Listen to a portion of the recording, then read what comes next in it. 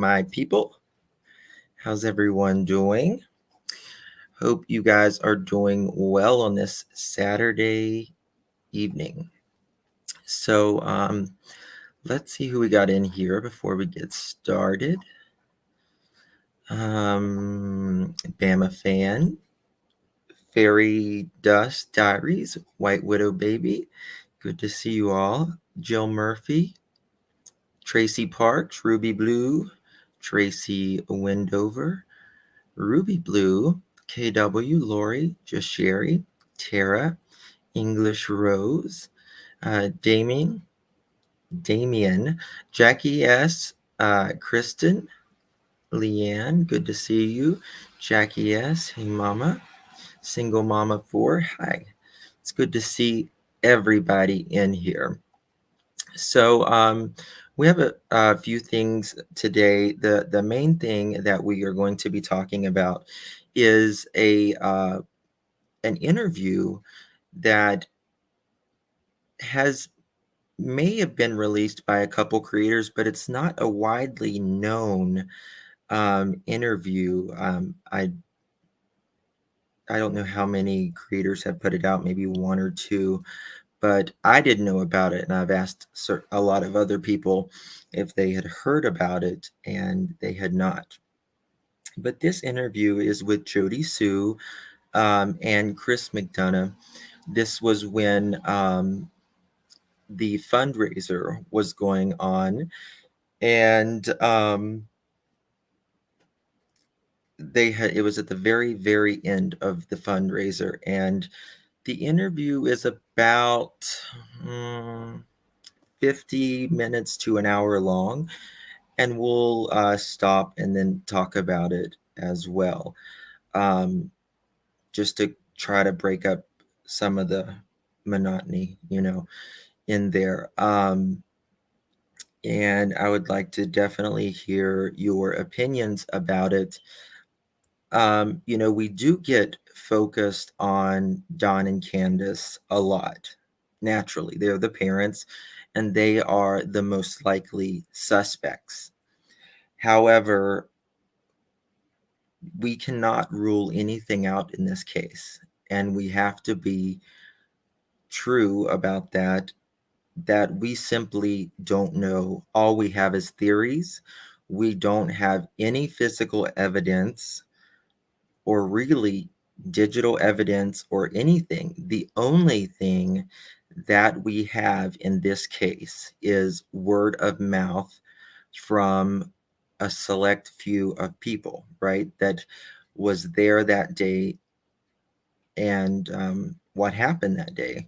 So, we have Grandis, we have obviously Don and Candace, and, the neighbors around there, Jodie Sue, Allie, H, and all of that. Of course, nobody has ever spoken to, people at, for instance, Walgreens or anything. So, we don't know what they know, but, I'm sure that they wouldn't speak about it anyways, to be honest with you. So, yeah, we'll go over that. I was looking earlier. There's about missing children in Tennessee. And there are a couple kids in Tennessee that there's actually two sets of siblings, unrelated, that the very last place horse won. Tina, is that what you said? 80-1. Oh my God. It's going to be a lot of pissed off people, aren't they? I'm sorry.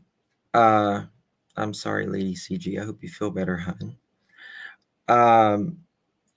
So yeah, but there's two sets of siblings, like I said, unrelated, in Tennessee, and there is virtually no information about these kids.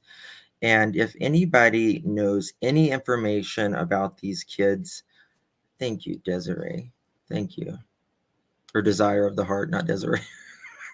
My sister's name is Desiree, so I'm sorry. Versi, thank you. Thank you so much for your super sticker. So yeah, it just saddens me that there are so many kids in this country and in this world that literally go missing for a year, 2 years, just like in, the Harmony Montgomery case, and as well as the McKinney case. So, one was missing 1 year, the other one was missing 2 years. And these kids that I'm going to show you very quickly, I'm mainly just putting this out because I want to know if any of you who live in Tennessee, or anyone for that matter, knows absolutely anything about these kids.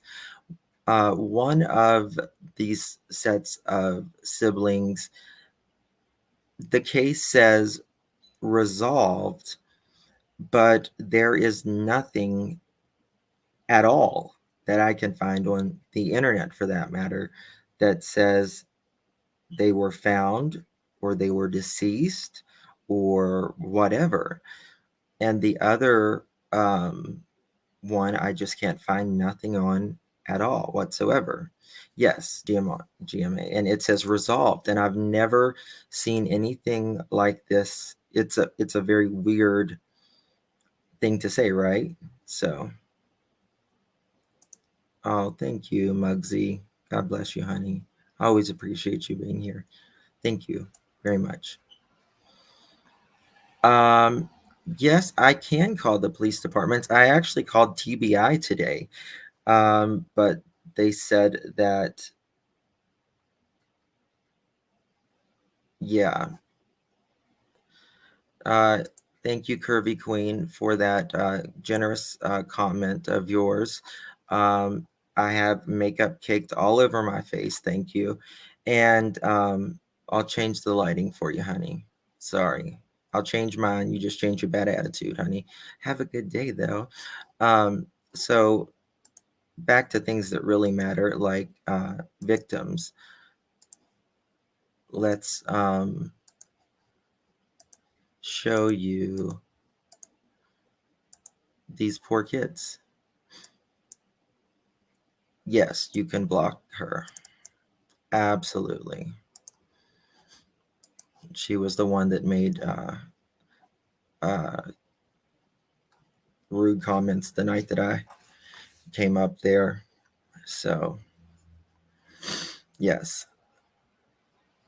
Trust me, I smear in about 2 gallons of foundation before I get on here. Trust me. But you can't smear a bad attitude, so don't worry about yourself. Thank you so much, Scorpion Queen. Appreciate you. Thank you. You're very kind. So guys, good to see you guys. Thank you. No, I'm not worried about some troll. Thank you, Real Amanda 1234. Appreciate it. Hey guys, this is what you do. You just give them what they want. If they want to make something about your weight, your face, your sexuality, give it to them. That's what you do. You just say, my God, you're right. Thank you. So this is Sierra Cole and Hades Cole, and these children, Sierra is 6 years old, and sorry, bear with me. And she has brown hair, blue eyes, height 4 foot, weight 60 pounds. And Hades, he is 3 years old, a little boy, blonde hair, blue eyes, 3 foot and 30 pounds. And it says, missing since from Johnson City, Tennessee. Missing since 3/4/22. Sierra Cole is a missing 6-year-old white female, 4 foot tall, 60 pounds, with brown hair and blue eyes. Hades Cole is a missing 3-year-old white male, 3 foot tall, 30 pounds, with blonde hair and blue eyes. Sierra and Hades were last seen in Johnson City, Tennessee on 3/4/22. If you have seen Sierra or Hades Cole, please contact the Johnson City Police Department 423-930-4807. And Kara Lowe is, you can also contact, I guess, the Johnson City Police Department and investigator Kara Lowe, 423-930-4807, or call 1-800-TBI-FIND. There is virtually no information about these kids, virtually none. And it just, oh, we got a member. Thank you, Tony Michelle. Thank you, my love. Appreciate you so much. I want to do some, like some member only chats if possible sometimes. You guys like make it possible. And I appreciate everyone being here, but I do have to do something special for you guys, and I just appreciate you more than you'll ever know. Thank you. But there is, oh, Bonnie, thank you. Dreamcatcher, thank you. Thank you so much. Carrie, yay. Thank you. You guys are so kind to me. I really do appreciate it. So there's two pages that I found on the entire internet for these babies, and it just breaks my heart.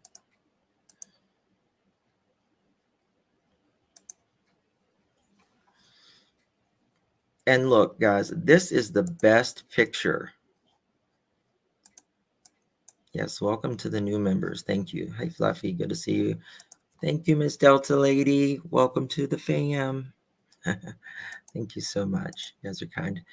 And this is, this is not even a clear picture, right? It's not a clear picture. These kids are just down the road, literally, from the Wells kids, right? Justice Janie, or Justice Jan now, I'm sorry. Have you ever heard of these kids? I know you are local in that area. Have you heard of these kids ever? That's exactly right. It's not even clear, and that's the best picture they got. The best picture. Oh yeah, Johnson City, Tennessee, GMA. Johnson Titties, Johnson. I said Johnson Titty. That's someone else. Johnson City, Tennessee. There's nothing there. Like I can find two pages on these kids. I can talk on these kids. That's it. Johnson Titty, I'm dead. Hey, honey.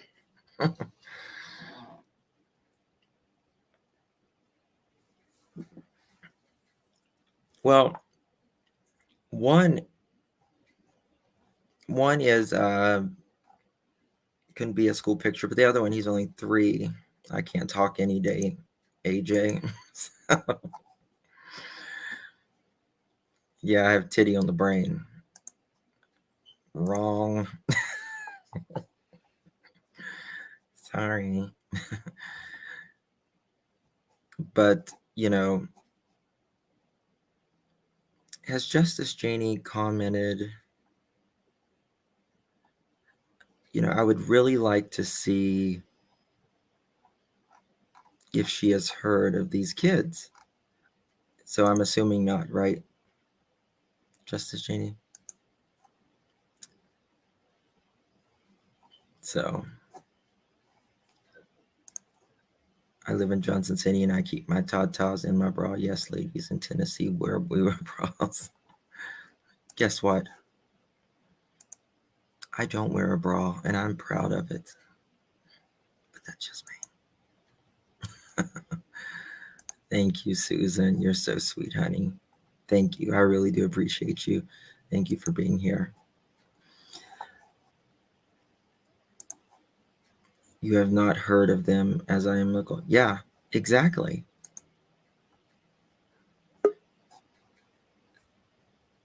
So guys, if you guys hear anything or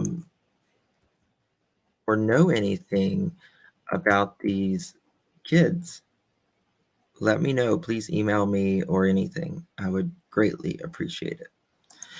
And one more before we get to the Jodie Sue tapes.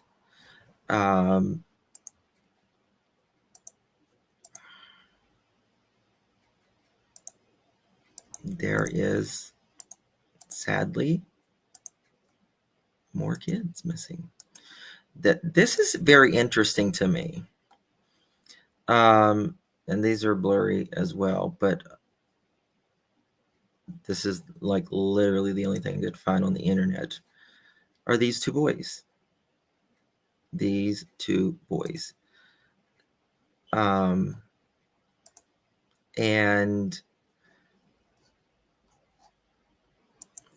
their names are Andrew and Lucas Green, missing.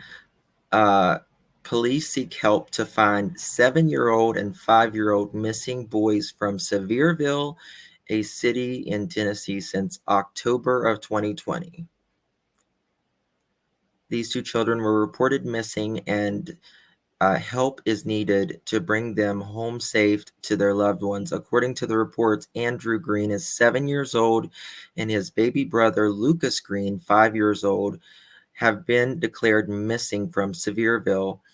They were reportedly seen October 30th, 2020.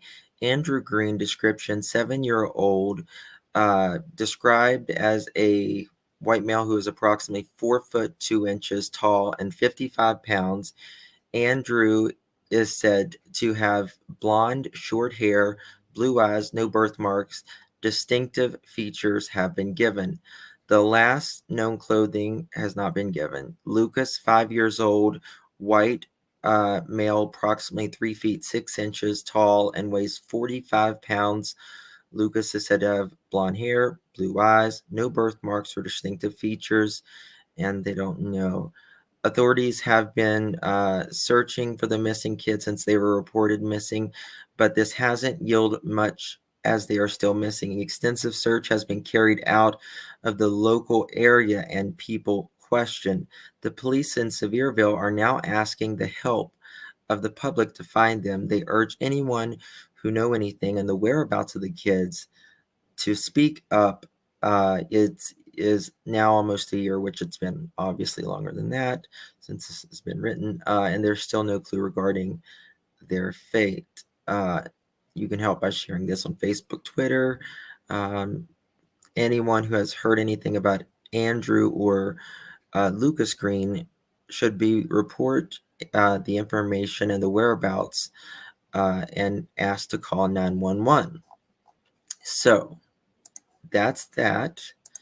And I want to show you what is on the TBI, but there is nothing else on here for TBI. And this is what I don't understand, and I've never even heard this language, to be honest with you, the way it's, and it says case resolved. Now,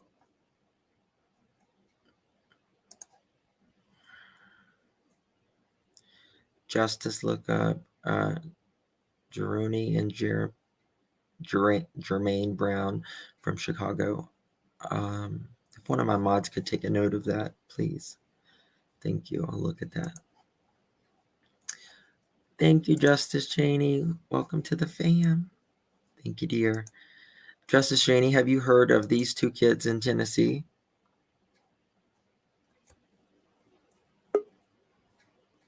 So,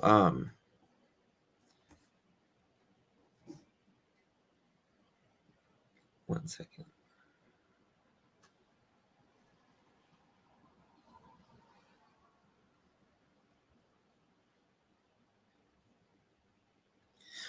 Okay. So, this says resolved. I've never seen anything say resolved. Right. But usually it's found safe, found, something like that. But there is virtually nothing, absolutely nothing on the TBI website, on the Missing and Exploited Children website. It could be a custody thing, SoCal Mama, but I mean, they were missing for, if they were missing now, it's been over, 2 years.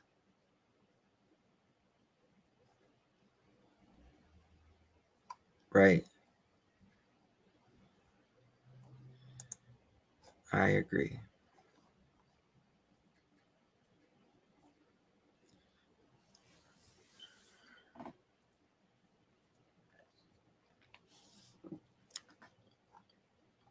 So, hey, Smiley, good to see you. Yes, that's what I want to know with these two kids. I see you and I and other people, we were looking today and just absolutely couldn't find a Facebook conversation, nothing. So, Mandy, yes, we are just talking about a couple missing kids, four missing kids in Tennessee, two sets of siblings, different cases.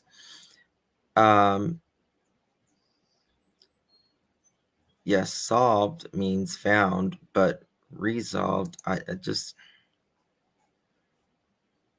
you would think you would be able to find something that they were found or something that they haven't been found. There's nothing on this set. Now, the other set, as far as we know, they are still missing. This case has been a lot longer than the other case. The other case is just from April, I believe.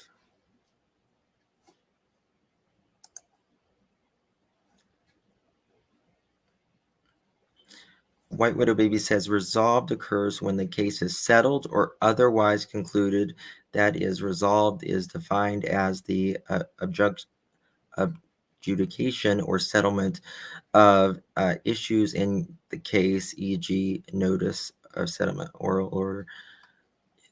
It could be that a parent ran away from them, but you wouldn't think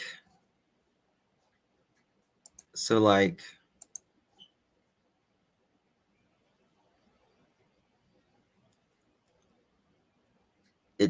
no known direction of travel. There is no known clothing description or known direction of travel. So it's like, who had these kids that they don't even know what they were wearing? The parents or whoever was taking care of them. It just doesn't make sense to me.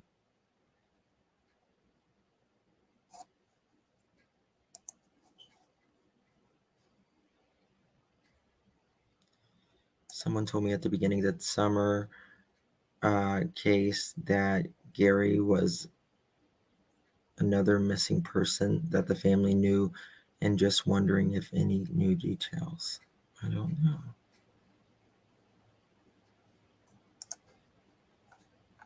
Let me know what.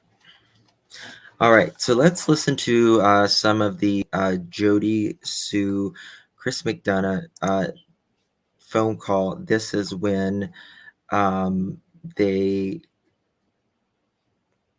had this phone call right at the end of the fundraiser.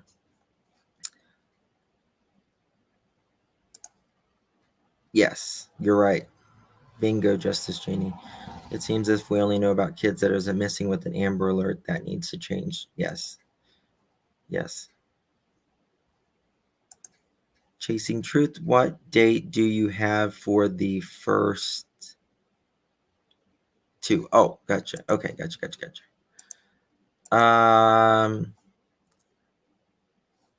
Let me pull it up. Chasing Truth. Good to see you. I love to watch you in Crime Con. It'll get fun. So make sure you can see it. Those two are 3/4/22. So March 4th, 22. Of course, there. 3/4/22. Sierra Cole and Hades Cole. So Chasing, if you find anything on this, please let me know. I called TBI today, and of course they said nobody's in the office that can talk to you about this because they, whoever, it's the weekend. I get it, but thank you, Sarah. Thank you, my dear. Appreciate your membership. Thank you. Yeah, I just, I think every kid deserves, justice and to be fair. It's just sad. It's just very sad. Thank you. Let me know. I found like 2 pages on the whole internet. So, but anyway, so we're going to do the Jodie Sue tapes now. This was done at the very end of the fundraiser. It hasn't widely been talked about. Maybe there has been a creator or two that has put it out. I truthfully do not know. I am listening to this the first time with you guys. I like to be surprised like everybody else, to be honest. So we'll listen to it. We'll break it up. We'll talk about it. And we'll see if anything has changed or not. I want to make this very clear. Please do not harass Jodie Sue, be rude to her if you have a difference of opinion with her or her family whatsoever. That's not fair to to them. So that's all I want to say about that. So Jodie Sue is a suspect. In my opinion, she is not. So it's just one of those things that I just don't want any. I just don't want any like negativity or anything with. You can have your opinion, obviously, but just be kind about it if you can. Sometimes I understand things get carried away. I do it the same as anyone else, but yeah, so we are going to get started on this. Let me know if you can hear it okay before I get started. Now, it starts out just kind of, the way Jodie Sue talks normally, out of the blue, nowhere. You just have to. Okay, Rihanna, that's fine.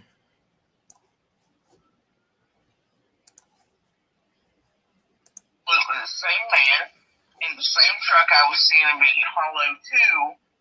And near the time that Candace is down there shopping at her garage sale with the boys in summer. Thank you, Salty C. Salty C and Tiffany Marie wants everyone to know that the Jodie Sue tapes were viewed 17,500 times by Tiffany Marie. Late to the game much, Justin. I'm very late to the game. I am. So thank you so much, Salty. Keep being salty. Appreciate your $5 though. God bless you, sweetie. But he's also voted out, for days as well to it and doesn't belong in there.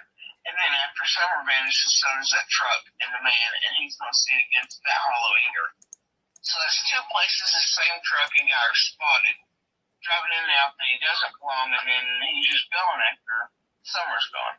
But in all fairness, lots of traffic disappeared, and we couldn't tell because after we had the guard on the road for weeks, nobody getting in and out with the ID except for woodcutters and all that garbage. Thousands of searchers, you know how it goes. But then, after the guard was taken off the road for all those weeks, then what you had was people going real life online. And it's like at night, I was sitting out there walking banks waiting because, I know some people, it's like usually predators like that revisit, especially if they take extreme risk. You couldn't pick out one from the other because of all the crazies going real life from online and all the weirdos wanting to look and do TikToks and, it was, and it scared off the real traffic and even dope traffic and all kinds of other things that would have been normal, So, it wouldn't have been odd either, but this truck disappeared and so did the guy. It was two places he didn't belong in. So I don't know. Let's go back to after the boys. You communicate with the boys. What was the first couple of hours like? When the cops got there, where was everybody? My understanding is everybody was at the top of the hill at the command center, and then the police started, organizing. Don showed up, went up first he went to the shed down on the road. But what do you remember?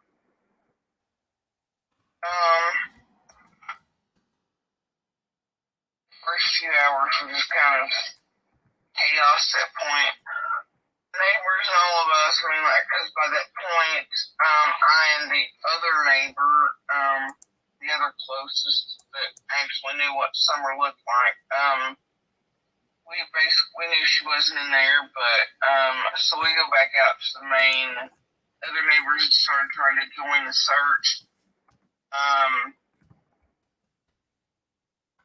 I think the third cop in, because there was two that come past me, I think the third cop in told them about the screen. Walking up to the driveway, we just wait. At this point, it starts being cop after cop. There was, for the most part, for the first couple hours, and I'm trying to figure out what I can say or I shouldn't say publicly about, because I don't want, the investigation to talk about. Yeah, we can talk about that. That's fine.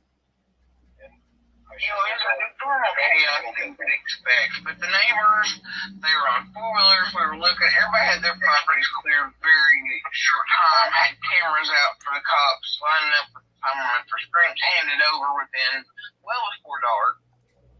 But it was chaos as you could imagine. But we were pretty well coordinated as a neighborhood unit without any help. So, Yeah, obviously this is a huge deal for everybody, and you specifically. It sounds like you're the first one there, and obviously you're the first one engaged. So, what was your initial fear? What came over you, not only from a mom's perspective, but from that neighborhood perspective? What hit you? When I knew that she was missing, I knew something wrong when they were calling for it that moment. Sure.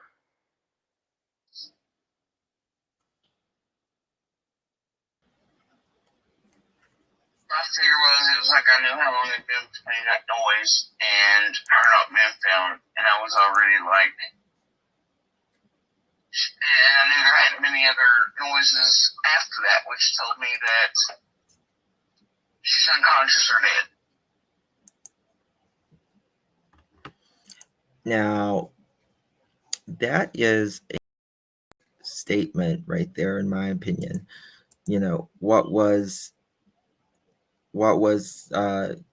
your fear after you heard that sound? She said she knew it had been so long that let me find this. She knew it had been so long that she was either unconscious or dead. What does that even mean? Like what does that even mean? Like, because you hear something, you think that like they're going to be unconscious or dead. I mean, if you think someone's going to be unconscious or dead, you know, usually go check on them, right?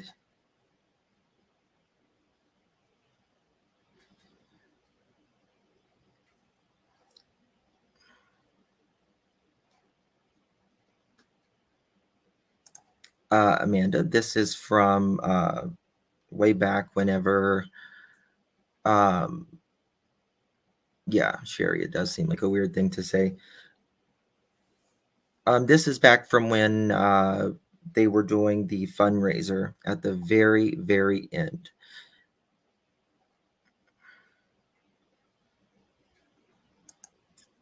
The type of scream of when CW said she was missing, yes.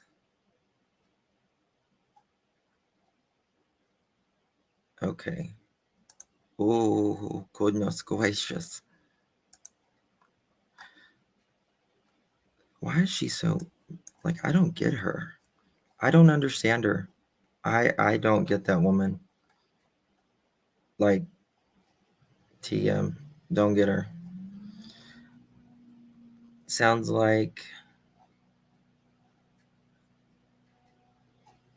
and this did not come from TM, by the way, so she can try that, but it didn't.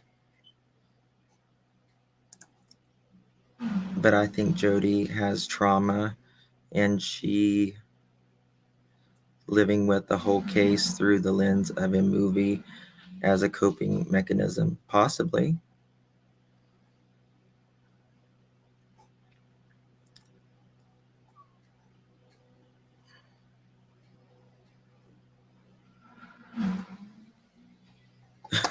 Thank you, Tracy. I am eligible for merchandise yet, but I haven't done it. But I'll work on it, I promise. Georgia. Right. Yes. Yeah. So, okay, let's continue.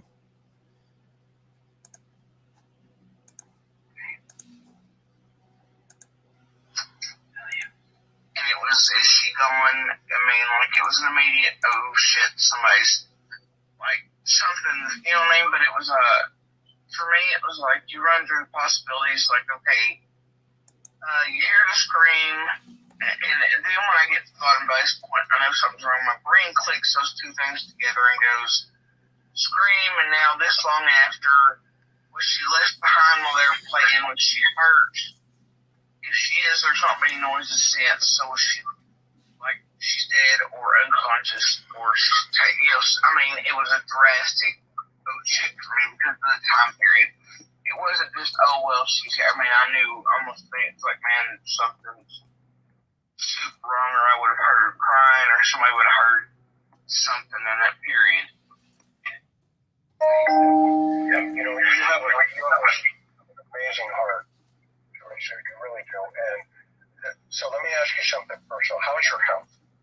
People are you have health issues, so forgive me for asking on a public forum like this, but It's not good. It could be better, for sure. But, you know, life is what it is, and it'll march on, but, you know what I mean? You know, but yeah, not good.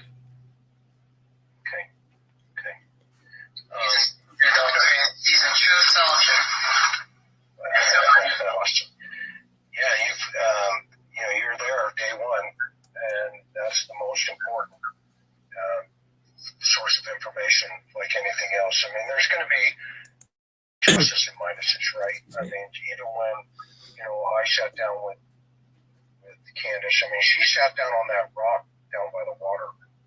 And literally, I mean, forget what people have done, right? I mean, the old saying is you don't get to choose your victims. And you don't. And we're all broken. Every person that I've ever met, including myself, we're broken. We're all broken. But when something of this magnitude takes place, we all seem to sometimes have this spirit within us that comes together for a brief time, and we're fixed again. And then we try to fix things, and then we move on, and our lives, kind of take over again. But with this situation, even what I saw in Candace, and I know her past, I know she can be scandalous and all this other stuff. Yeah, I've been there. And I think it's public. I think for me, two things can exist simultaneously. Yeah, you can look like this and be this type of whatever, but also you could maybe not be responsible for. But then again, I've always been open to the possibility that any possibilities can exist, Correct. Where we need to be. Not proof of innocence or guilt or any of that. That's never been my intent. It's never been my intent to investigate. My intent has been, where is Summer Wells? B1. Listen. I came into this, and I know what that's going to be. I'm sure Candace didn't listen to this, and I'm sorry in advance, but, and I didn't want to speak up, but it's like, I've watched people manipulate, and I've warned her for weeks, like, these people are manipulating you. I'm like, even before I came on YouTube or did anything, and I let them know in advance that I was making videos, and I was trying to, help, but to me, people online say, super to the point where I think they're fiddling in the actual investigation and compromise. I might let out some things, right? I might seem a little crazy to people lately, but there are people that are going deep and hard, and I think they're absolutely compromising the investigation. I think that there is super crazy things going on online. I know that when you play the game of truth or guilt, a lot of these people are only out here for monetization, they're out here for the clicks, they're out here for everything except Summer, and they're about getting a hold and getting their claws into Candace and Donnie, because that's where the money lies, and I think that it's also helping propel abuse against Candace and isolate her further, where maybe she doesn't need to be, to a point where if pushing her closer to things she don't, and the public's not look at that way, but I think that a lot of people around them are leaking things and making it look like the only people they do have and can trust are the ones leaking when it's not. I think there's games being played around them, and these people aren't just here for clicks. What people have to understand is what's happening with people surrounding them is all of the circus is detracting from Summer, and what's happening is it's costing Summertime, possibly her life, precious days and moments if somebody has her somewhere. What her life is costing Summer. And some of these people are so selfish they don't see that. So if I went to that circus by saying much of anything other than here's how that day went, then they've got more fodder, and they've got more drama, and it leads to a circus that can detract and take away from moments of Summer's life, if not help, her never be found. And I don't want that. I want it to be about Summer, bigger possibilities, but also open to, I just want whoever's guilty, I don't care who it is, found and prosecuted. And for this never to happen to another person, child, or community, or another Summer, because I promise you, if they don't find the right person with this is going to happen again. And a predator like this doesn't stop, they get worse.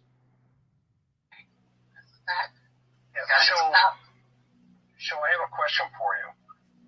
Tell me about, what's your impression of that shed down at the bottom of the hill? Throughout the years that I've been, it was used at first for like guests would stay in it off and on. I think Grandis would stay here and there. I mean, it was never really used a whole lot. At one point, there was somebody living in it for, I don't know, months, here and there. Jodie, I'm going to interrupt you just for a second. Foxy, it's been explained several times. Okay, if you don't have a positive opinion, if it's your opinion or not, if it's not positive, get it out of here. Period. Sorry, Jodie, please go on.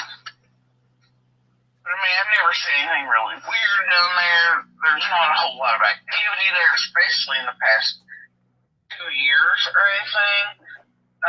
They rarely go down there. I mean, like, it's not someplace anybody hangs out. Even they don't, like, it's just there, and you don't see, I mean, we would, but, like, all of Beach Creek would know that somebody was, what I mean? Like, it's, it's just there. But it is a good place for the kids. It's like everything else. It's weird. He would have went and checked it out. Yeah. Okay. Yeah. And so basically, that's a place where family members may stay. And now, how long have you been living there? Did you know the other family members before DNC? I knew Miss Goat. I had met her a couple times, but she was very strange and. Okay, guys. So, I also have some things from the Justice Department that I do plan on sharing you with those. I'm going to try to pull them up certainly soon.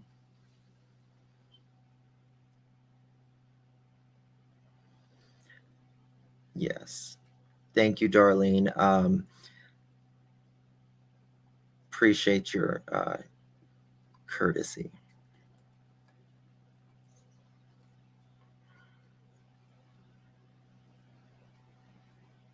Yes, it was not. Yeah. Don't worry about Tiffany Marie. She'll continue yelling into the microphone as she's done for the past 5 years or so. So don't worry about her. I have nothing against Tiffany Marie other than she's angry. So, let's see here. That is true. What did Miss Fletcher say?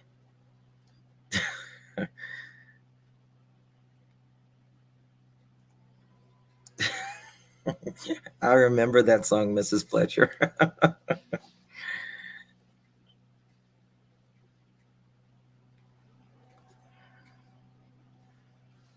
It's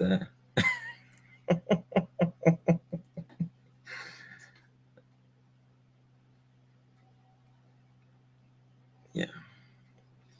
Okay, phone call, stream, telefax, Jodie Sue, telegraph, tell you to stick it where the sun shines.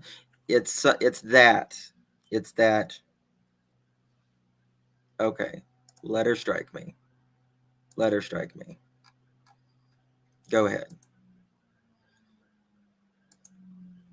My attorney's about 3 blocks away.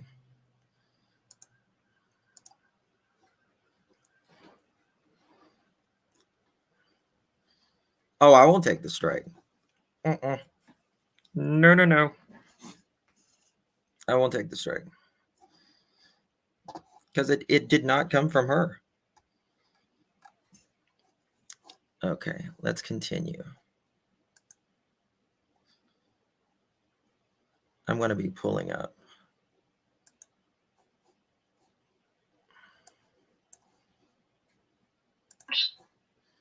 I couldn't tell you that we didn't even know she had a son. Thank you, Mother. And we had lived there for several years before we met Candace and Lauren. We knew they were over there, but I hadn't met them and didn't know that was Miss Goat's son. And Baltimore had lived there basically his whole life on 125. I'd been acquainted with 125 property for 26 years. My son was there almost every day with Baltimore's grandmother, babysitting while I'd be at work, things like that. And I go pick him up and stuff, whatever. And I rarely see him go off that hill. I don't remember cars ever coming and going from there.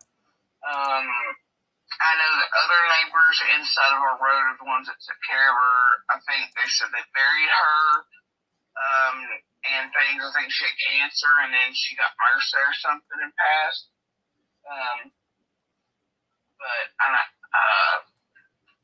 either way, I mean, she was kind of like a little legend around Beach Creek, like, because it was a little strange. She was a little strange, you know. But I never really seen her coming and going, but I know that some people felt all kinds of ways about, you know. But I never really talked to her personally. Like, you know, it wasn't like, yeah, like, met her in passing type things, you know. Maybe 3 times max, and for like 4 seconds. Yeah, when you're in a little holler like that, it is a very tight ears, eyes, everything. I mean, folks know and see everything. Am I accurate on that, or am I? It depends. I mean, you kind of see and know everything, but it might be through like a fourth hand. It's like, yeah, it's like, well, the one neighbors connected to Candace and Donnie as well. Like, they had never spotted Summer visually. They'd heard her, but they hadn't seen the voice, you know, and they don't really deal directly with Candace and Donnie, but we're technically direct, so we dealt with them. And so did the other neighbor, you know, sort of just because of our placement. But then you have the other ones in the back of the hollow, and they deal with each other in a different type of way because they're technically direct. So what you do is you kind of deal with your direct neighbor, but you stay the hell off everybody else's property unless it's an emergency. You know? Sure. But you do know each other and everything that kind of happens, but it'll be through a circular neighborhood way or because you.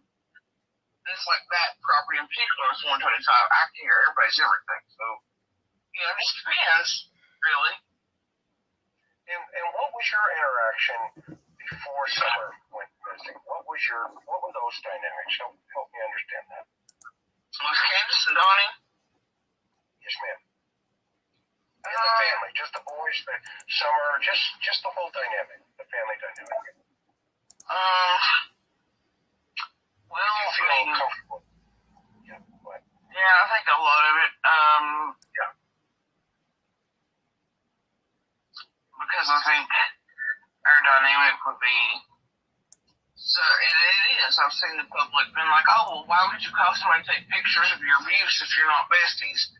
Well, just because that's how it works. And when you know somebody else is going through the same thing, you know, right? So, but she would call me and say, like, one of the kids is sick, or they need, like, medicine, or one of them had an injury, or something, and I would just, you know, walk her through stuff, or she would holler at me if she needed. Thank you, Miss Frankie, for becoming a member. Appreciate it. And thank you, Crystal's Crime Time. Thank you for all the hard work, Justin. So much appreciated. I am grateful for you playing this. Thank you. I know, or I heard someone gave you a hard time earlier, so don't worry about her. Toilet paper, or I needed toilet paper, you know, to keep 45-minute drives from having to happen. But for the most part, we weren't, for most of the years I've known her, we weren't even friends on Facebook type things. Off and on we would be, you know. And like right now, her thing's in my inbox, but I just not accept it because at first I didn't want people to be able to find me or locate me through her Facebook. So,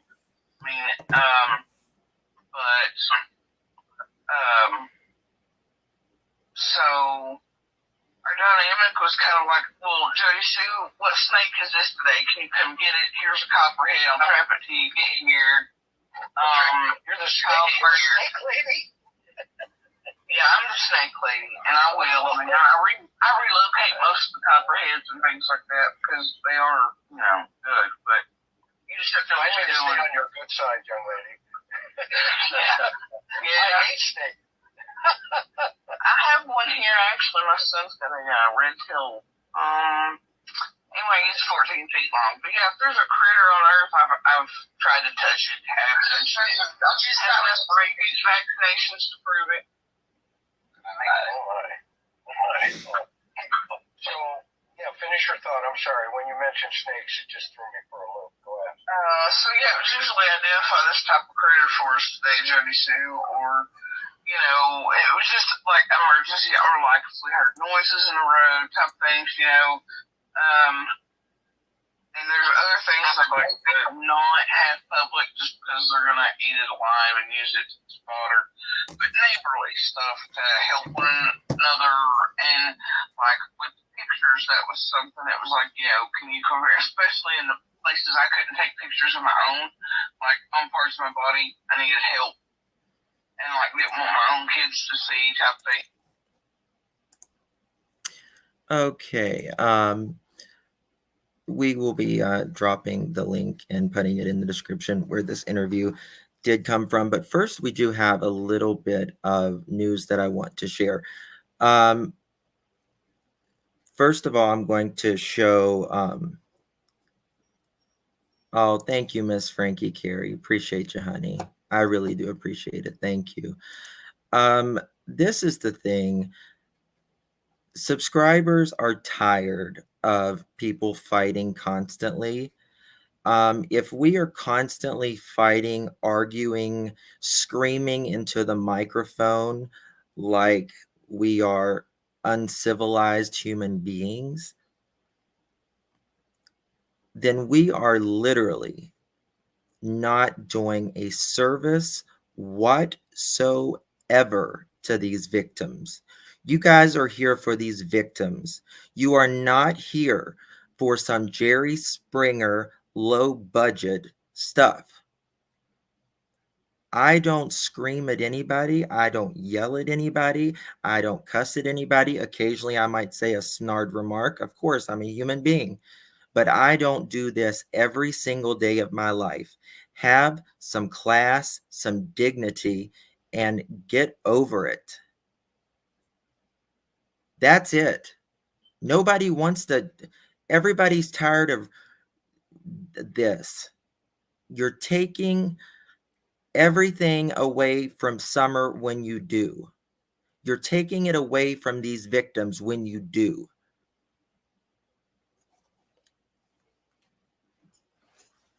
Thank you, Jackie. Exactly. Turn off the creators who scream. This is it, guys. Support the ones who give you information, right?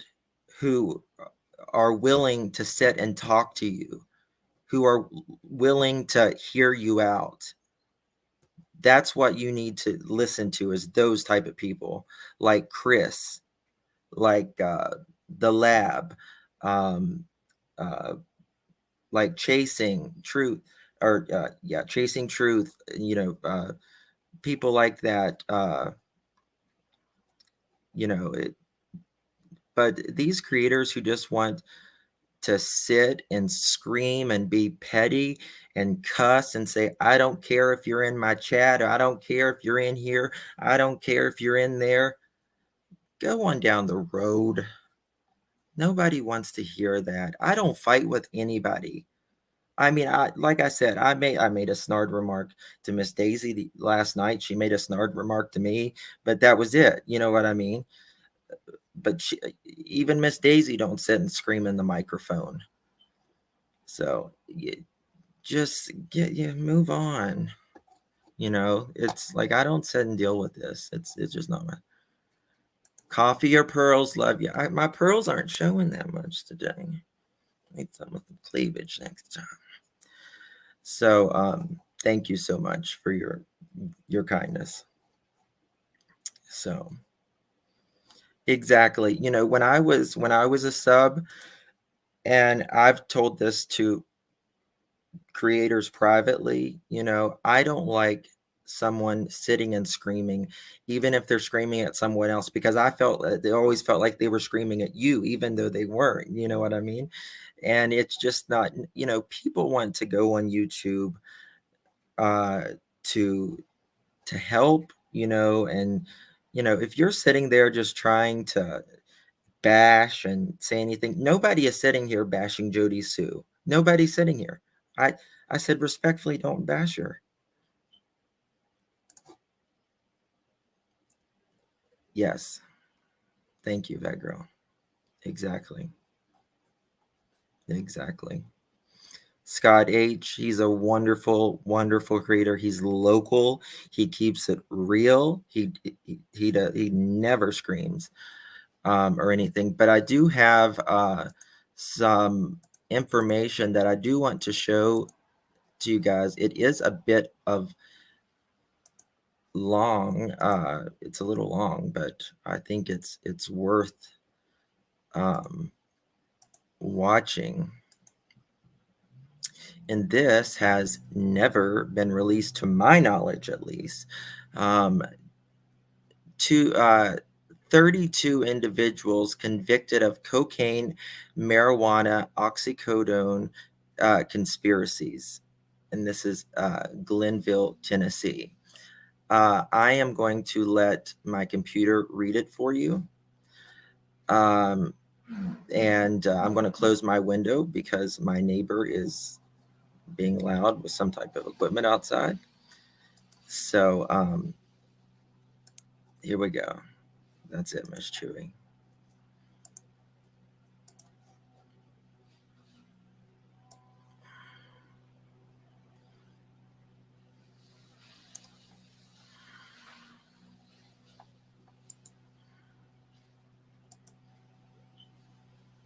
Greenville, Tennessee. Between September 2011 and February 2013, the 32 individuals listed below have all pleaded guilty to various drug conspiracies related to cocaine, marijuana, and oxycodone. 1. William A. Lawson, 66, of Rogersville, Tennessee. 2. Randall Michael Lawson, 57, of Limestone, Tennessee. 3. James Light, 64, of Rogersville, Tennessee. 4. Kenneth A. Lawson, 45, of Limestone, Tennessee. 5. Tia L. Lawson, 40, Kingsport, Tennessee. 6. Elia Maria Camacho Garcia, 30, Burlington, NC. 7. Brock A. Lawson, 26, Rogersville, Tennessee. 8. Jeffrey M. Bledsoe, 31, Kingsport, Tennessee. 9. Jessica L. Lawson, 32, Bristol, Tennessee. 10. Charles T. Lang, 30, Boynton Beach, FLA. 11. Jackie D. Dykes, 48, of Rogersville, Tennessee. 12. Michael L. Dykes, 51, of Rogersville, Tennessee. 13. Lauren L. Lausell, 32, of Rogersville, Tennessee. 14. Lisa A. Crawford, 37, of Rogersville, Tennessee. 15.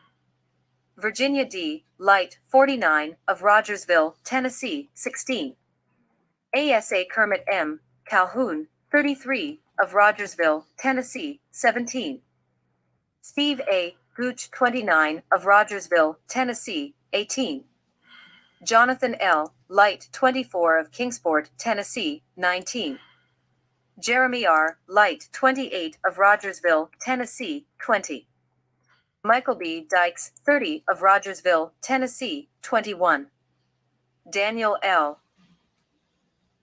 Dykes, 29, of Rogersville, Tennessee. 22. Christy D. Dykes, 32, of Rogersville, Tennessee. 23.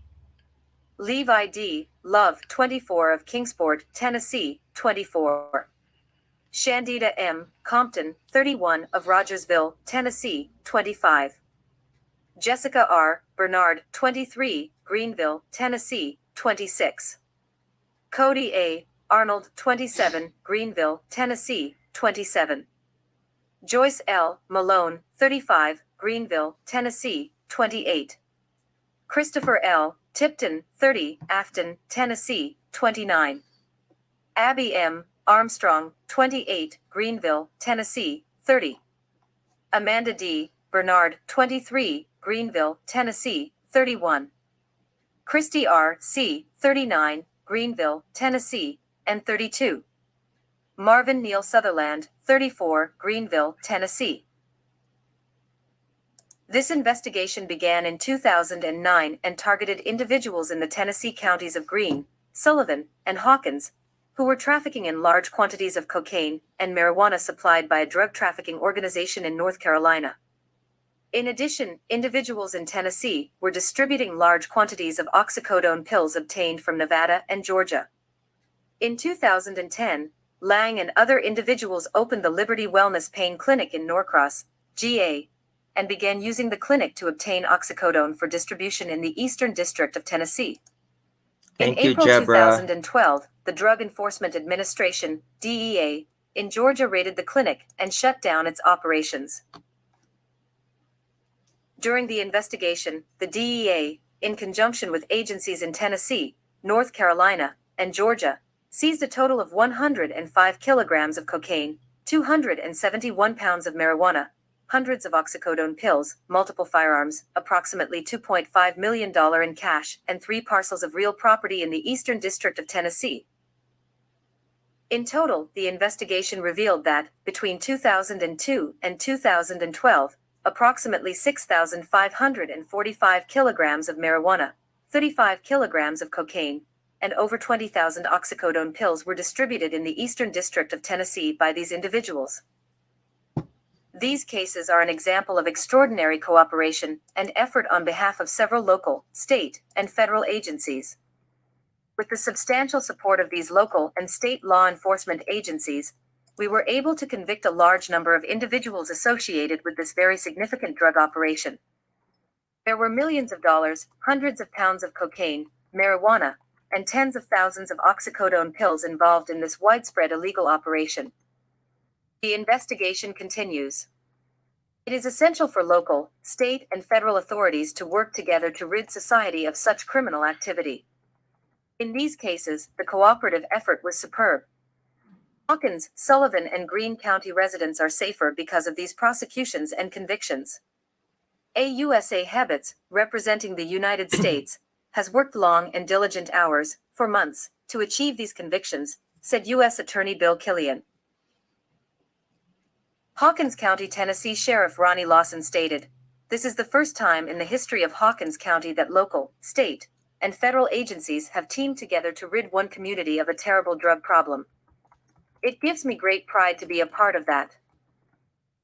Sullivan County, Tennessee Sheriff Wayne Anderson stated, "This investigation resulted in the conviction of several high-profile individuals who have been engaging in criminal conduct in our communities since the 1990s. This is a great example of what we can accomplish when we work together." Greene County, Tennessee Sheriff Steve Burns stated, "I am very proud of this multi-agency investigation, which has made a large impact on the drug problem in this region."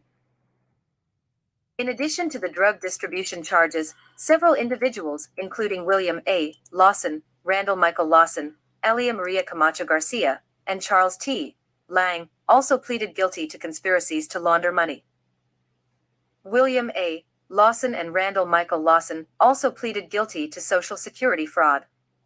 Charles T. Lang and Jeffrey M. Bledsoe also pleaded guilty to possessing a firearm in furtherance of the drug trafficking offenses. These individuals are all awaiting sentencing before the Honorable Leon Jordan, U.S. District Court Judge, and the Honorable J. Ronnie Greer, U.S. District Court Judge. Randall Michael Lawson faces a mandatory term of 20 years in prison, a maximum fine of $20 million, and at least 10 years supervised release upon his release from prison. William A. Lawson, Kenneth A. Lawson, Tia L. Lawson, Brock A. Lawson, and Jessica L. Lawson each face mandatory terms of 10 years in prison, maximum fines of $10 million, and at least 5 years supervised release upon release from prison. James Light, Elia Maria Camacho Garcia, and Jeffrey M. Bledsoe each face mandatory terms of 5 years in prison, maximum fines of $5 million, and at least 4 years supervised release upon release from prison. The remaining individuals each face maximum terms of 20 years in prison, maximum fines of $1 million, and at least 3 years of supervised release upon release from prison. Additionally, Charles T. Lang and Jeffrey M. Bledsoe both face consecutive terms of 5 years in prison in connection with the firearms charges. All also face mandatory court assessments. This indictment was the result of an investigation by the Hawkins County, Tennessee Sheriff's Department, Sullivan County, Tennessee Sheriff's Department, Greene County, Tennessee Sheriff's Department, 2nd Judicial Drug Task Force, Kingsport, Tennessee, Police Department, 3rd Judicial Drug Task Force, Tennessee Bureau of Investigation, and DEA. Assistant U.S. Attorney Karen L. Hebetz represented the United States. So, that is a lot of Lawsons, right?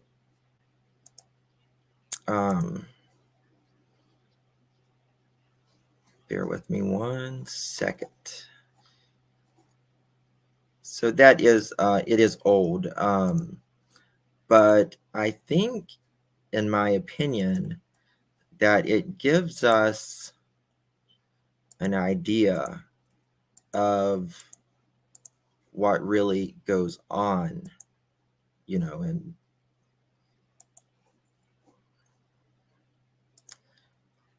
so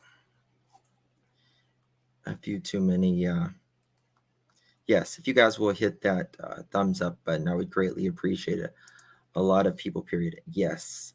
And yes, Rhonda. The other day, that Naomi Judd, her, pardon me 1 second, her granddaughter couldn't go to Naomi's funeral because she is in prison, and she is in prison for trafficking banned substances, because she was running up and down the 81 interstate. There's a lot of illegal stuff that goes up and down that highway, right? Yes. They really do need to clean house.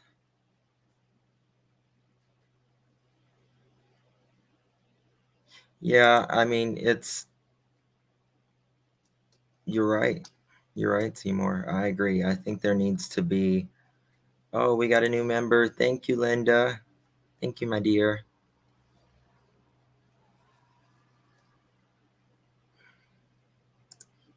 Yeah, it is crazy. All right, so let's finish.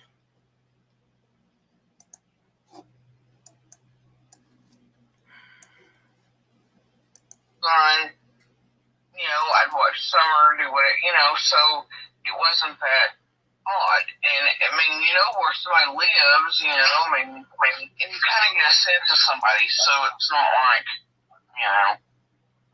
When your interaction with Summer from a mom's perspective, what are you seeing? I mean, she was kind of a tomboy, but also a little girl. She could definitely keep up them boys. I'm telling you, boys can be rough. And she had so many times I heard her yell at them like they could pick, because especially how kids have a tendency to group up in the wrong numbers. Even though there's 4 and there's equal, I mean, there's, a number system there with children when they're playing, and one would be out because they were tired, so left an odd number, and they leave her behind, they'd be picking at her stuff, and boy, she'd let them have it, and she was not, she was definitely fiery, and, the last night I remember seeing her, she was hollering at Candace at the glass door, and she wasn't taking no for an answer, but she was, What was that? I saw her visually 2 nights before. I hadn't seen her the night before. She vanished. Where was that? Help me understand that interaction.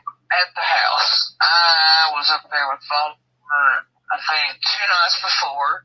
And then Voldemort was there the night before, I believe. And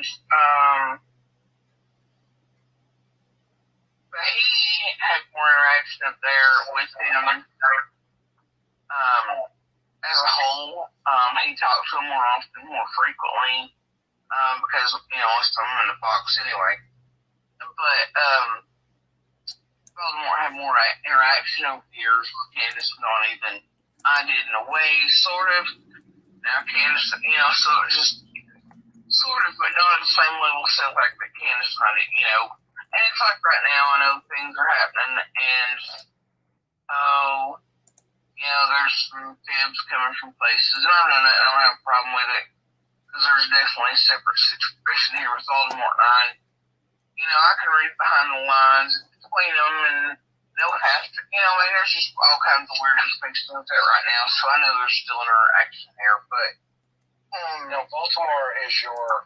Voldemort, that's the, abusive. Yeah, I don't want to put you in any situation there, but so help me understand what your observations were, a day or so before Summer went missing. Break that down for me. Everything seems normal, And what's the baseline for that? Where do you measure that? normality for them over there. Yes. I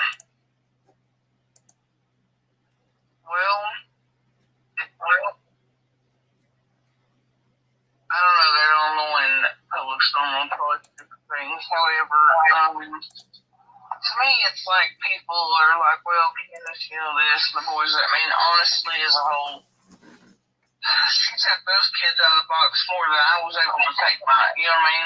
And she tried. But there's different levels of things going on both hills, and different types of. So they came and went far more than I was able to. I think things had definitely gotten better in a 2-year period prior to Summer vanishing, and I thought Summer had a really good effect on the family. I thought that's what it was. But I also think that it's possible that it was Grandis being over there that calmed things a little. I think all kinds of things. So some of the, correct me if I'm wrong, if I hear what you're saying, there are some dynamics that are they domestic and violent relation, or are they alcohol related? When I talked to Don, Don obviously said every night at a certain night, Candace would, boom, hit it, and boom, she's out for the day. Okay, so that was kind of a signal for me. It's weird how, I'm going to talk to you in private, but it just seems weird to me. It seems like Dawn's being directed to say, sometimes, maybe that's not his fault either, but I feel like Dawn seems to be being directed by all kinds of folks. And it seems to me like maybe some days Candace is being run under a bus when everybody else will be right under there too. And that's why I think people keep getting this idea that I'm defending her, or that I'm whatever, or I'm here to protect Candace, or I was directed to do something. I'm not. But as a fellow female and seeing what's happening, and being smart enough to kind of see the dynamics here, and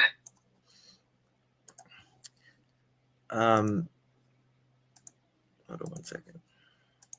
I can understand what Jodie Sue is saying here. They both came from a hey Marissa. They both came from a hey Kraken asses, good to see you.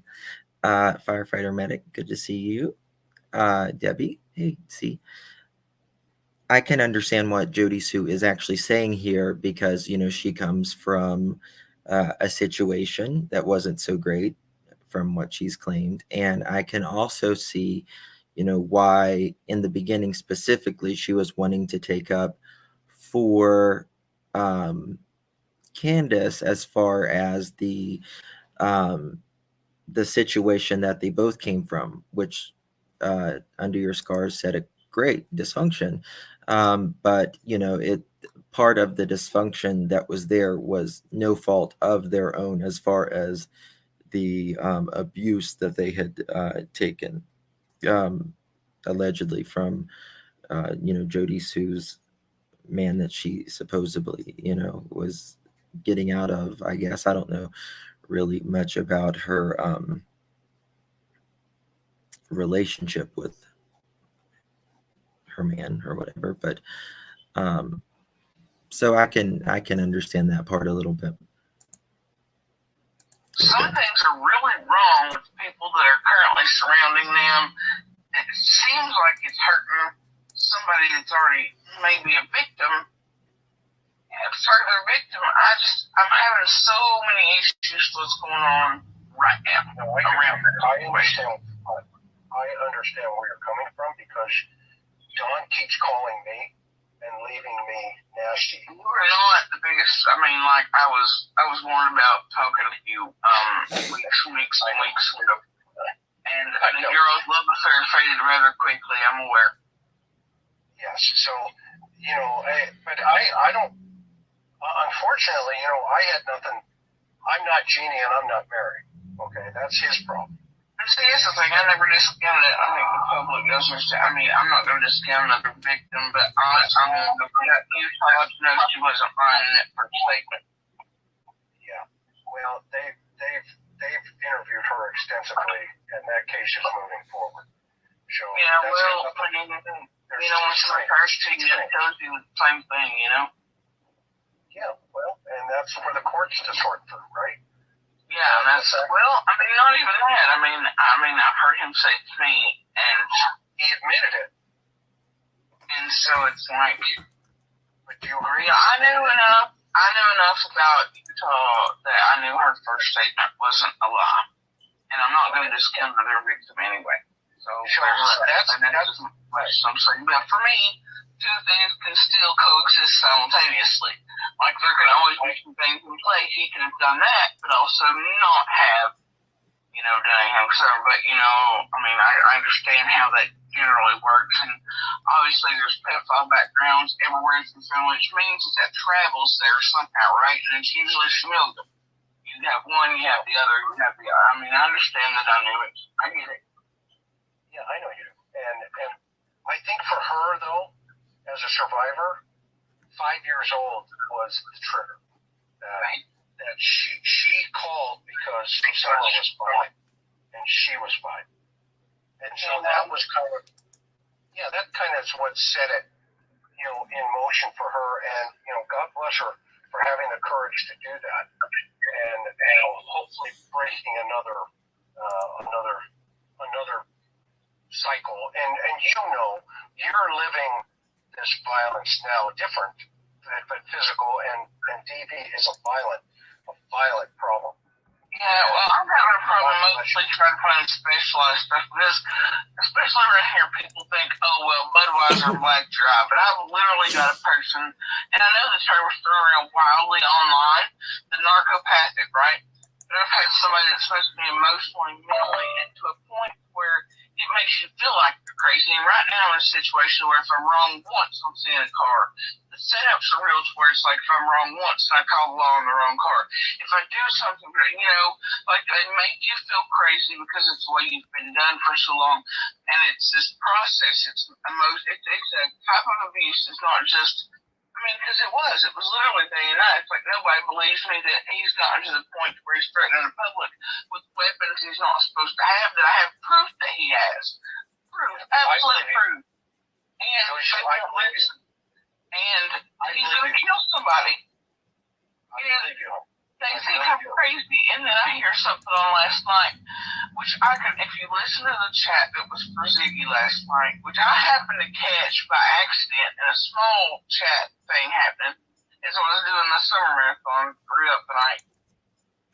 I can read between the lines, even though I know that whole conversation Ziggy was having with this person is bullshit, and I know that the leaker is because of it, for fact. What I do know is they're cobbling together 3 or 4 things together where they're getting online, part of the leaker from the Hill right now around Candace and them. And I do know Baltimore is around Candace and Dawn right now. And I know I've been lying about some of that, which is fine. I know how it works. It's fine. Don't care. But it tells me what Baltimore is saying, just like he sent pointed messages through them for the past few weeks, But nobody's listening. It's like everybody thinks, oh, well, he's not doing this, but he is. He's still doing things. And it's insane. But either way.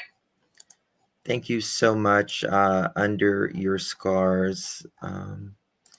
He says, or he or she, thank you, Justin, for being so level headed and informative. So much more enjoyable. I appreciate you. You are very kind under your scars. I don't fight with anybody. You know what I mean? Like, people can scream and yell and everything, but I want to know. Let me get this off of there. You know, where is the respect for Summer in this? Summer didn't have respect when she was here with us. She never had respect. Her parents never gave her respect. Nobody around her really gave her respect. She was failed by every single person that knew her in one way or another. If you see something, say something.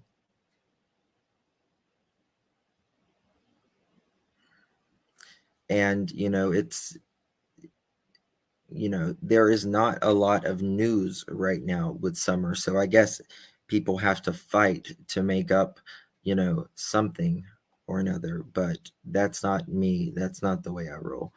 But Summer never had respect in her 5 short years of being on Earth. She could still be alive. It's highly unlikely. But if she is, God knows even what she's going through right now.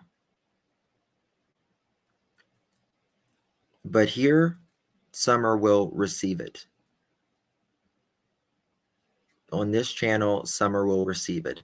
I will not act like a buffoon and scream in the microphone because what someone is doing on their own channel that has nothing to do with me, I won't be a part of it. It's just that simple. So, hey Shay, good to see you, honey. The focus is Summer. Rhonda, she's still my number one too. Hey Cinnamon, hot. Good to see you, honey. Hey Inga, good to see you.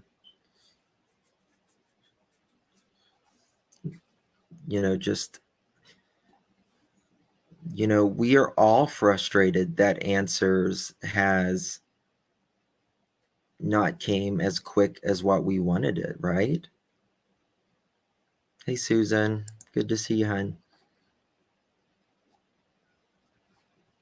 We're all frustrated, but in frustration doesn't mean we have to be frustrated with each other.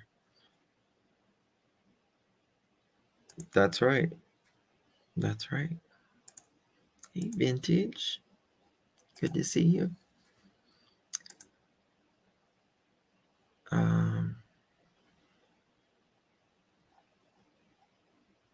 Okay, I got that. Yeah, I mean, it's everyone on Ben Hill Road, it's just a crazy case. We have no physical evidence. We have nothing other than the words of these people, and that's what we're listening to right now. That's all we have in this case. That's it. And every single one of them have a record, including Jodie Sue. All of them have a record.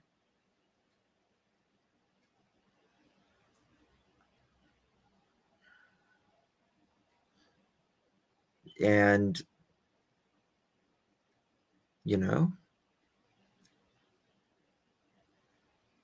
yes, you're absolutely right. Well, guys, I can tell you that this case, the answer to Summer may be very simple, but I don't know what happened to Summer or anything, but what I can say to you is this has opened up a can of worms for people around Summer, is what I'm saying. This has opened up a huge can of worms around Ben Hill Road and the area.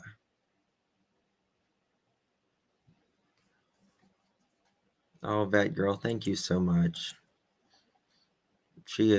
Vet Girl is just one of the most amazing human beings. Any information about Summer, please call 1-800-FIND-TBI. She helps out so many of us creators, and she's just been instrumental. So,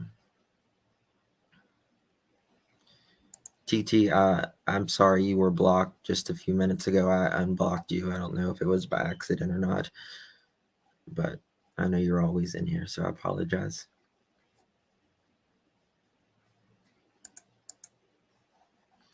All right, we will finish this. I don't know how much is left. There's about 14 minutes left of this.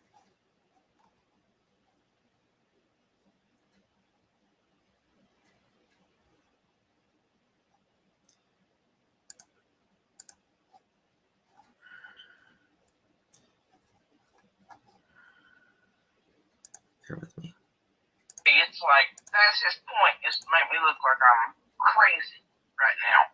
And other things are afoot. I think that what we heard is also playing into other things. And there's things that I can't say openly, but there are parts of the panel up here that know the full backstory with me.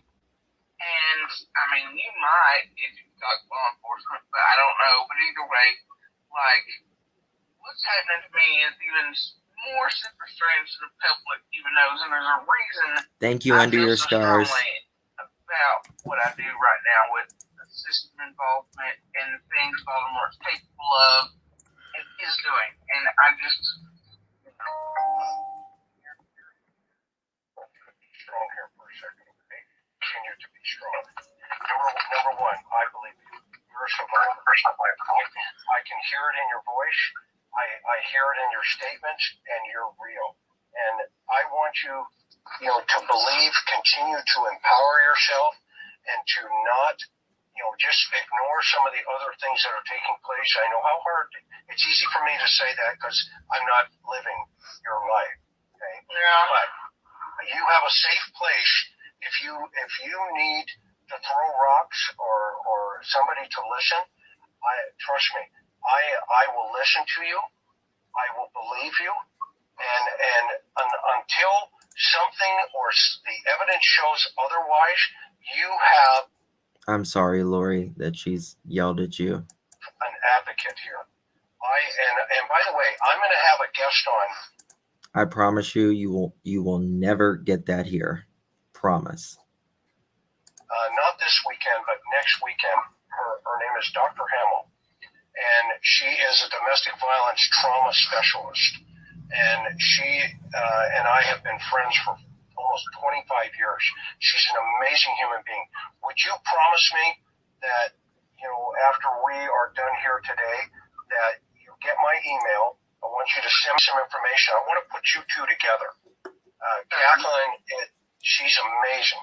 And she's coming on the show, not this Sunday, but next Sunday, to talk about just this problem.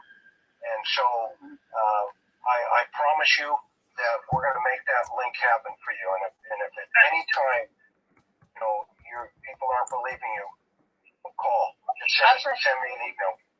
Part of my issue now is, I don't know if Penny, are you still here? See, I'm just putting footnotes in the private chat for Chris. I missed. Sometimes I miss basic things I didn't used to, but that's just the way it is. I'm pretty good at self-reflection, dissection, and I've always been pretty good at that. Other times, all the discard cycles, all these other things, when you think, even after a year or two apart from Baltimore, like there's still that trauma on. This time I found a way, I think, to break that, because I don't feel any of it. There's no pull there, there's no I want it, there's none of that. However, the other times I didn't have a problem like walking away. It wasn't an issue. You know, this time it's I thought all these years I was not damaged. I kept him from damaging me so far he couldn't break me. I thought, well, okay, I'll be fine this time. But this time I feel more like I'm like before. If it had been a year or two ago, like I could have went out and dated, right, or something. This time I feel like the opposite. Like it's like no man around me cannot date. Well, I don't. In my head, it's like I'm never doing that again with another human being ever for any reason. Am I dating or getting like? And it's like okay, so maybe I was holding back the damage until I Yes, guys, if you guys will drop, make sure you keep dropping John's link. John is another great creator who does the facts and keeps it classy. And I love his voice as well. He's got a great voice. Who doesn't yell and scream and be belligerent into the microphone. He always keeps it classy, 100%. So, absolutely, Tracy. Drama free. That's where he keeps it. Absolutely. Came back from AR Delta 2 weeks ago.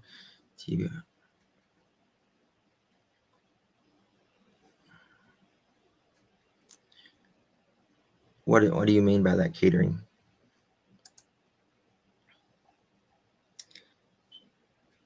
Yes. Okay. Very good. We'll continue. It's like maybe 5 minutes, 8 minutes more, something like that. you know, all these years, he actually had damaged me and broken the scar, and it just was waiting until the final stage, and I could actually come down and process it, but I couldn't figure out why. It kept me in more chaos, I think, the first few weeks of this, but it just is the simple thing. What was it you said, Kenny? You said this is the finality of it this time, and you can finally you're starting to process. Yes, because it was a cycle for you, it was a continued cycle. And now that you know, your mind knows. Your body is expecting the cycle to continue, but your mind, dug down inside of herself and said, this has to stop. And she did it in her way, for her, for Summer, for other women. And there's been a total of 6 women now that have come forward and that she has empowered, and you're doing the same. Hey guys, Katie Mason's in the house. Please say hello to our beloved Katie Mason. She's amazing. By your voice being heard in a different way, of course, but simultaneously, it's really similar because violence is violence, whether it's SA, whether it's abuse or physical, mental, spiritual, emotion. It's violent. It's about control. And unfortunately, it needs to stop. People need to get to that place where they need to look in the mirror and say, what am I doing? And you know what? The only way you do that is you stand up right in front of them and you put your hand out. Thank you, Gone Girl, so much. I do certainly appreciate it. Guys, I wanted to tell you also that I haven't seen anybody talk about the indictments for Hawkins County. Oh, hey, Katie. Hope you're good today. Thank you, Vet Girl. Katie Mason is a sweet, sweet person. And we always love having her in our chat rooms. It's good to see you, Katie. And if you want to come up on panel, Katie, you're welcome to.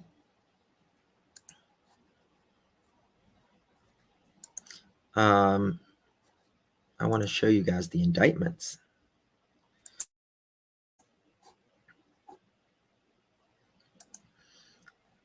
They return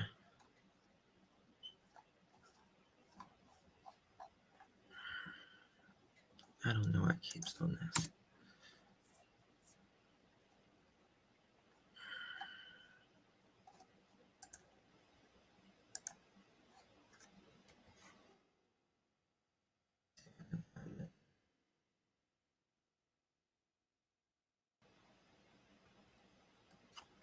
They just returned 8 indictment felonies, and this is from April 2022. Hold on. And the Wells are not on this one.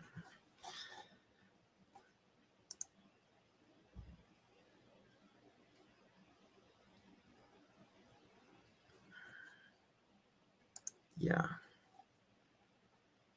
Okay. If you guys want to see that, I'll show it to you. Bear with me.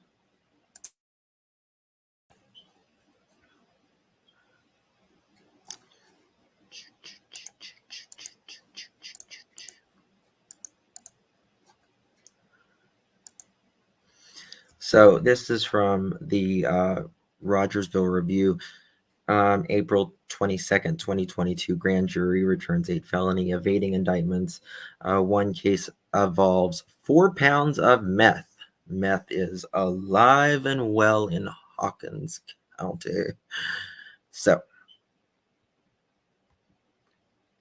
Brian Anthony Kelly, 44, 32 Glen Jean Avenue, Kingsport, for felony evading arrest, felony reckless endangerment, possession of meth with intent to deliver, driving while in possession of meth, DUI, fourth offense, possession of drug paraphernalia, lane violation, speeding, stop sign violation, reckless driving, driving on a revoked license, second offense, registration violation, and no insurance. Sounds like he'll be going away for a while.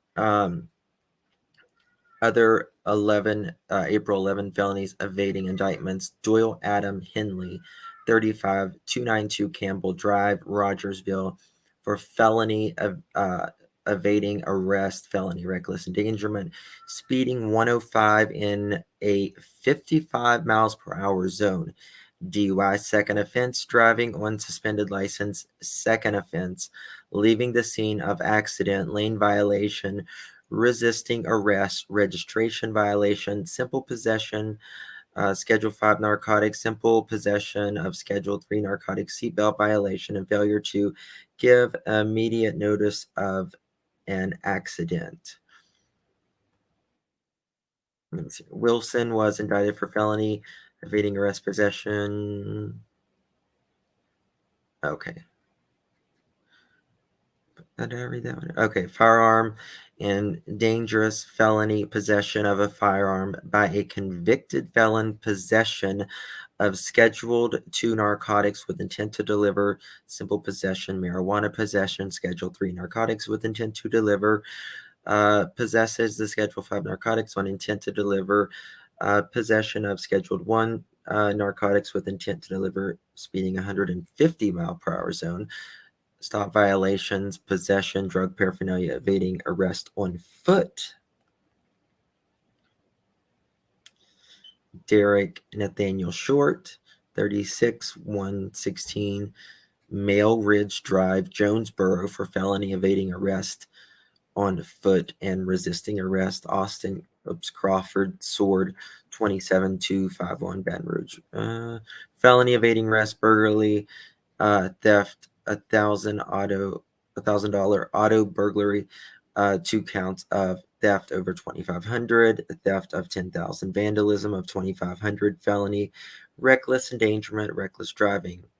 A high speed pursuit in recent months caught up to the Hawkins County Grand Jury, which returned 8 felony evading arrest indictments on April 11th, including 4 pounds of meth. Courtney Stancher, 27, Starcher of 27 of Greenville was arrested on December 13, 2021 after a 3 a.m. traffic stop to a high-speed chase that resulted in Hawkins County deputies recovering a large amount of pills along with more than 4 pounds of meth. That sounds like a lot of meth to me. The alleged driver,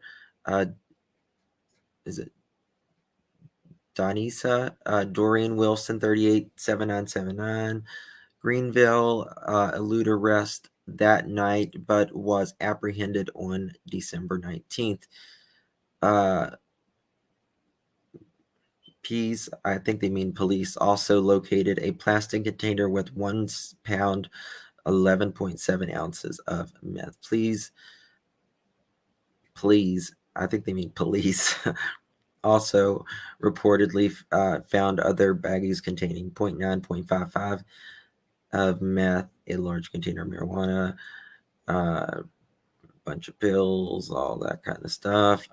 Unevenly pressed pills, believed to be ecstasy, and several large glass pipes that were allegedly used to smoke drugs from. Also located on the trucker were 3 guns, a .38 Ruger, loaded vehicles. Dustin Dale Arnold, Christopher Isaac Weston. One is from, or both are from Rogersville. Evading arrest, revoked license, speeding, sign stop violation, red light violation, seat belt violation, no insurance, speeding 80 in a 30, traffic zone control, traffic control devices, and domestic assault.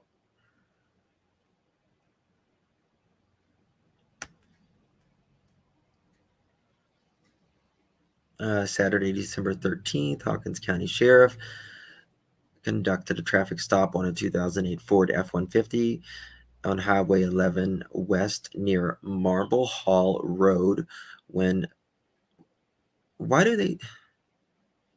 PEASE attempted to approach the vehicle on foot. The driver sped away.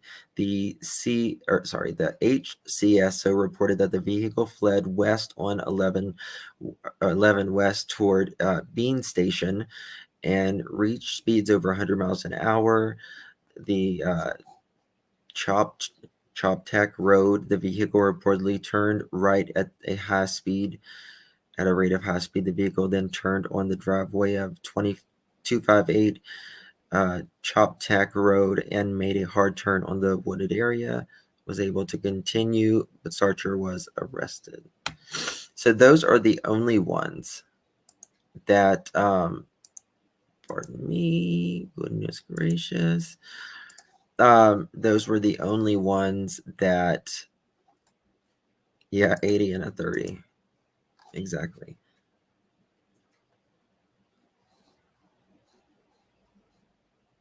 Oh, Officer Pease is his last name? I thought he meant police. Sometimes I'm a little blind. Is that really it? I gotta go back and look at that.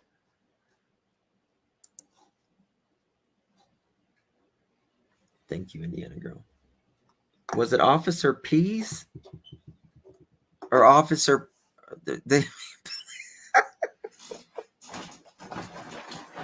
Oh my God, I give up the internet.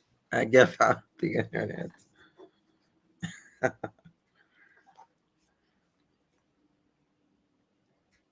Sadly, we see so many cases sometimes, and we get as bad as it sounds to say, sometimes you get cases confused. And I was reading a case last week. Yeah, Officer, cracking asses. Officer, please don't take my man.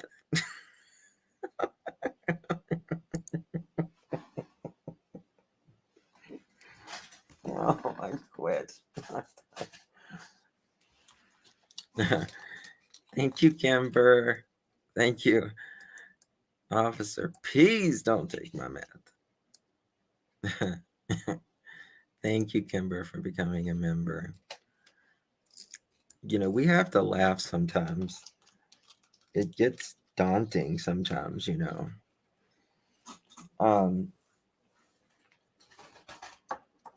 But last week I was reading a case, and I thought that in this particular case, the child was dead. And I was reading it, and I was reading it on here. And in the article, it said the child had gained like 10 pounds. And I was like, wait, the child's dead.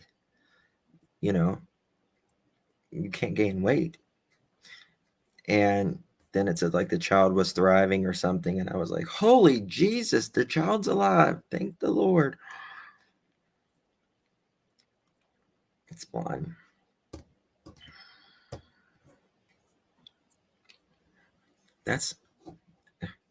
He had to become an officer.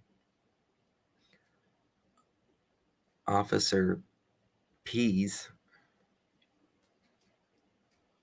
That girl, it really is sad. I do have my pearls on, but I got this kind of collar thing. Show some cleavage for him. Just kidding. Yes, Scott H. If Scott H. and John CQ are in here, hello. Good creators. They keep it classy. They keep the facts. They don't bullshit around and scream and squall and everything like these other.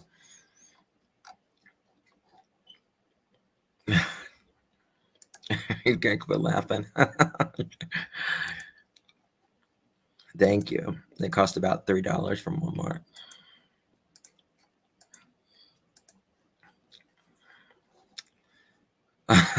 John, with it. Hey, Justin, officer. Peas with no.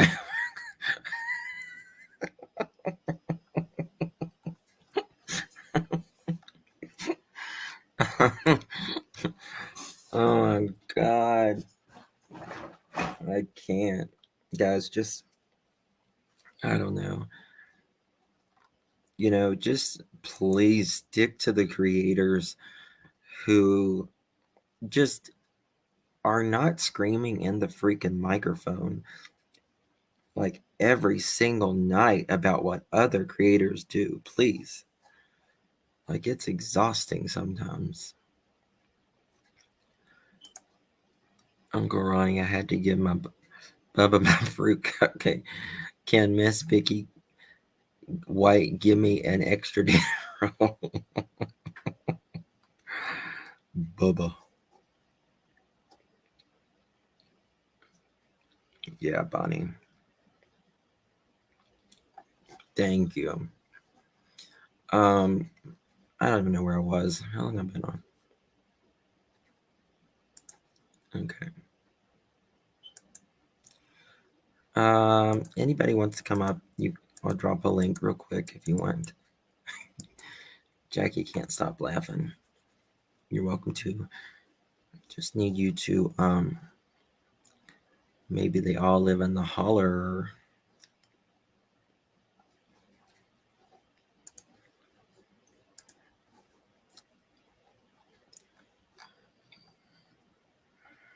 Because I mean, like, it turns. I think so, Michelle. I really agree with you on that. Like when people, you know, when I was just a subscriber, like people would be yelling, and I would be like, you kind of feel like embarrassed, or that's the way I felt. I'm like, and I didn't even do anything. You know what I mean? It's just kind of, maybe it's just the uncomfortableness of it or whatever.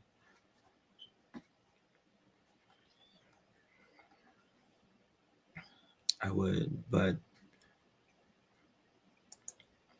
Indiana girl, you're always welcome up. You're welcome to voice your opinion. You just got to keep it respectful, right? Yeah. Yeah, I just don't. I don't like. I've literally never started a live to just scream about someone, because if I'm screaming about someone, I'm not helping anybody. Anybody's welcome up. Absolutely.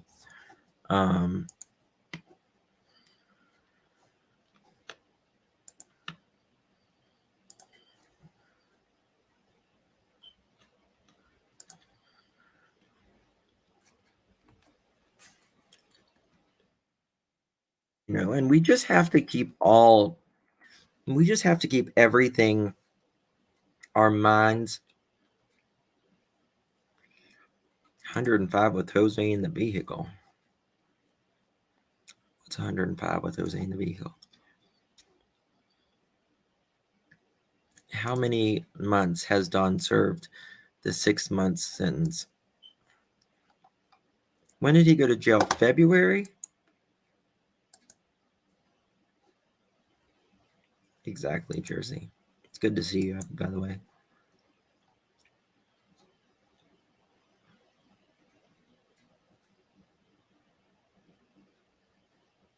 Oh,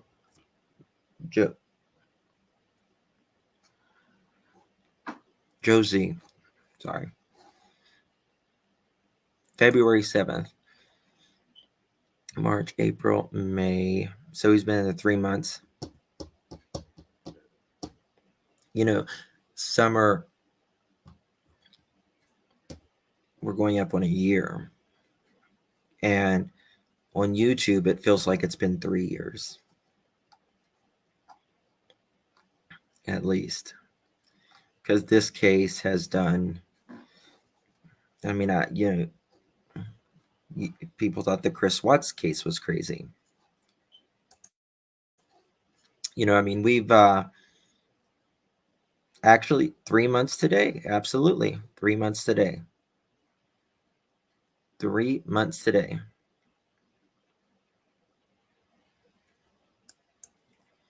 That's right, Roxanne.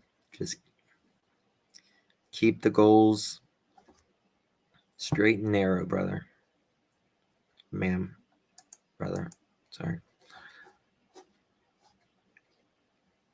Thank you, Julie. Oh, I'm sure Don could get anything to 105 miles an hour.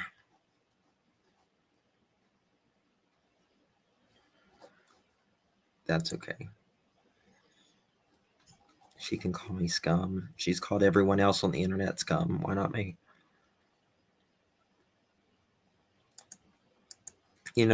Sometimes when you're angry at literally every other creator, you kind of have to start reflecting back.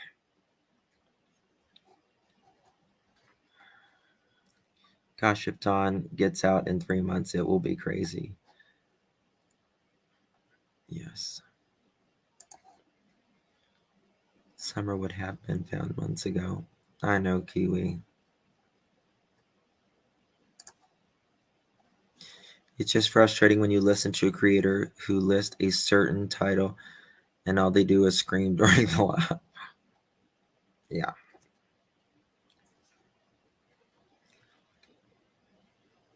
She can't. She has too many people telling her she's amazing.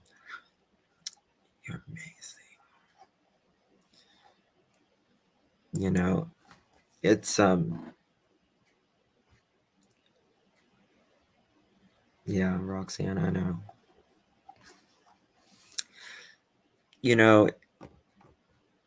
It feels like we still have to keep hope with Summer, because you think of the Cal City boys. It was what was it like? It was over a year, I can tell you that. Um, yes, I hope he gets transferred to Utah as well. Seems like, Grandis and Candace and all of them. It seems like they're kind of distancing themselves a little bit lately.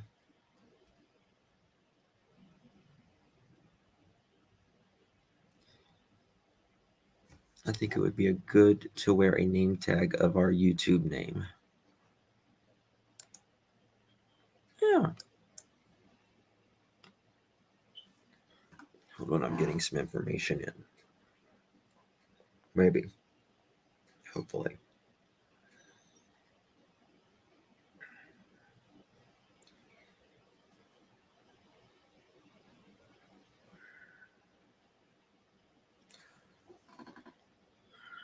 Check something.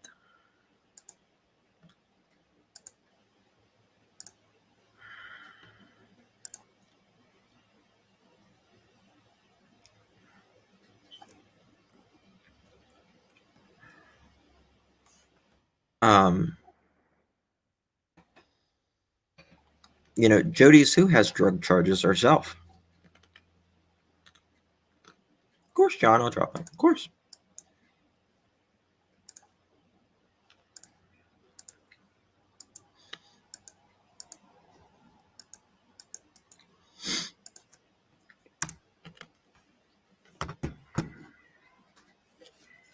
Come on down, John, if you can stand my cat.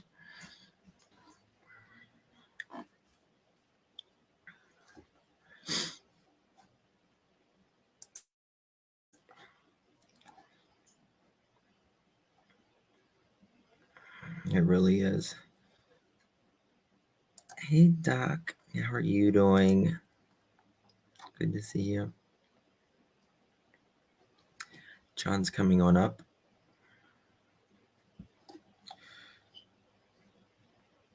Dolly went there the other day and he wanted to clean around it.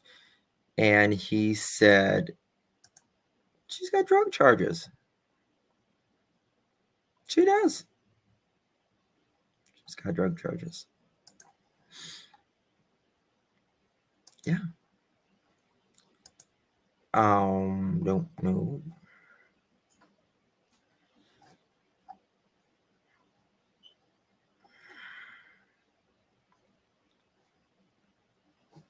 Yeah,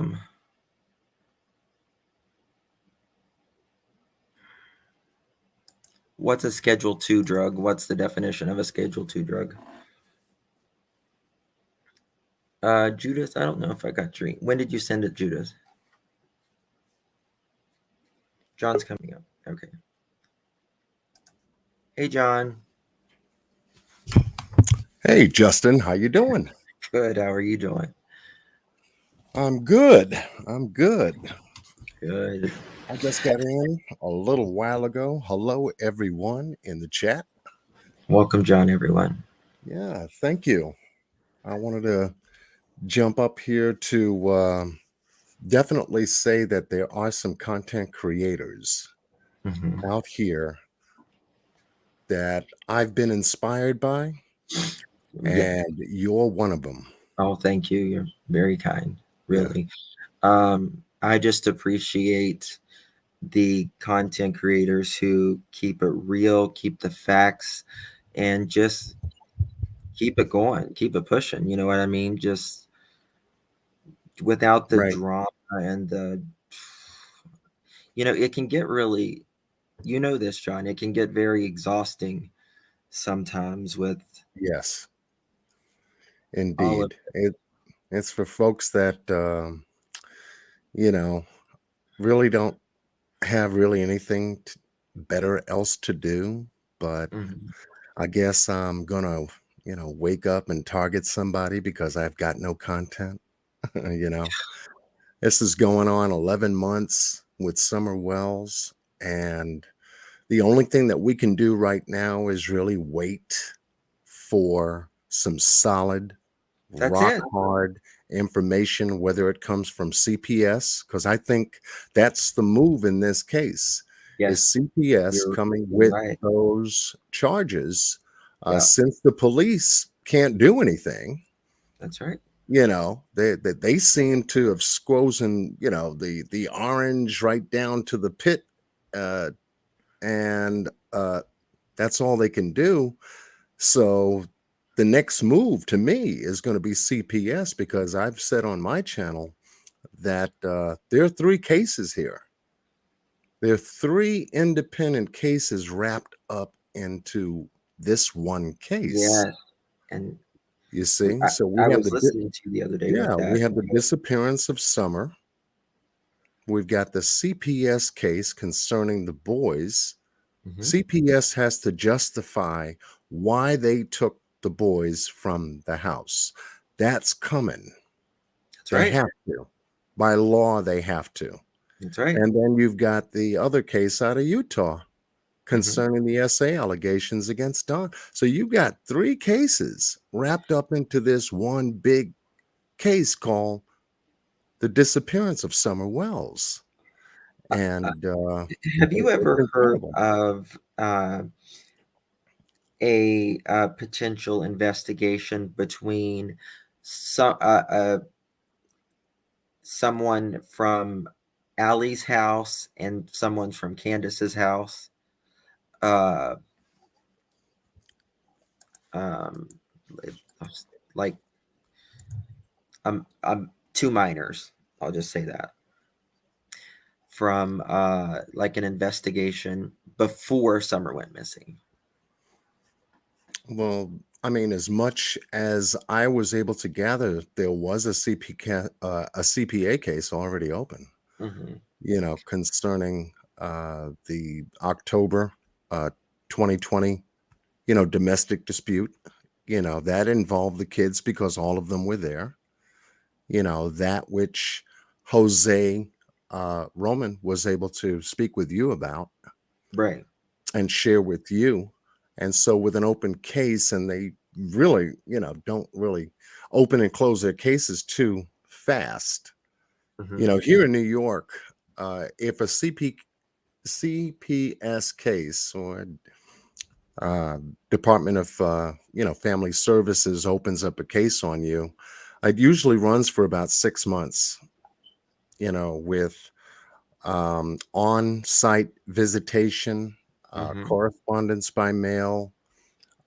You'll have caseworkers to come out for any kind of regulated adjustments that is required, for you to adhere to. Modify your home, widen the door, make sure the garbage is picked up, et cetera, et cetera. They do check the schools if the kids are going to school. I mean, there is a barrage of things that CPS involves themselves with up here in New York. So I don't think it's going to be any different from state to state, because it's just a basic mandatory requirement that you just follow their rules and regulations when it comes to them coming in to get your kids because something nefarious happened and they Hmm. need to get down to the bottom of it. Right. They have to So make a determination for sure. exactly. Scott H is coming on. Hey, Scott. How you doing, Scott? Hey, how are you? Good, good. I absolutely Mr. love. Scott, how are you? Hey, Mr. John, how are you, sir? I am good. I am good. Good to see you. I Good to think, see John, you. you had a lovely talk the other day with Squall Tilt. Is that how you pronounce it? I think it was on Angel's channel that I was on. I think Miss Cher was on there. I'm sorry. Uh, Did I say John? Lee- I meant Scott. I'm sorry. oh, Scott. Okay.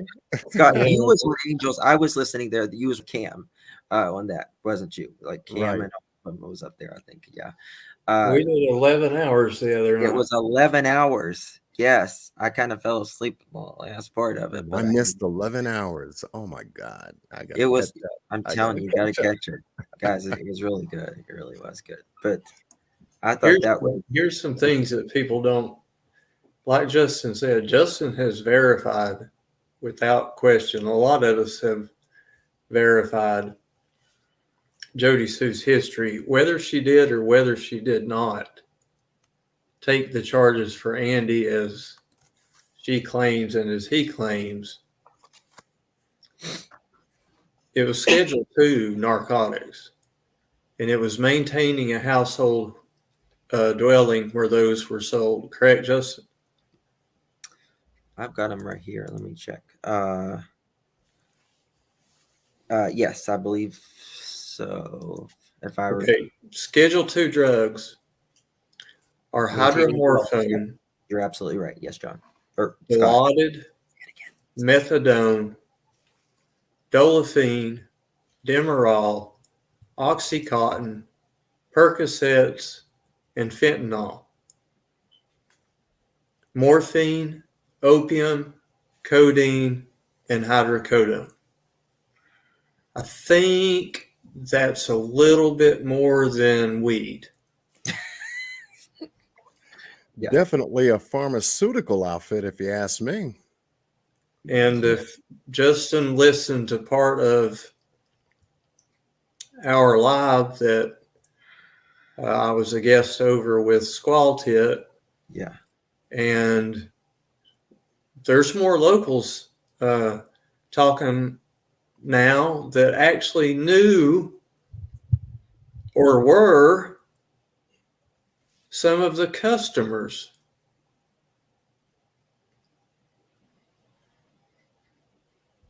And we have tape recording of Don Wells himself and Candace talking about how that, yes, Andy did bring weed, but then they kind of get quieter when they talk about other stuff.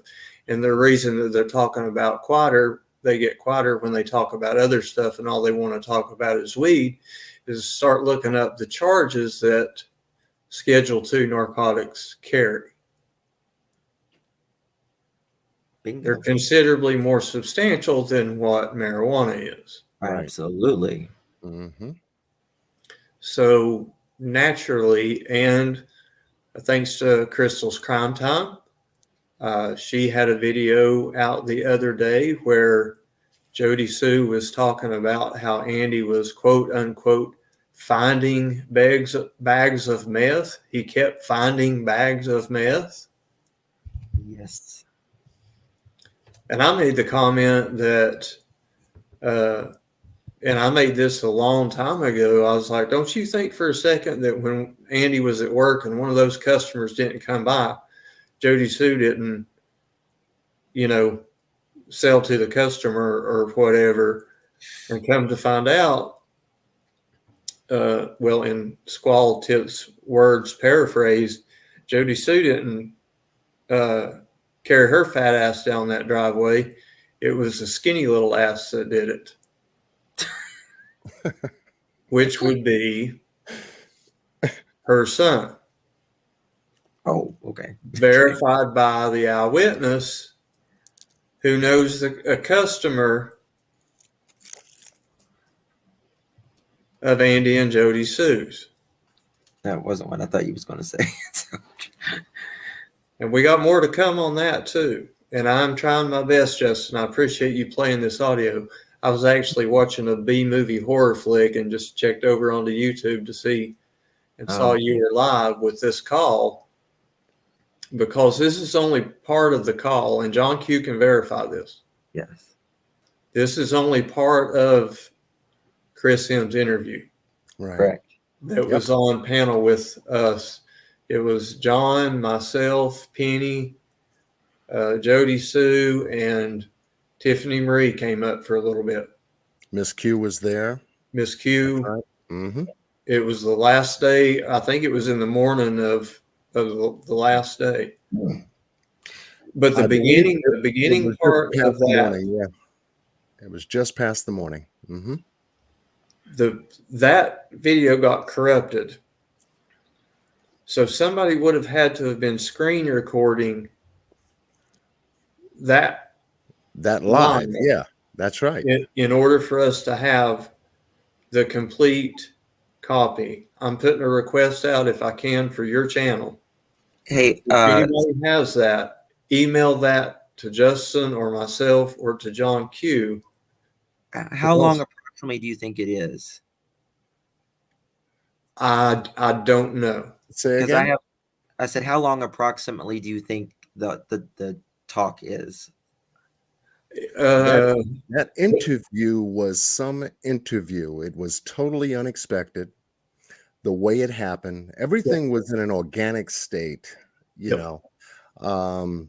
We sat up there on panel and we were doing the marathon. We were in the midst of, creating history for the first time on YouTube, where content creators got together to pull off a beautiful get together, a gathering for Summer Wells, and did that marathon 10 days straight, hour Yes. to hour to hour to hour, no sleep, barely on food, because we wanted to reach an area that would make a significant impact on the reward fund.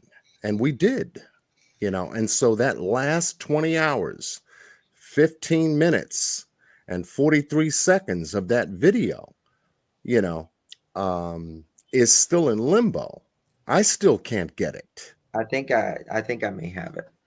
Yeah. I'm pretty And sure I so do. And it's if I like I disputed with YouTube. I went to StreamYard.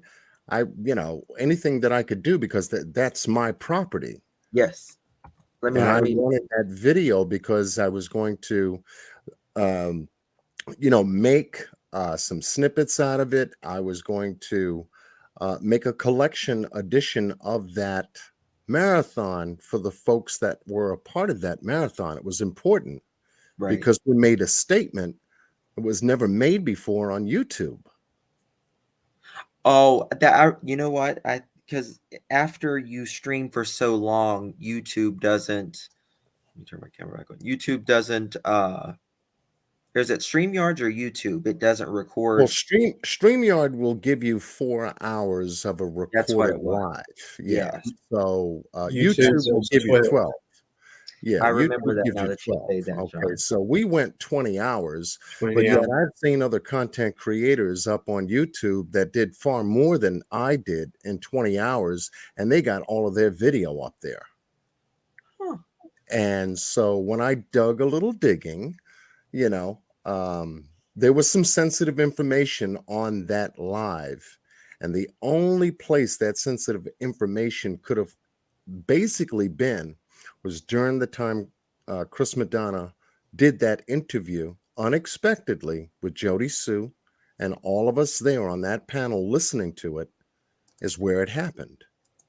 Okay. You see, so if they took that video down only because it held sensitive information due to an open investigation, okay, but send me a notification to say that. I agree. You The see what I'm saying? beginning of that interview is what we need. Now, I've reached out to Chris McDonough, Uh-huh. and I've done everything that I can do. We've corresponded. We've had light correspondence over the path of this. He's been on panel with myself and John and Penny twice, and then the time of the marathon, like I said, Miss Q and Tiffany and Jodie Sue were up there. So, and he's responded back to me, so I'm pretty sure he'll know who I am.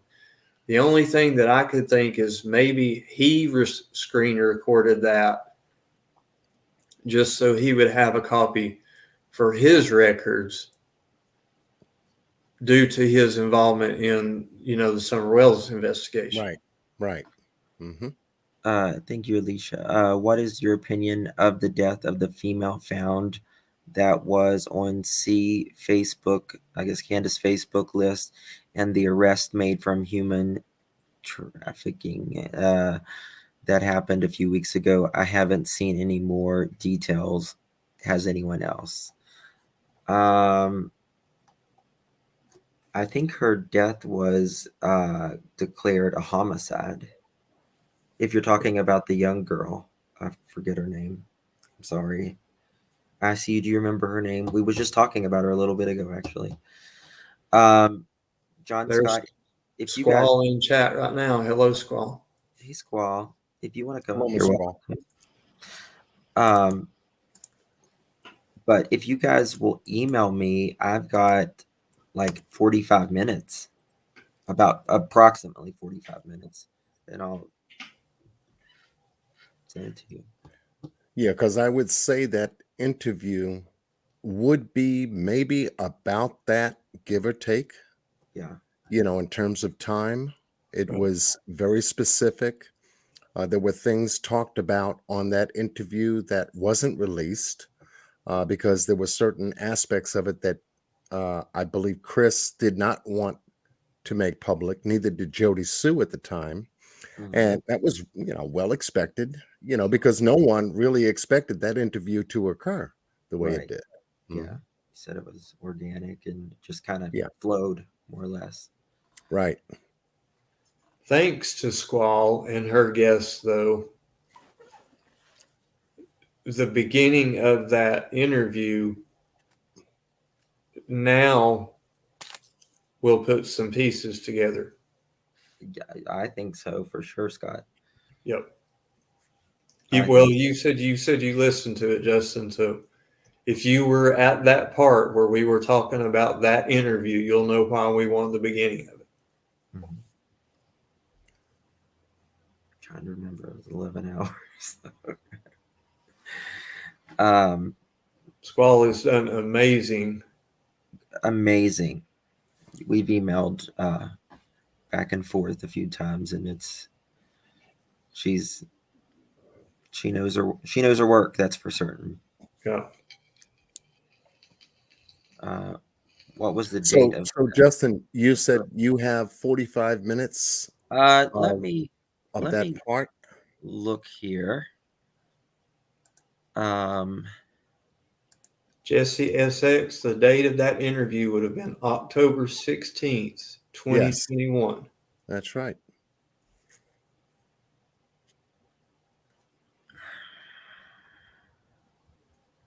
bear with me.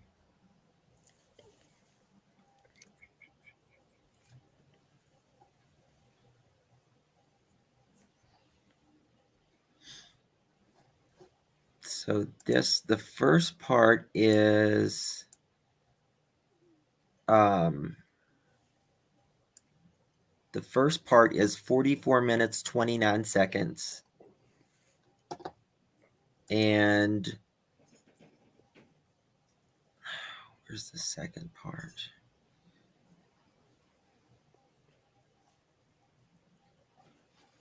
I don't want to specifically say why, because that's Yeah, Squall's work, that Squall's material. Squall gets all the credit for yeah. the work and These words are everything that she's done, and because some things that I learned a lot of things that night that I get. That's why that live went so long, is because once I found out those things and we really started putting some things together, and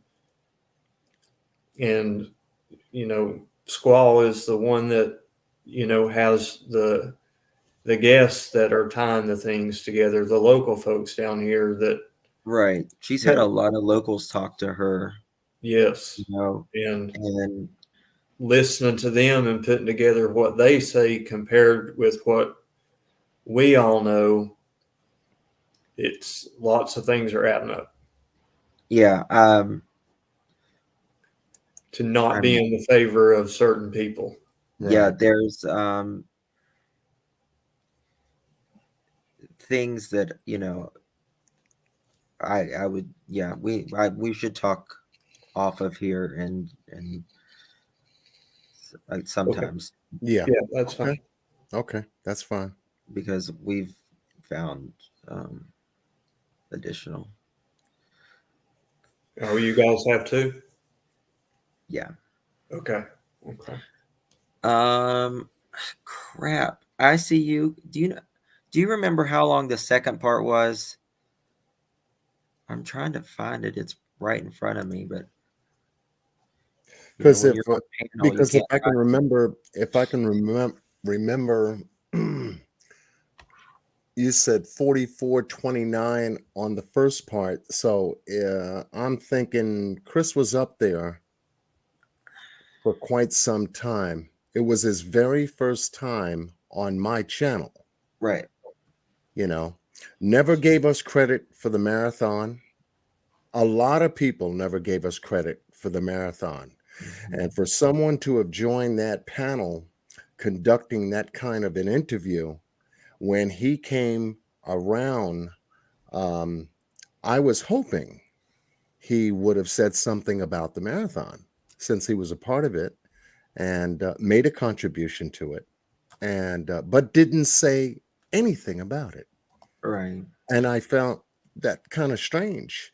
I said, wow, I said, I'm sub to his channel and I support everything that he's done on this case because we wouldn't have gotten as far as we all did on this case without a lot of video visuals that he was able to bring to the table, Oh my God, I don't think we would have been able conduct the interviews that he was able to conduct with Hunter and with Allison and with Leslie and with Candace, Don on the phone. I mean, he was bringing it, to. and yeah, I just felt that that was very strange, and nothing else was said about the marathon part that was an important turning point in, what we were doing collectively on YouTube as a group. So I put it on the table. I put it on the side, didn't say anything much about it. I said, give it time, John. We'll see what happens. That's all. Yeah. Yeah. Hey, Squall. Thank you all so much for looking into this. It means a lot. It's Of for summer. course. It's all about summer. It really is, Squall, and I just want to say thank you for the 11 hours that you dedicated. Like I was hooked. Like I had to be at work at like 5 a.m., but I was dead. But the next day, This was a recent Scott had a live lot to do interview. with that. Scott really helped a lot with that by sharing the live stream on his community wall and bringing his community over to my panel to see that. And I feel that him sharing that is what brought the I'm sure everybody's like, okay, Scott's sharing Squall Tit. What the hell is going on? Let's go yeah, see. That's probably I, what everybody was thinking. And you I've got really got. nothing but positive comments from that squall. Lots of people have emailed me and commented, on my community tab saying thank you for sending me over there. It's a long one. I'm going to have to do it in chunks and, kind of LOL. And I'm like, yeah, but they have, a couple of people here in chat have already told me that it was well worth it. So It really was. I know it hasn't been easy for you, Squall, but it was just a wealth of information through your hard work, talking to locals, um, just the sacrifice, Oh, and there's more. There's so yeah, much more. yeah. Now this took place like recently. When was it? What 3 days? I don't know Two how many. nights ago. Yeah, two nights two ago. nights ago, yeah. Yeah, Two nights ago. Okay. Okay. I will definitely check that out. yeah. You're gonna need some mods soon, Squall. You're gonna need some mods. Yes. Yeah. uh, I think it was I Beck. had mods. I did the mod thing in the beginning and I got rid of all but one. Yeah, And I feel like I do better with a smaller audience than when I do with a bigger audience. When I seen all them eyeballs up on the top of my little screen looking at me, I was like, my hands started sweating. I was like, okay, don't look at that again. yeah. Don't look at it. I mean, I've had like 3 or 4,000 in here before, and I'm like, I started, stuttering and stuff. So I just don't look at it. I'm just pretending like I'm talking to one person or something. Right. So I guess we've only got a partial clip of what somebody screen recorded during the. I probably, if I see you. Can you tell me how long the second part is? Let me. Oh God, 1 second. Because if that was anything like, if I can put a number on it, She's saying and describing is Hold on 1 second. absolutely. Sorry. 44. First one is 4429. 4429. Okay. Uh-huh. I think it went a little bit longer than that. And the second one, bear with me, You want to look as good as possible, right? So is 1558. Okay, so it would be about a total of 1 hour, 10 minutes, give or take, in that ballpark. 44. I would recollect that to be close. Yeah. Okay. Okay.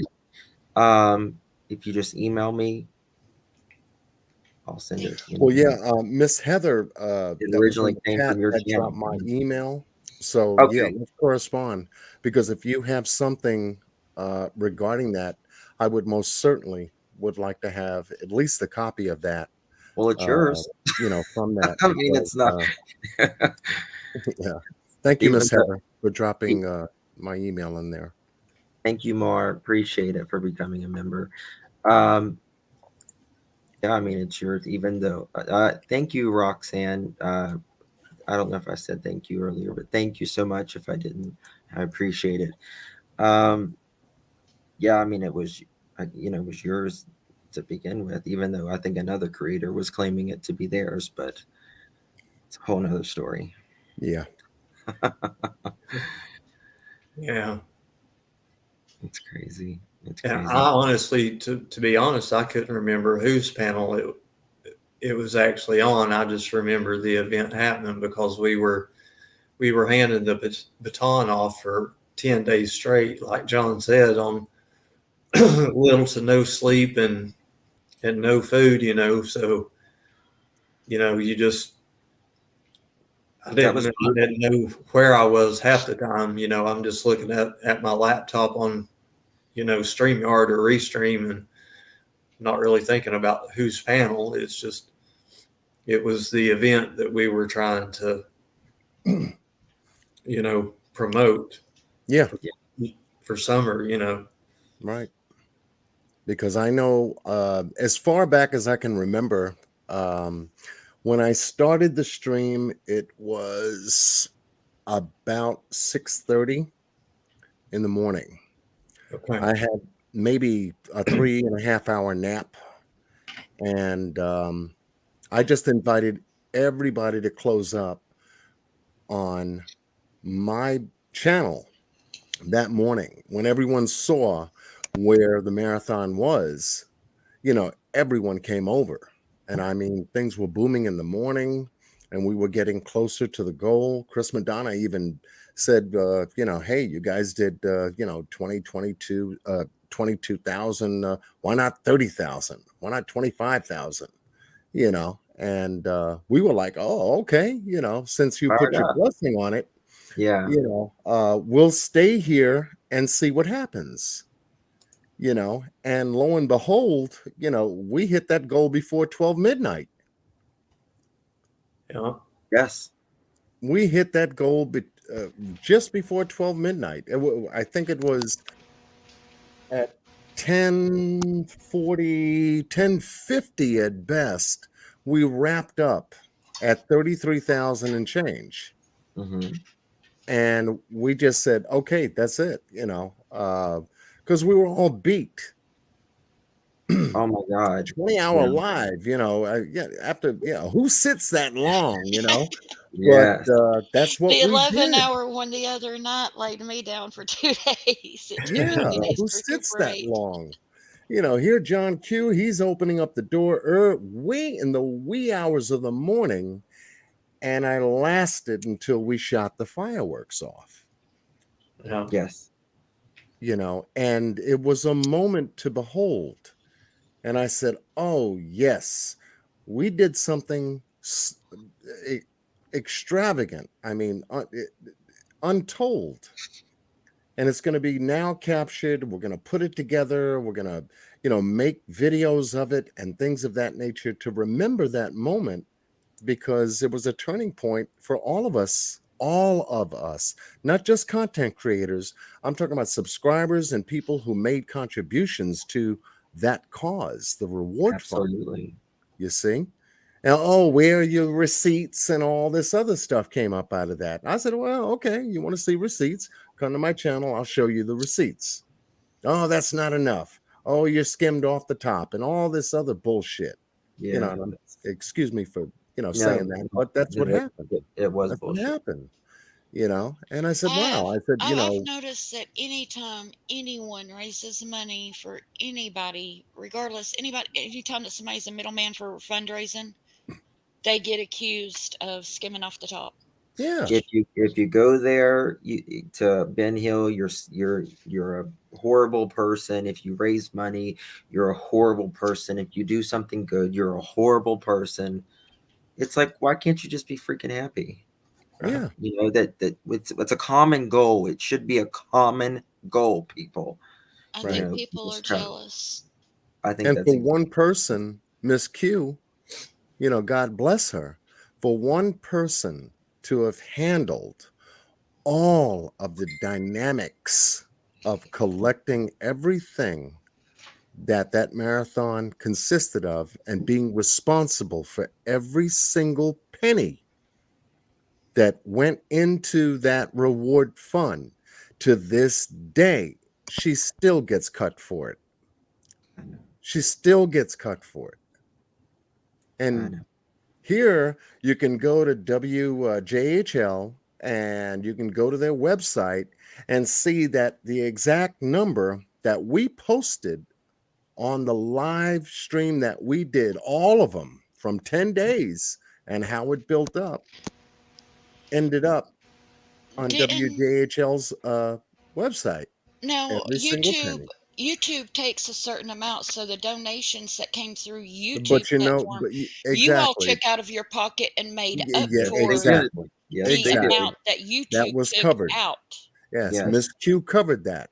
That She came blew out of her pocket my and mind. covered I was all like, of the difference of wow. that. Yeah, that's how Yeah. extraordinary that was.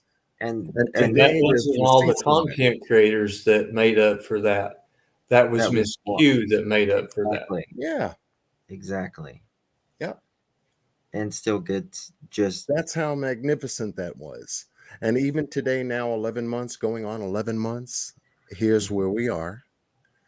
The marathon is not even a part of anybody's conversation other than the negative, and still things are dripping and leaking out slowly out of the, the slow motion tire that this whole case is built on. It's crazy. Where is this kid? Where is Summer? I know. It's been about her the whole damn time. Yet other people have other things in mind to go after other people for. You're exactly right. You're exactly right there too. I mean, it's ridiculous. It's nothing more than ridiculous what some of these creators are doing. It's like I guess it's just more easier to trash people and be negative to them rather than You've handled your share too. Evil cells. Oh yeah. You've handled your share when you had Jose Roman on for the interview. And it was like, here, we're going to get this guy to talk after Lord knows he's been sitting in the cut, way in the corner. Yes. And now he decides to talk to you because you did your due diligence and was patient enough to have this gentleman on your channel. Out of all the channels that were out there, you got him. Yeah, And but so all that it's force went in your corner. And I said, wow. I said, justice for all. Here he is. He's doing a solid on this case by getting this guy to finally talk. And you did an excellent job. thank you. Magnificent, Thank you. to do it pre-recorded, and then parts of it were live, just to have him share his thoughts and ideas, which is a matter of record, with you. Right. And I just let him talk. I wasn't yes, you did. I just let him literally talk it through, and then I asked questions later, but I just kind of wanted to get his thoughts down first. Yeah, and you From an did a interview magnificent job perspective, by allowing him to that do was so. fantastic because you did just let him talk. Yeah, Yeah. And that's what made the interview so good. yeah, That's the way you have to do it, and just let Let him them talk. talk. And a lot of times, that's how they stick their foot in their mouths. That's exactly right. yeah. That's You right. just give them the rope Yes. and That's let why them that's let what them my do what granny that used to rope say. what they want to do with it. I mean, do they want to swing on it and have fun? And Yeah. do they want to start a bridge or Hang yourself. Which one? That's just these people, it's this case as destroyed relationships and everything, and it shouldn't. It should really bring people together, and that's what the most disheartening thing for me is with this is just the evilness around it. You could just almost feel it sometimes with people who, in my opinion, do not want Summer found. Right. I And just They make turn you those think that. channels off. Yeah. They Yeah, don't well, exist if I don't go to their channel. They cease to exist. yeah, I mean, honestly, and I will swear my hand on anything, I have never listened to more than 30 seconds of a hate video about me. I don't do that to myself. Why would I do that to myself? They don't know me. You know what I Right. mean? Right. But you can just still feel it through the community sometimes. Right. Yeah. it's hard But not to snap back. sometimes it is hard not to snap back. I mean, but I try not to do it in that moment that I'm really hot. You know what I mean? Because sometimes it does get under your skin, but I just try to breathe and I'm like, they want me to be triggered right now, so I'm not going to do Right, it. right. But you're smart enough not to allow that kind of petty stuff to get Mhm. into, what you're trying to do. It gets in the way of our S- goal. It yeah, gets in the it way. does. It And does. that's what some people want. I admire Scott for that. I admire a lot of different other content creators. There's very few that can do what we can do and stay the course, you know. And when drama shows up, which obviously it does, you know, I I have a handle on it on my channel.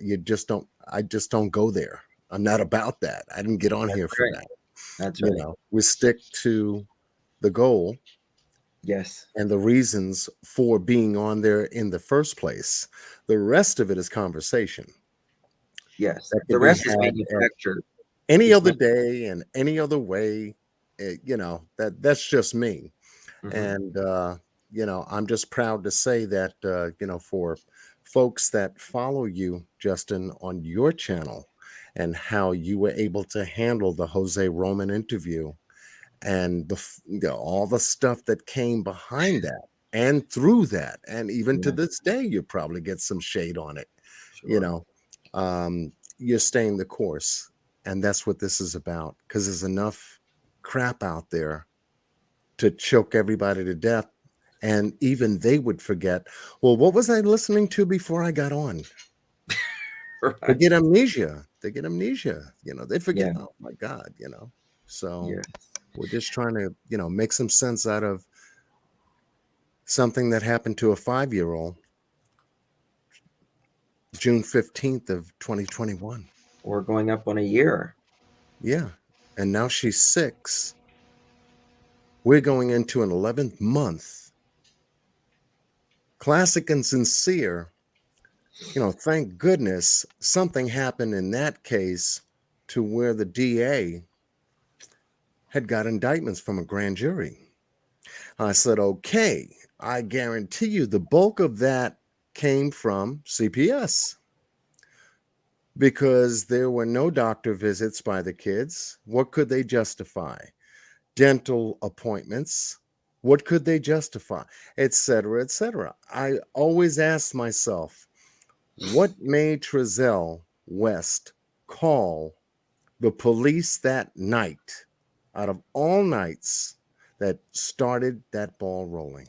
And I said, it could have been CPS looking to do a wellness check visit on a place you just got finished moving to out of Bakersfield. And they wanted to know what that environment was because you failed to report that to them. Yes. See, so hence, I think the same thing is going to happen here in the Summer Wells case. Since law enforcement can't deem any damn thing a crime between Don and Candace and Grandis, well, CPS has got to come with the justification of taking 3 children from that household. And as far as we saw on Chris Madonna's channel, on what he was able to put out, and a number of other things that we're able to, look at now today, yeah, there's plenty there for them to step up to the plate and make some certain claims in terms of abuse, neglect, and endangerment. Scott did a great video on his channel, covering the child abuse laws in Tennessee. I did the same thing on my live too, because, going in that direction, that's where we're going to end up. And the only ones who can make that claim is CPS now. Yes, that's You see? exactly right. And so if they're still counting the ducks across the table in front of the DA or the Attorney General, which both came out with John Pruitt back to back to say, I got the feeling that they were consulted by someone in regards to the legality and all of the allegations and claims that were made. And so they had to give us an update. And I said, okay, push a button on it now. Let's get the grand jury on let's call them in and get this case on top of the table. And okay, it didn't happen yet, but it doesn't say it's not going to happen either. Right. It's all going to boil down to Yeah. CPS. The ball is, they've got everything. It's all held with CPS right now. And we still don't know if Utah has made a call on this too, and they're going back and forth. The bureaucracy between DA offices from state to state, Yes. one wants to try this before that and all this other stuff. A lot of levels, a lot of layers. Yeah, a lot. exactly. And then I think they have also opened up another can of worms, not directly to Summer missing, but I think because how they search for something, but they find something else, but it's not related indirectly to Summer. Do you know what I mean? Right. I think that there's just a lot of layers.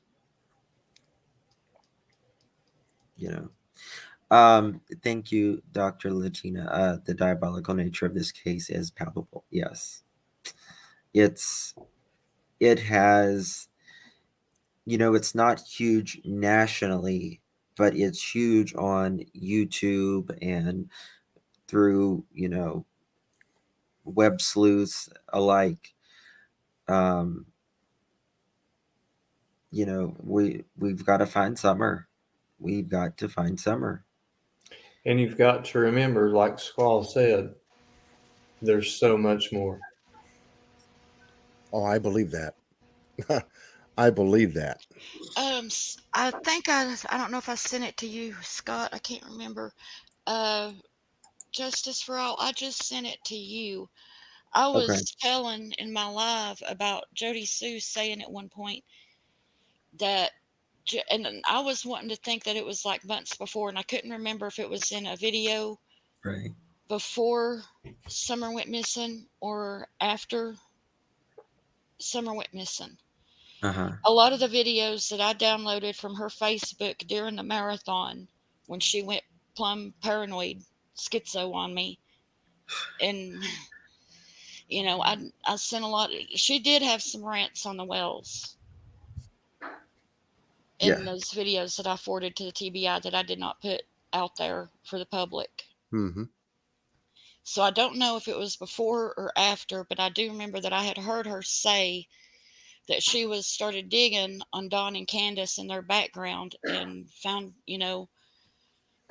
before Summer, just a few months before Summer went missing. And I've sent you an email, compliments of Cold Case Crystal. She got that clip from Tiffany Marie's panel. Jodie Sue was talking about that. Was it Okay. about the property dispute? Did it? No. She was digging into Dawn and Candace's background to see if they were like serial killers or something. Oh, wow. Wow. And in the clip with where she was telling on TM's panel, she said that she was digging and discovered that Dawn's son was a RSO. Yes. Um, You're talking about Don Jr.? Yes. Yeah. But I was yeah. just wanting to let you know that I found that clip, and I was wanting to Okay. share that with you too, with whatever y'all have got going on. And Okay. Do you um, guys want to listen to some more of this interview, or there's like 8 minutes left of the first part, but it was up to you guys if I'm you good know. to go. I'm good to go with you. Yeah. Okay. Whatever. Awesome. We'll just mute and Okay.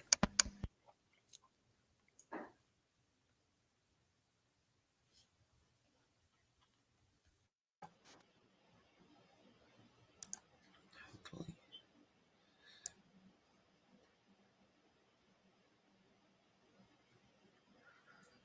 Oh, hold on. Bear with me. I'm doing the wrong. Or I messed it up a second ago from checking the times.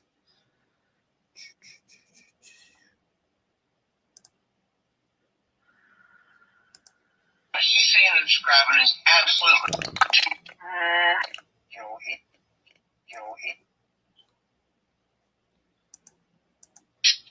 Dug down inside of herself and said, "This has to stop."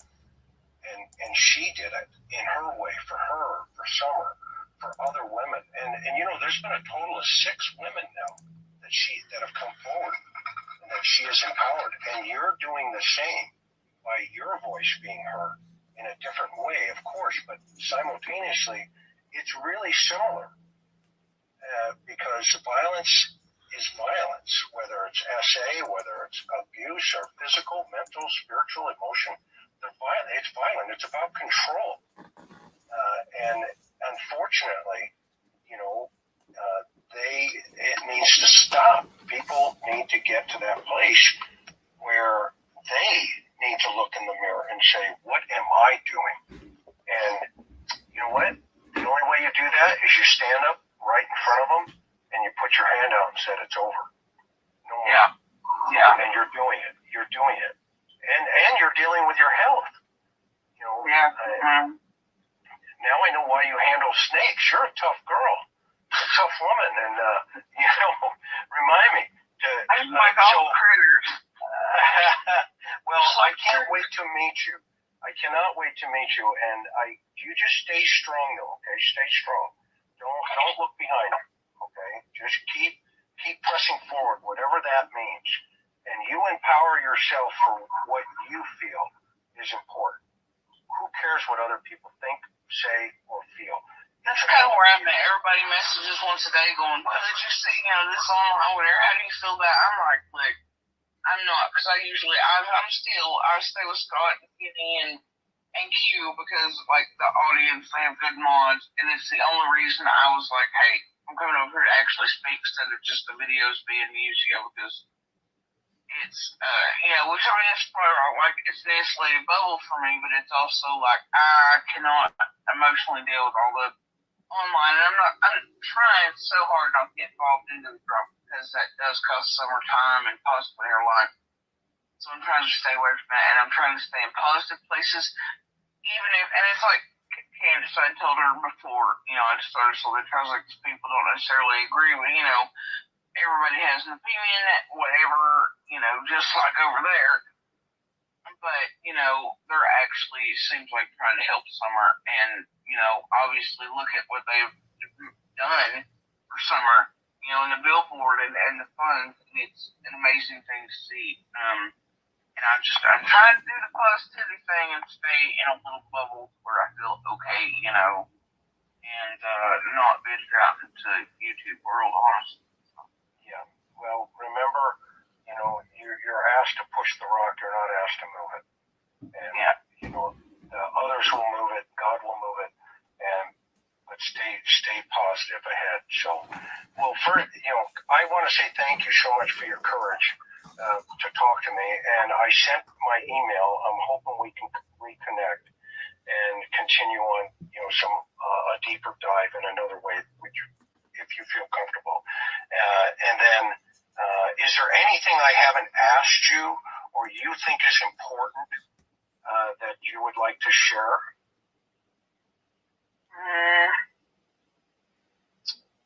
I don't think so. I'm sure like impacting will be a little different or out of the public eye. Because like I said, there are things I'm still keeping myself, things I'm not willing to say publicly, things I have no problem talking to you about, especially since I know that you can read body language and things like that. I prefer, and you can lead an interview better because what you're doing is a little different than say what a YouTuber would do. So it's easier for me to talk if I'm like, directed and, not directed, that's the wrong word, but it's easier for me to stay linear and on track if I have the right person. And, but there's so many things involved in this, and I think if I had the right person, it might help something. So, Chris, I did send over that link to your email for you and Jodie Sue to be able to connect through voice. I don't know when you plan on heading back to the center. I don't know where you are, but I know that Jodie Sue, I know she's chomping at the bit to sit down and spill it all to you. Yep. No, I don't want to tell. Me. I don't like tipping where I'm at because I've got other things that I'm keeping my on, and but at the same time, let me tell you this: I'm close. So, but that said, I will circle back with you, and so Jodie Sue, thank you for trusting the process here with everybody. And I didn't even know I was going to jump into this, to be honest with you. Dr. Amy reached out and said, hey, and then, John Q and Miss Q and everybody and Tiffany and, just Scott, all of our friends here. I just think this is really amazing that good people collectively coming together can make a difference. And something's going to happen here for this young girl. Something will happen in a positive way. But unfortunately, there's pain and suffering that always goes in between. I was on the phone. Summer has had a drastic change, and maybe if she was more widely known, but the change around her and the good coming from this terribly bad situation, especially for other women and children, is beautiful, but it's heartbreaking that it's at Summer's expense. It seems like, or at her, I don't know what you would call it, but Summer is somehow in the middle, like, but all these women and all of these stories, like there's so many of us connected but that aren't, but have somehow, all this change is coming about, and it's such a dichotomy that, and that all of us want is justice for Summer. We want Summer found. We want her. Amen. Yeah, and this is, you can't fight hate with hate. You just have to, you just got to step back and say, okay, they're looking in their mirror. I have to look in mine. And I got to jump, but so I just want to share a very personal story. When my son passed away in 2003, he was 20 years old. I wrote that song, Wind. And that is a song of hope. So if anybody is using that song, go for it. If it connects for Summer, I've had people, sending me things, because I got to a point where there was just so much, coming at us. I just said, you know what, the best way to answer them is let them listen to the music. And that's how I'm handling it from now on. So, I hope it helps you. I hope it empowers you to get to a different place. And, it's free. If you stream it, it's free, right? So don't worry about it. Everybody get out there, and if it helps, and let's, keep moving this forward for this young lady. And, let's hold on to the faith, and let's hold on to the hope that we get to the next. So thank you. Okay, so that is the rest of that. It's up to you guys. Do you guys want to listen to the other 14 minutes?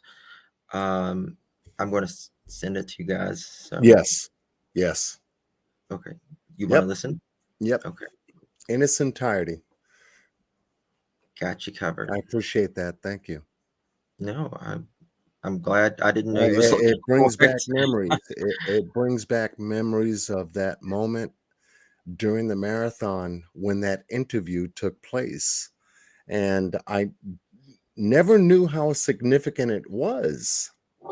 Yeah, Because I wasn't able to actually see the live, the way I wanted to, to say, okay, we wrapped up today and, we did an amazing job, for me to do anything on that video piece. Yeah. Well, you're so tired. So I felt cheated, It's like, out of that last moment, because it was just incredible for everyone. And until I was able to, look at certain things to say, hey, well, the reason why you don't have the video, John, is because there was an interview that was conducted here in an open investigation that could have, put a block on it, but they could have notified me, but they didn't. So, yes, oh, I did Squall fall appreciate. down? Did Squall What's fall that? down? I said, did Squall Tit fall down? Yeah, she's not up here. Okay. If she fell down by accident, then I can throw another link down for her. All right, let's pull it up 1 second. And thank you, everyone in the chat, for supporting Justin on his live tonight. My goodness. Sorry, thank you. You're very kind. My grandson's name is Justin. You know that? Yes, I think I remember you saying that before. Okay. Awesome. So you're familiar with the name at least, right? Yes, I am. All right, here we go, John. Scott. All right. As good as possible, right? So you say, 5 minutes. You say 10 minutes. Even though that's not true, and it's the country, and most people would accept, they were outside playing, and I hadn't seen them for an hour, but you want to sound as good as possible, and maybe you say things that aren't true to try to keep your other children safe, or for being taken the next day, and maybe you also tell law enforcement that's the only child there, because you have hope they're going to find your kid in 10 or 15 minutes, and everything's going to be over, but it's not over, and your child's still missing, and oh shit, now you're locked into a timeline. Yep. No, I can see where that could be at play here, but also the other side of that coin is, at some point you come out of that timeline and you do say, look, hey, I blew it. My daughter's missing. Here's what happened. You would think that, but I keep the opposite of that, Chris. I keep seeing people instead of saying, you know what, not live the best life, not live the best anyway, maybe wasn't the best parents, but please help me find my daughter. Instead, I keep seeing people trying to live the best they can, and I get that, but it's making it look worse. And this is why this conversation is really important, not only for me but for others to listen and to say, okay, you know, so we're now down to that day. When did you first see the boys, Jodie? When did you first see the boys? Well, I heard them, and I heard things from them, like, as I was getting in the creek, you know, I heard Candace and them come back and circle around each other at the top of their hill. And I heard them talk and, well, you know, talk, whatever.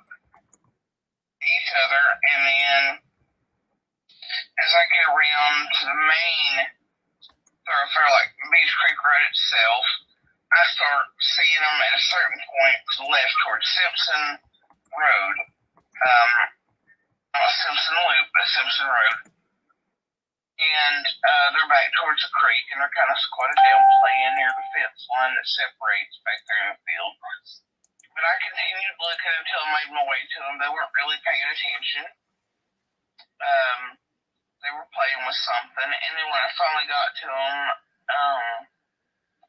they kind of jumped up and started, and I was like, hey guys, and, you know, I was like, I asked them questions like, you know, when have you seen your sister last? When, you know, this year, how long? And, you know, it's part of what I'm not really saying out loud to, you know, the public, because I think it's important. But, What part? Can I ask? I mean, we're here talking as far as like what the boys said to me in the last place, they saw Summer and how long it had been. That's something I think is just like for cops to know, you know? Yeah, okay. Well, So I'd rather keep it from public consumption. Yep. Okay, keep it quiet. Yep. Totally agree. And, I did hear the boys were playing hide and seek. Is that true? no, like when I come home, they were playing like you would, like they're squatted down at the creek there, and they were just playing like in the water, like they were looking at something had them enamored, and it's pretty shallow. I mean, at that point where it'd been dammed up, it was just like a little trickle, you know? It wasn't all that deep at that spot. And so they were just kind of squatting down. I don't know that they were taking it seriously. They're a bunch of kids. They think, yeah, it'll be all right type of thing. That's the way I took it, and their mannerisms and stuff. Just being kids. But when I come there, like, adults, we were supposed to be looking, you know. Yeah, and, yeah, and the oldest looks at me, and I mean, we know it. Me and the oldest know each other to be, you know what I mean, like through years. And I was like, you know, I asked him, he was the spokesman for the little group, and they had that look like, oh man, we've got to march back to the house, we're going to get told on, probably going to be in trouble type of, you know, I was like, because they were acting a little weird. Of course, maybe I thought, man, they think I'm going to tell their mama, and they're going to be in deep crap for playing instead of looking for Summer. And they had come from when I was going towards the creek to get in, and after I heard them talk to Candace at last time, they went down, you're staring directly, face on at Candace's mailbox and stuff. They went down the hill to the left and towards the creek that way, towards Simpson. So where they were at and everything made sense. But no, when I come across them, they weren't playing hide and seek. They were playing in the water, like all squatted down in a little row, you know, chins sort of almost touching knees, really enamored looking at something, and I interrupted them. I mean, but you know, they went right back through the motel and back towards, you know, the house. That's where they were going the last time. See them that day, and then I think I talked to them the next day, and over the course of the following weeks, you know, until, so, but yeah, I mean. So, what happened then? So at that point, what takes place? After the boys that day? Yes, ma'am. Well, before I reached the boys, Dawn and Baltimore had come in almost at the same time. Candace was up towards the end of the road. She had told Baltimore what happened. What car's Dawn driving? The red Subaru. Okay, so the red car that you would have thought earlier that you mentioned, that is definitely not the car. Yeah, see, that's what confused me when I seen initially when Candace came down the hill, I was expecting a Subaru. And then it wasn't. It was her mom's Tahoe. And I was like, well, whatever. It was probably parked first in line, so she took it, right? And then when later on, after the first two cops come in, and then Dawn shows up after Baltimore, just like right behind each other. Dawn shows up and I see him physically because that point was still close enough. Even though I was right at the main road of Beach Creek, I could see the end of Ben Hill. And so he shows up in the red Subaru. And I'm like, what? And I'm like, hold on. I'm like, so what the hell was that red flash? It was definitely not them earlier. But see, that's what was going in my head earlier. And the reason I think I knew something was off with that coloring, because the red that went up the driveway before that wasn't shiny. It wasn't candy apple red. It was an off red. It was not right. And that's why I'd asked my son and even bothered going, who was that? Because if I see, you know what I mean? That's what cued my brain in. But it was like, it took steps to realize, So that kind of confused you too at that moment. But the color, I knew it wasn't right. Coming up the driveway earlier, that the red wasn't right. That the clear coat wasn't there. And that's why I even bothered to ask who was that. Because my brain went, that ain't right. That ain't the neighbors. But I just, when my son said, oh, it's the neighbors, I dismissed that too. Could it have been done? I don't think so, because the traction was wrong on it. And it didn't complete the circle. Between us 1 to 10, 10 being the highest, where would you put it that it is him and is or isn't? I'd rather not state that publicly. 50-50? I'm just, I don't know, but it's something that, I just rather not publicly say it, just because my opinion holds weight, and they're already doing things, and that's been my mission from the get-go, was never about guilt or innocence or speaking on my opinion, other than to say that I don't think Candace did it, just because of seeing her face that day and her voice and knowing the risk for her and calling 911 even. I feel like she didn't have anything to do with it, but I can't speak on it or what, I may have missed that day. Because there's all kinds of, I could have missed all kinds of things.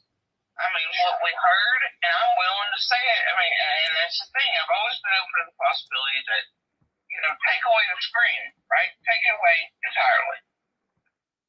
The same possibilities still exist, but there's a bigger picture there than just darn Candace and poof. And that was goal. But people talk privately, I have no issue with that, but there are certain things, and that was my mission coming on. It was not to speak on guilt or innocent. It was just to let people know there's a bigger picture there.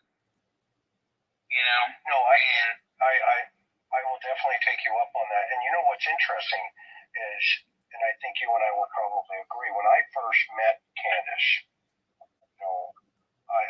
she is abused, and I think she's continuing to be abused, especially by some of the people and some of the people being surrounded by her right now. I think the public's looking at it in a different way, but as somebody that comes from domestic violence and comes from that hill and that property, they keep saying we all besties is there, no. And that's the truth. We barely talk. We've talked more since this has happened than before. But your neighbors in that area is different, and you have a good heart, Josie. You really do, and Jodie, you do. And first of all, and then the other side of that now, right? It's like one of the things that really struck me was this idea of this red truck. Break that down a little bit more for us. For me, on the red truck, I witnessed it. Yeah. The one I witnessed, I don't know that is. I know that somebody else is who reported the red truck, right? But there was a truck that I was seeing And I had, like the first few days, they were like, well, did you see, because by that first night that Summer was missing, there were rumors amongst everybody standing there, the neighbors, about a red truck, but also being mixed with Jackie Dove's vehicle being there at the same time. And we were like, no. And there's some things there that, but we were like, no, the only one here was the blue, Trailblazer. And there was no other vehicle. There was no red truck here. And then by the time, everything finishes, the days go on, they finally start asking about a red truck. And I was like, well, I didn't see one in here that day. Like, you know what I mean? That's what I was being asked about. And they gave me this picture. And it was like, I didn't see that day. And you know how sometimes they can be kind of short. I'm obviously not a short-witted person, but they want the question answered and they move on. And there was a lot of things to do, a lot of agencies involved. I understand it. They're doing their job. Then we had a specialized team come out, and it was like, there was a guy that was coming in here, and, tried to expand upon it, but there was a truck that had been coming in and out for weeks. And the reason I would see is because I was down there trying to run the survey lines and things for weeks and pull all the property stuff and measure and do this and other across mine and Candace's and or other properties to make sure ours lined up. And so I was seeing this guy come in and out, and because I have to sit at the bottom of the hill bar because my body doesn't take stuff like that well anymore, so I'd rest. But then around the same time, a lot of days I'd be waiting on Baltimore to get in from work, and I'd be waiting down there. But this guy kept coming in and out in a truck just like they're looking for. To me, it was a little older, a little earlier, but not by much. Baltimore had seen the truck too, and the guy, and he thought he knew who it was and where they lived, but we can't find the truck. And couldn't at that time either. It was no longer placed and living where it was, and which is just a few houses down from where I'm at now. But I don't know the around it. This guy would come by every day at the same time, and I thought, well, drug traffic, something like, you know what I mean? And we were almost eye to eye every day, and just, like maybe 2 feet apart. Because usually it's flowers doing something at that point. But he always kind of looked at me a little odd, but I don't know. But he didn't look like he was on drugs. That's what got me. And there was, for some reason, his face stuck with me. And that's something strange these days because faces usually don't anymore. It's something that was taken by medicines, like beta blockers a couple years ago. And so I don't really do faces, directions, stuff like that as well as I used to.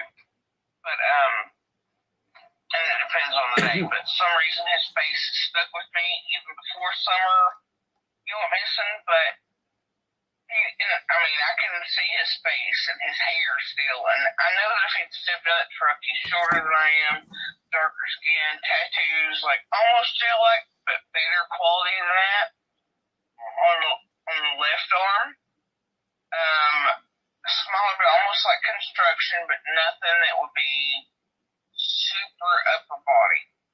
It wasn't super muscular, wasn't the stringy sort of drug addict construction you see either. The hair kind of had that silverish tint of black, but it wasn't turned silver. It's almost like ethnic or sort of like certain types of indigenous hair type. Like it has something to it that just makes it different. And it was flat, but it wasn't unclean. Kind of thin, but not like super thin. His nose had a different type of shape to it. He looked healthy. But it was super rough, but there was a ladder rack on the truck that kept coming or going. And then, like I said, I talked to cops about it off and on through this, but and it was mostly, well, we were saying truck now. I was kind of dismissed. I never even got to the guy really what it looked like or anything. And then I find this this woman's post, and I've got proof on my phone that I saw this guy. I was looking for him after even being dismissed. Kind of. No, it wasn't dismissed. It was just like, okay, we heard you type thing, But Is he Hispanic? No. I mean, he's got something there, but it's not full on anything. You know what I mean? Like there's something there, and you can tell it in the nose shape, in the face, and the hair, and the skin tone. But you can't really, there's something in the background of genetics there, but it's not full out or enough to, get you.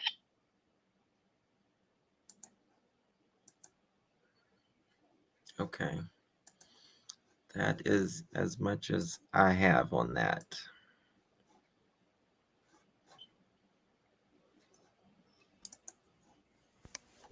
Thank you, Justin. Thank you very much. So I will email them to you. Yes, please. Vendra, can we get a confirmation on 911 calls of law enforcement about this guy? Let's see. Okay. So that, and the reason I had asked you to play it, with the additional 15 minutes is Sure. so everyone can go back into time and understand what she said during the course of that marathon to Chris Madonna. Mm-hmm. Now, if she's watching, which I would feel she would be, because of the title, Correct. yeah, we'll see if there's a change in the dynamics of what she actually said to Chris Madonna. That would be one part of it. Yes. The other, I'm not going to talk about right now, okay? Because once I get a chance to actually go over it myself, then I'll be able to get take notes, get a better understanding of the dynamics as to where she was coming from. And as the chat heard that, and I'm sure everyone did, you can now see Jodie Sue in her dynamics then and then post marathon now. Thank you. Yes. Okay. Yeah.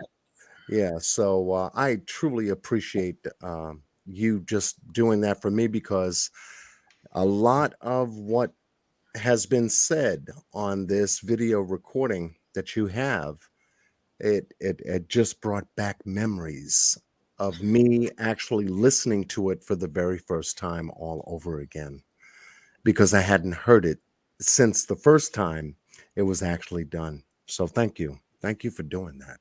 No problem. Thank you guys for, I wasn't a creator then, but thank you guys for raising the money, doing the time, and and of course everybody that donated. It was crazy, just to keep going and keep going and keep going, but that's what it takes, Yeah. is to just keep going, and you guys did it and then some. Yeah, we So, did something that we didn't even think was ever really going to happen the way it did. And the beautiful part about it is it wasn't us. It was the people the that donating. followed us. It was the message that we put out there. I didn't know Scott from a hole in the wall during that time. We had just met. Miss Q and I were just talking back and forth. Miss Penny with Miss Scott during that time. I mean, we didn't know each other. Right. And it was just one moment we had a conversation. And that conversation is what created the Summer Wells Marathon, just to see what could happen. And hence, we have today what happened with that marathon. Hence, today, that reward fund is not sitting at the idle 38, 39,000 that it once was sitting at. It's nearly $75,000. Yes. And that came from the YouTube community, bucking together for a 5-year-old that went missing on June 15th of 2021 in broad daylight, and nobody seems to know where the hell she is. On a dead end road, Thank you. on a hill that nobody is going on that road unless you live there, you're a delivery person like mail, or you got to be going there for a reason. Yeah. And we that covered the essence of the story as best as we could based on the information that was put out there, Mhm. going through painstaking hour after hour after hour, live after live after live, article after article. I mean, you have to understand, what it really takes to really dig into a case like this. And you have, Justin, Scott has, Miss Squalls have, a number of content creators, Miss Ziggy, she has, in her own way, was able to put out content, direct content with Donald on the line, just as well as Cam and Allie and Benny Keys. And I mean, we got what we were able to get from these folks as much as possible because they felt that we were the better way to go. Because if all went to hell, they could blame all of us for it. Yes. See what I'm saying? Mm-hmm. They could blame all of us for the bullshit, Yeah. and that's their reason. So they're good to go. They're little golden parachute. But they didn't expect a whole lot of other interviews to come behind theirs. And that's what made the dynamic different. That is very true. Did you guys ever see the photo of the day Summer went missing? The photos taken by TBI, the way Dawn was dressed. There were some of them that I did see. I wasn't able to get a lot of them. I think Chasing Truth, and much love goes to her. She was able to, I guess, post a few of them in a small little video that she did. But if you have more that the audience may not have seen, then by all means, Yeah, I was looking for Don did not look like he was working that day. That is for sure. I felt that way too. I was just it was I'm trying to find it while I'm And I'm talking. working on the chimney top loop aspect of a video that he did that he was able to get over to Mr. and Mrs. Share on their channel. Much love and big shout out to them. That had a very big question mark in my mind about the reason why he went there.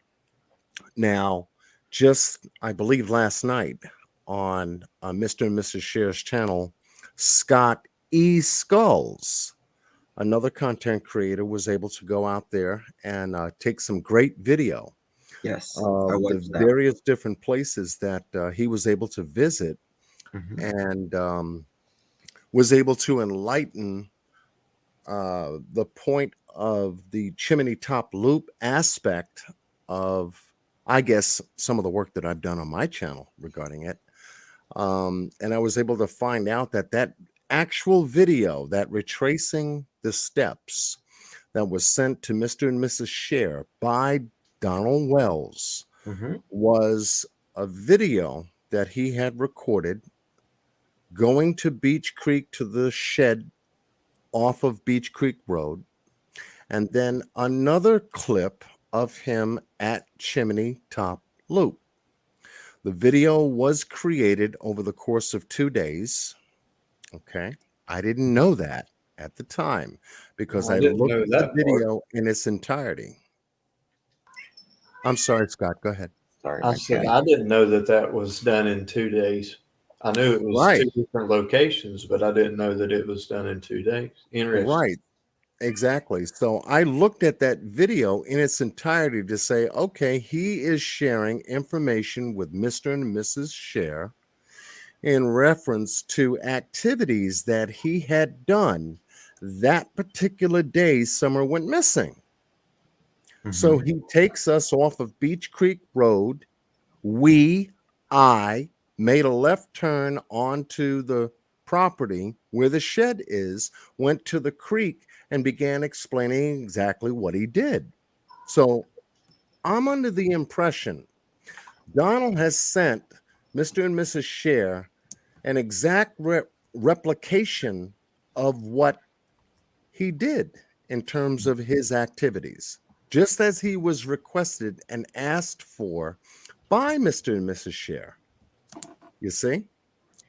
And so when that video clip shows him going back to the property, parking his car where all the dogs came out, just like they did for Chris Madonna when he visited the property, the video abruptly turns off and then jumps to Horton Highway right at the corner of Chimney Top Loop. And I said, well, what the hell is this? Oh, I guess he must be sharing more information as to his activities that day. And so I followed that video, and it was always a big question mark in my mind about Chimney Top Loop. I met Scott off that same information, and him and I did, I, gee whiz, I think 5 or 6 hours, give or take, on his channel, just based on that whole geographical terrain from Beach Creek all the way around that holler mountain onto Chimney Top Loop and then some, because Scott was able to break down a lot of the genealogy in that area that I never knew about. Like I said, I'm from New York, and Scott's down there, boots on the ground. And so he shared with me stuff I never knew about. And it helped me to begin to identify the neighborhood, the community. There's always, people that live next door to each other would consider themselves some kind of community, give or take. But now when a child goes missing, you see how they act. Mhm. It's incredible. But It is. yeah, so I've got to now go back and since this information just came out last night, I've got to go back and now revamp that video information I put out on my channel to say, okay, if this was done over the course of 2 days, and Donald took going back to Beach Creek one day, and then Mhm. decided to do Chimney Top Loop on another day, I want to know what the metadata says since Donald sent the original video over to Mr. and Mrs. Share and see what they come back with. And then we'll know the difference between how he video recorded that, because the metadata will tell us. That's right. Here is I don't know if y'all have seen this photo of Dawn the day Summer went missing. But to me, in my opinion, that doesn't look like he's been at work. You see any spackle anywhere? Now, I haven't seen this. Yeah. Oh yeah. Does that look like there's any spackle? Now, this was after he came home Yep. I directly was from Absolutely. muted. work. If that was not on the evening, it's too bright because the law didn't get there till 7, so that sun's too Mm, bright for that road. The way that hold on. the sun would have You may been be right, actually. casting that road at after 7 p.m. would have been all shade. You may be I've been right, up there actually. because the way that the sun sets, the sun would have been down behind the ridge, Let me and confirm what day that was. But I thought it was the day. Yeah. Let me But confirm. Hold on. That is a Now, good point. is this the search and rescue? Uh, this was TBI photos. TBI. Okay. Yes. So I'm sure search and rescue obviously was there because it looks like uh, EquiSearch was there that day. Okay. So EquiSearch was there, what, 4 days after Summer went missing on the 19th, 20th, when Dave Rader got there? Because if I'm correct, isn't the guy in orange? Isn't he from EquiSearch?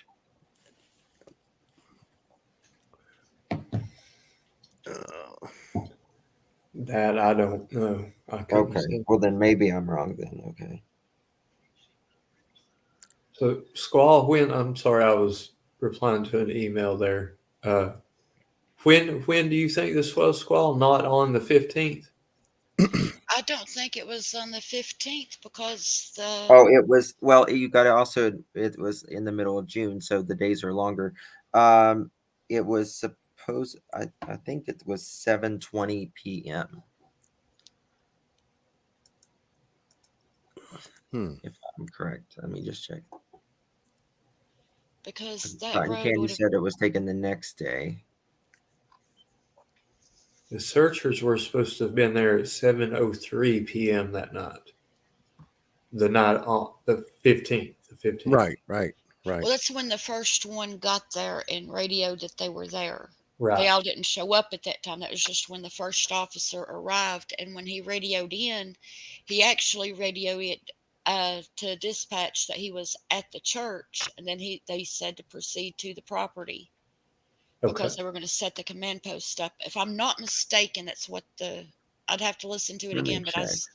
I want to think for some reason he arrived. He radioed in from the church There's at one red that barrel. time and then proceeded to the property.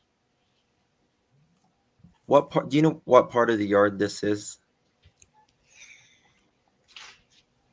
Well, according to that red barrel that's over to the left on the ground,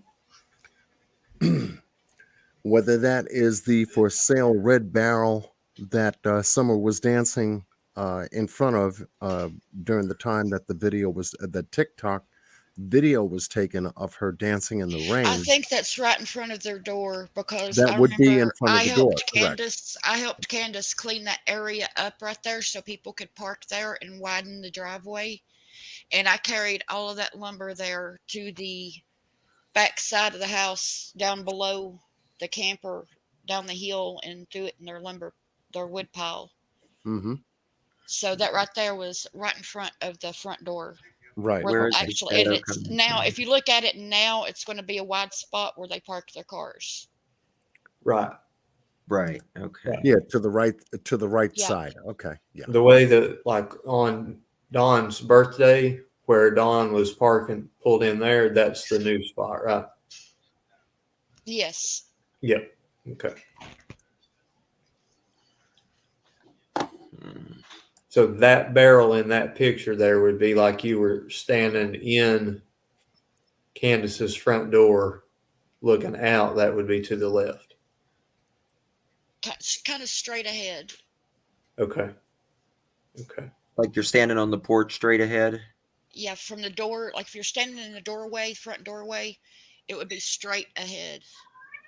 Okay. Maybe just Right. like maybe like 1 o'clock, and that's like the furthest to the right that it would be. Mm-hmm. So to the right of Dawn's truck right there would be where the green Suburban and then like Grandma's truck and then the Yes. Grandma's camper. Okay. All right. Behind Don's back would be probably the Suburban, and then on the coming Okay. back like towards us would be Grandma's truck, and then our Right. camper. Okay. Okay. Gotcha. Mm-hmm. If the guy in orange is from EquiSearch, then we know it's Cotton Candy. How do you know it was the next day though? Like, how do you know? EquiSearch didn't get there until that Saturday, right? Vet Girl says that is at the top of the hill, so the sun would still be present until sunset, correct? Of course, yes, yes. Yeah, yeah. Yes. Yeah. And That's and June thank you. 15th, too. You know, a week away from the longest day of the year. Yeah, 8:52 is the sunset, which is nearly 9 o'clock, right? So Yeah. Right. And it doesn't actually like get dark till like 9:30. yeah, You can dusk. still see So outside without a flashlight easily at right, 9:15, 9:20. yes. I love those days too. Yeah. Get more done. Thank you, Sherry. Okay, that's not Dave or Equisearch, Robin says. Okay, then I was completely wrong.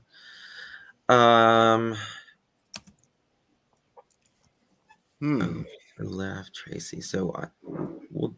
Oh, my cat, guys. I swear I'm sorry. it's it's mental right now. Now, Uh, Justin, you obtain these photographs from what source? um, If you can tell. I can't tell you the exact source, just a private source. Okay. Okay. Because if you can have your private source wherever they got these original photos from, check the metadata on the Yes, photos. that's what I was Okay. trying to Okay. Okay. get in contact with. Yeah, because if they could tell you exactly how these photos were obtained, it goes to the body of the timeline.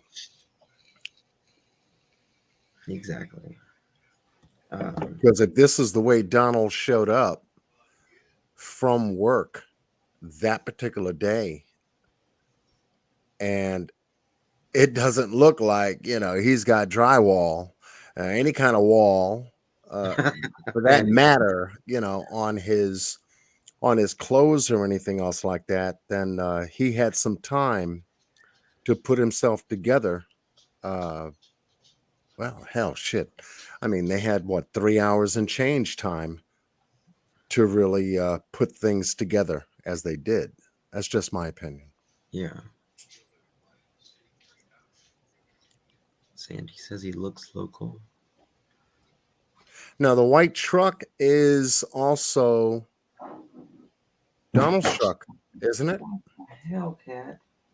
Sorry. Yes. Yeah. Say again? Yes. Donald's truck. Yeah, okay. So that's the white truck that he drove Chimney Top Loop with when he did that video. You see, because, when I looked at the video of him going to Beach Creek, he had the Subaru. Yeah. When he arrived at the same location right here in this parking slot, and the dogs met him, the video shuts off. And the next thing we know, we're on Horton Highway and Chimney Top Loop, and the top of the vehicle which he was driving was white. So, okay, you get rid of the Subaru that has the GPS, and now you're taking a vehicle that doesn't have a GPS to take us to this place called Chimney Top Loop. For what? Being that this is maybe one of the back roads that was taken by the assailant that thrown his daughter in a car and got out of there 20, 25 minutes, give or take, and just go there to Chimney Top Loop. Why not any other place? And that was my argument. That was my Yeah. whole argument to bring out Chimney Top Loop, because none of what he did on the video made sense for us to be at Chimney Top Loop. Not unless there are other search areas that is out there that he may have shared video about that we don't know about, but that hasn't come about. Only the Chimney Top Loop video does. And so that's why I went so hard on it, because it was a hard question in the back of my mind to say, where is this place? How far is this place? Who does he know there? Who knows him? Did he do drywall, et cetera, et cetera? Are there any RSOs in that area? Did they search that area? Has that area been canvassed? It's a place whoever is going to have to be very comfortable with, because in a stressful situation, you don't have a lot of time to think. You know what I Right. mean? Time is of the essence for sure. And that would be someplace that he would potentially know very well. Right. What are your thoughts, Scott? Well, my thoughts are still that Don was at work in Jonesboro till 5:30 because of his coworkers and his foreman. Yes. And Jamie Killian that you heard about in the very first that got mixed up with Jamie Wilson. Okay. So, I mean, I know it's hearsay but I'm still going with that. I mean, why would they have any reason to lie? TBI's been out there and interviewed them all and everything. So, I mean, why would they lie? So, I mean, that's as far as Don's timeline, that's always what I've based his timeline off of, because I don't think I think now at this stage of the game, almost 11 months in, I think if Don is guilty of anything, it would be guilty knowledge, meaning that if something happened and Candace did know about it, then she probably told him when she allegedly called him at 5:30 and said, Summer's gone. Right. Okay. So I think if anything at this point, besides being, not the best, having the best past history and criminal history and, taking out of the account the, Mary and Jeannie and all that stuff, just talking about June 15th. Right. I think at this point, almost 11 months, Don's just guilty of guilty knowledge. Right. So At the very most, planning of if it was a controlled abduction, like Squall and I were talking the other night, if they plan to send Summer off with Uncle Johnny so that, they wouldn't get in trouble for, whatever reason. But there again, he would just have, knowledge of doing that and planning it. But myself personally, I just don't have the opinion that he was there or anywhere around on the 15th. now, who actually has confirmed that the Don's coworkers said that he was there till 5:30? Don's coworkers. I mean, is there an interview or anything about that? I mean, you know what I No, mean? they don't want to be They don't on want to be the talked to. They don't want anybody to know YouTube anything about or them because of the But, harassment on like, them was have from the either of you beginning. talked to them?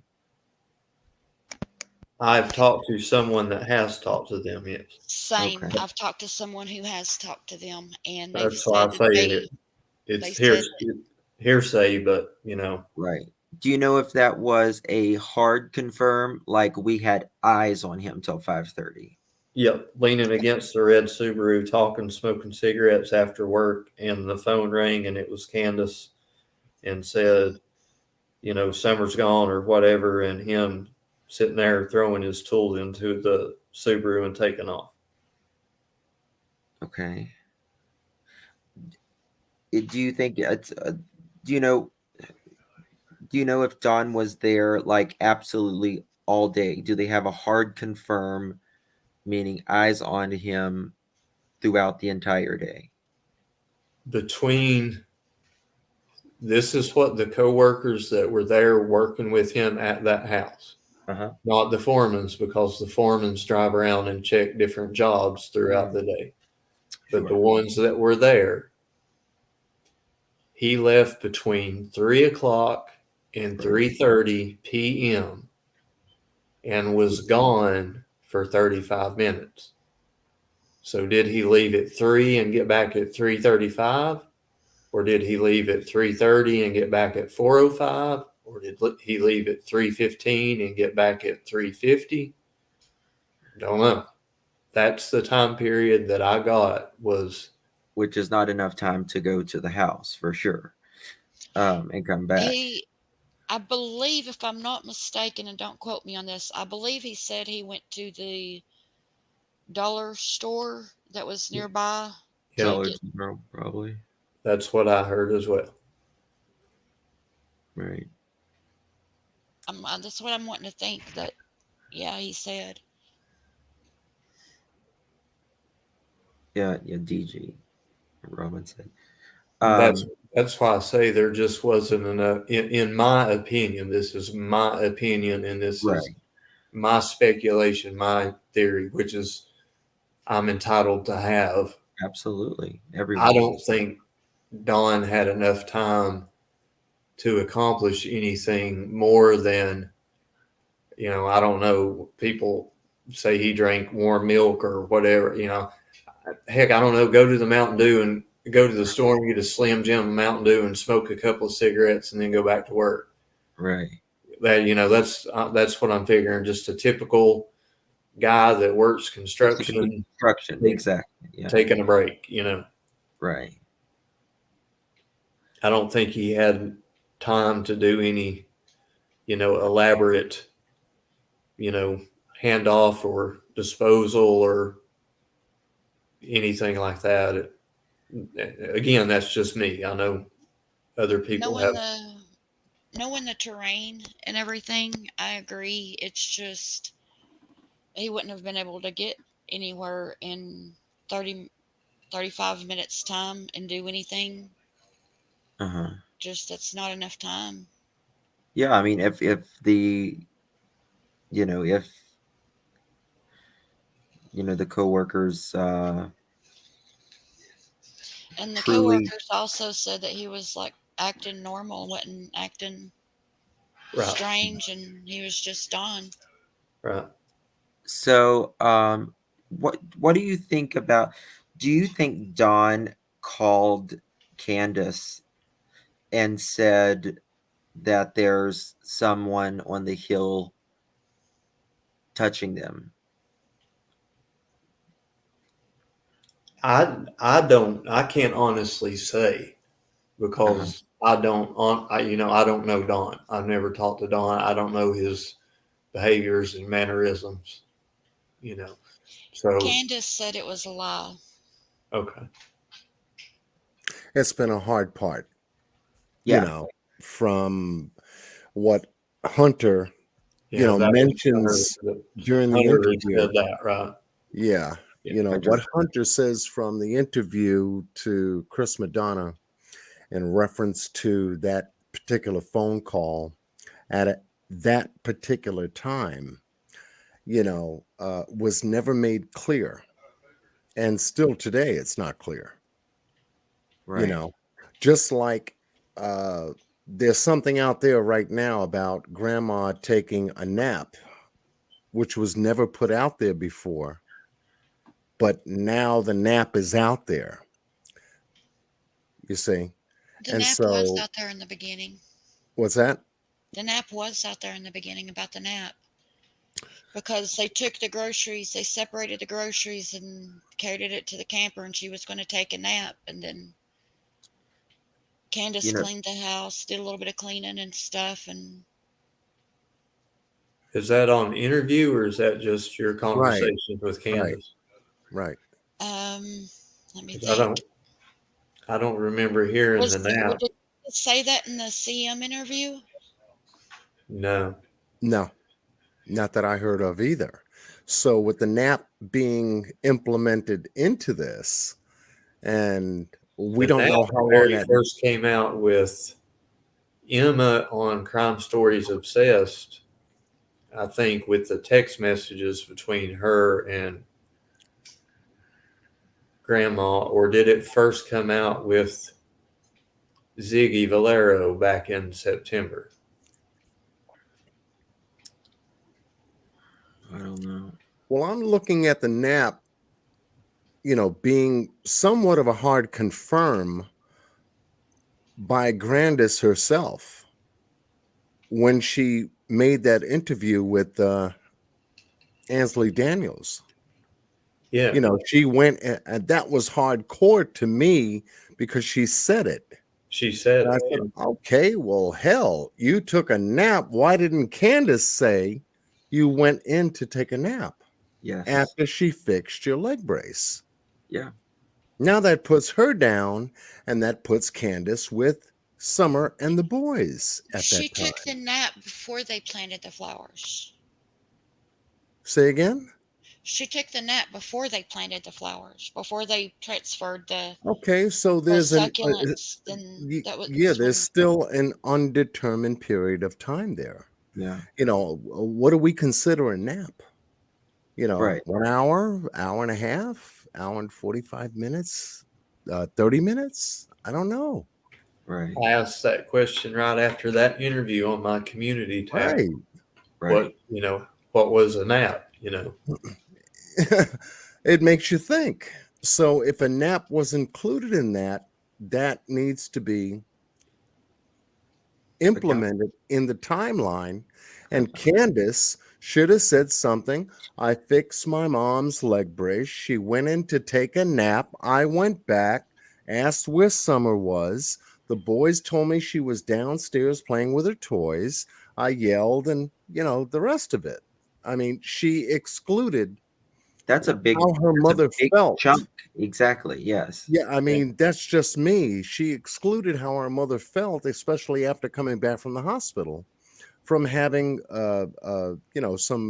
some issues with her knee. Right. If it Mom went was to take a nap. something She was exhausted, from right, her knee and the doctor's appointment, that kind of thing. So mom went and laid exactly. down. She was having an issue with her knee at that time. Hell, if it didn't hurt, it'd be one thing. But if it did, she had to get up off of it. You Yes. know, 10 months in, Grandis couldn't recall for sure if it was the horse stables where they went swimming. right. Uh-huh. I don't think she could remember what it was called. Okay. Vet Girl makes two interesting comments. If 309 is a firm return and the call is at 6:23, then there is enough time, in her opinion. And then police off the cuff said last seen alive and alert was 2:30 p.m., meaning Summer. To me, that means, in her opinion, Grandma said nap on WJHL. Well, the TBI says she was last seen outside of her home Right. on the 100 block of Walking Ben Hill away. Road. Walking So- away from the home. in But the who's 100. seen her? So that, Nobody knows. Nobody's. well, in the reports interview saying- with one of the news interviews says it was by Bianca Murray, I think, on her Twitter, said that Ronnie Lawson was told by her siblings that Summer was seen outside. So that would mean Summer's brothers would be the ones that saw her outside the home on the 100 block of Ben Hill Road. Uh-huh. So that tells me, based on WJHL and TBI, Summer made it home. Yeah, and that's a good point, Robin's egg. Is the TBI basing that on just the Wells statements? Are they basing that on just the, also the Wells, meaning the boys? Right. Well, I mean, there's one thing that we have to look at. That's what the news says. So really, is it true because it's based off of what the Wells are saying or the boys, 3 minor children are saying? I don't know. That's what the news reports. So that's, in all of this craziness, that's the closest thing I think we can get to being reliable, because it's been reported to, thousands of people. I Yeah, I think mean, that interview that we just got finished listening to concerning Jodie Sue says something different, and how Well, she was able to interact with the boys during the time Summer was missing. See, now we've got to go to demeanor. We've got to go to the boys' demeanor, how they were responding and reacting during the time Summer went missing. Now, we heard Jodie Sue just moments ago.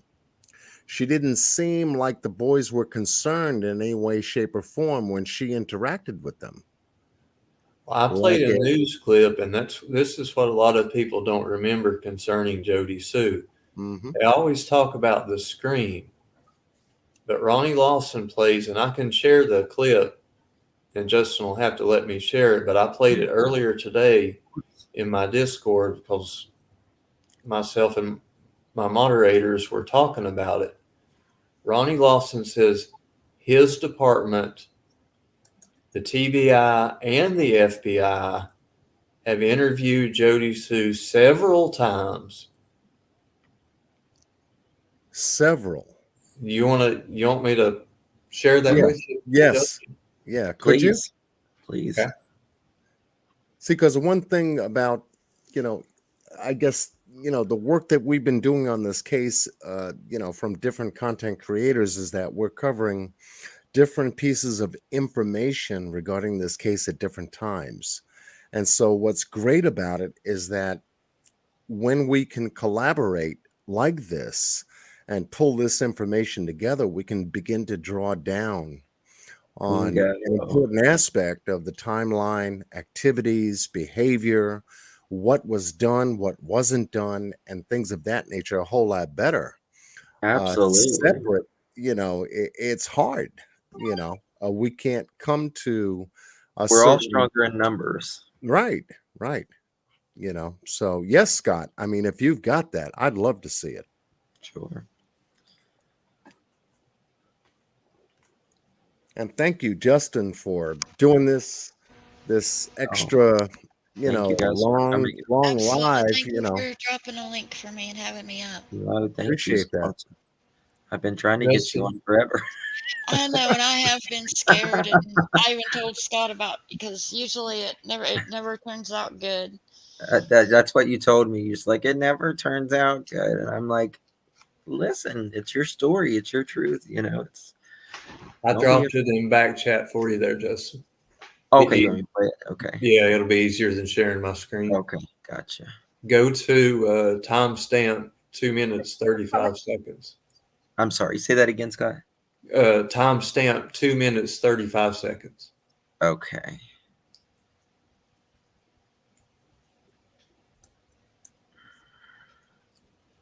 Okay. And Miss Squalls, for you to do an 11-hour live makes me smile.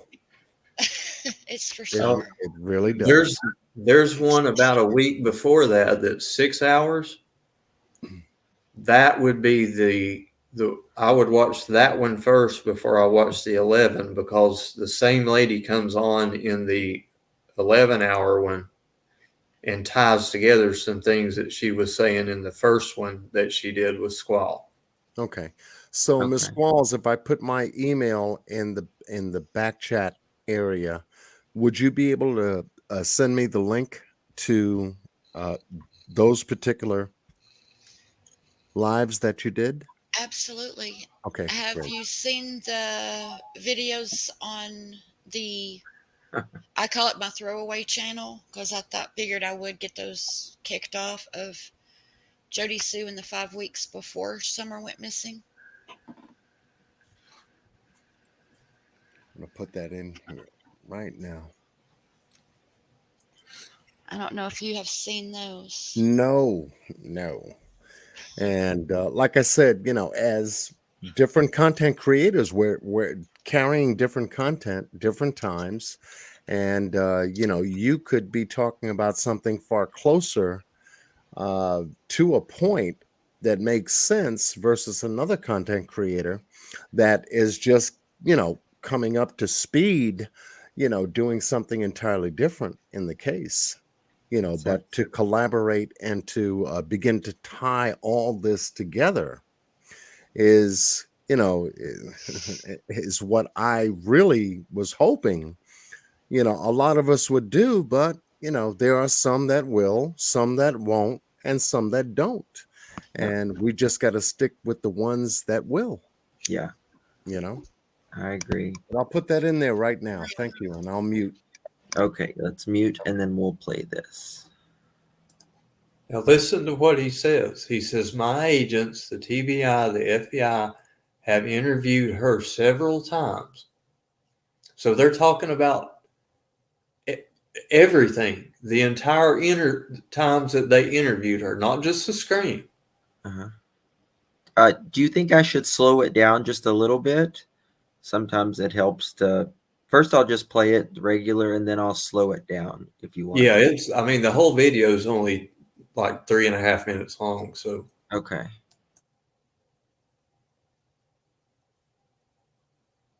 Related to the disappearance of Summer Wells. She's been interviewed numerous times by not only my agency, but the TBI and FBI, and we don't find anything with that complaint or information related to this case. Jodie Sue wishes she could go back to just a short time before Summer disappeared and before the scream she believes was Summer. Wish every day that when I heard that scream, I hadn't tried to dismiss it.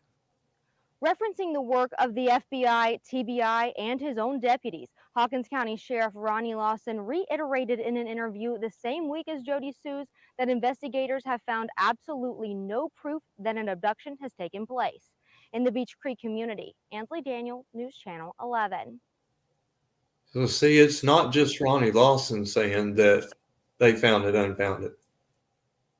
Several interviews with his officers, the TBI and the FBI, regarding that scream and information,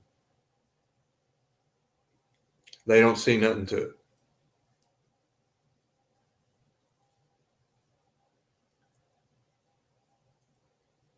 Now, that's one of the great things about Squall's guests that have been coming out,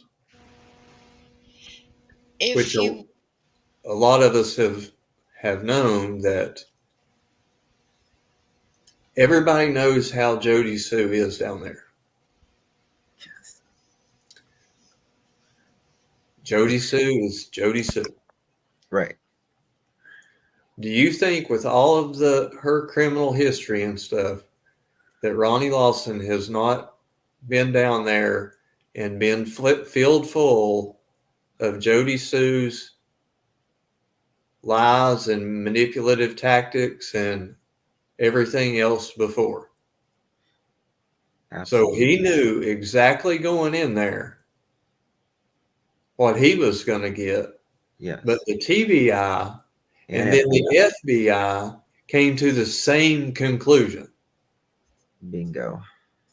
And they just don't say, oh, we came to this conclusion because we feel like it. You know what I mean? That it has to line up. It has to make sense. And, not to be mean to Jodie Sue or anything, but as nosy as Jodie Sue is, who wants to be, well, see, I guess I'm not the only one saying it. Riggs Funny Farm. I think if she heard a scream like that, she would have been sticking her neck out finding what it was, because that's what people say. Thank you. I agree. And that's just the way I feel that Jodie Sue would be, because Jodie Sue needs to know what everybody's doing at all times. That's just that's just her personality. Hyper vigilant. Yes. She was hyper vigilant that whole day, heard a scream and oh well. Yes. And she exactly. Bingo. that's the best way I've heard it, Squall. She was, and she says this, she was hyper vigilant Yep. all day, and we say also paranoid, in my opinion. Paranoid for what? Hyper vigilant for what? I don't know. I don't know. That's what didn't make sense to me. Why would you be so hyper vigilant, right. At that specific time? And blow Yet, up a screen that you know right, is not the boys and is not on top of that hill. right. Yeah. So, it just, And you it have just your children with you in the house, exactly. you see? So there would be no need for you to be hyper vigilant because there was nothing happening directly with you or your immediate family for you to be that hyper vigilant. And again, folks, maybe, I know we're not getting too much hate in the chat. We're not directly bashing anybody. We are just pointing you guys to look at what these people say out of their own mouths with their own words.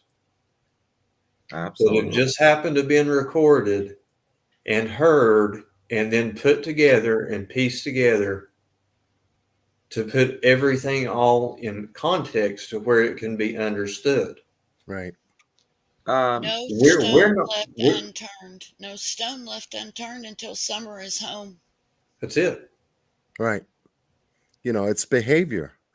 I've always said, what you do speaks so loud, what you say, I can't understand.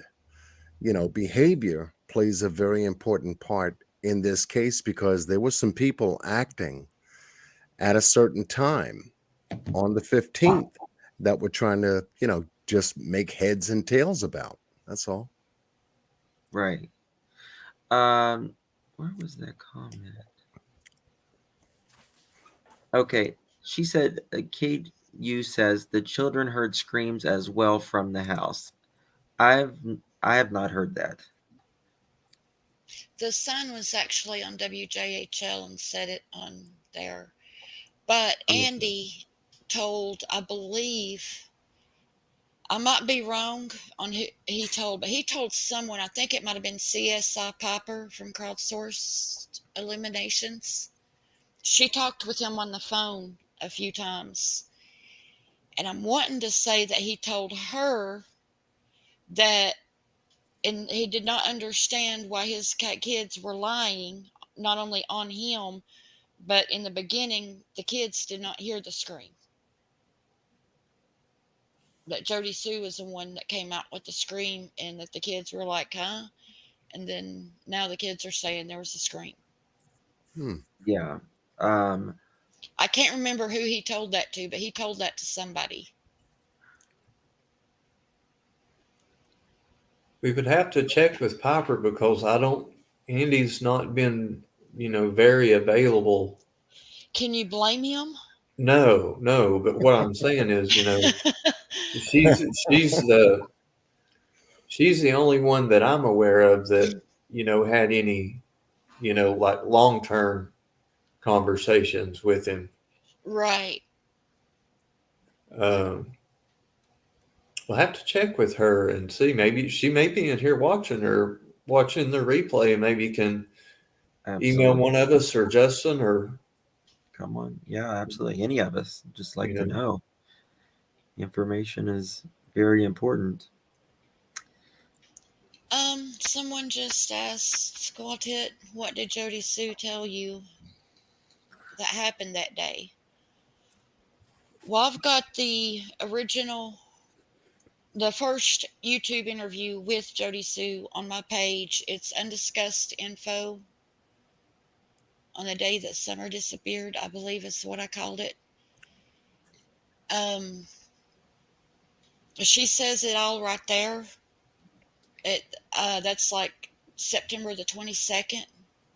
So we could compare that to what CM has, what y'all got with that from John Q's last marathon day. Yeah. So that was 7 days later, right? September the 22nd. No, that was 20 before Chris Oh, Him. excuse me. That Okay. was before Okay. the marathon. Yeah. She was Okay. on my panel before the marathon. Squall was the first one on YouTube to interview Jodie Sue. Oh. Okay. Interesting. And Penny with True Crime Commentary, when Penny and I were together, had left a comment under Squall's video. And then Jodie Sue reached out to Penny, and then that's how, shortly after that is when the marathon started and she started coming on air panels. But yes, Squall was. Right. I did a live stream right after Squall had done that interview, sending all of my subscribers over to listen to Squall's channel. After she had done that, because she was, the very first to bring it out. Sure That was. is very interesting. Yep. Very interesting, especially after the Chris Madonna interview on that last Marathon Live. Then she starts to move around to different channels. Well, tell them about that, Squall. Wow. Okay. she told me, I invited her to come back on panel, and I told her that a lot of my subs were reaching out to me asking if she was all right, if she was safe, and she was en route to the motel at that time. And talked with her and asked her if she wanted to come back on panel and, talk and tell more of her story and everything. And she turned me down and said she's about to speak louder.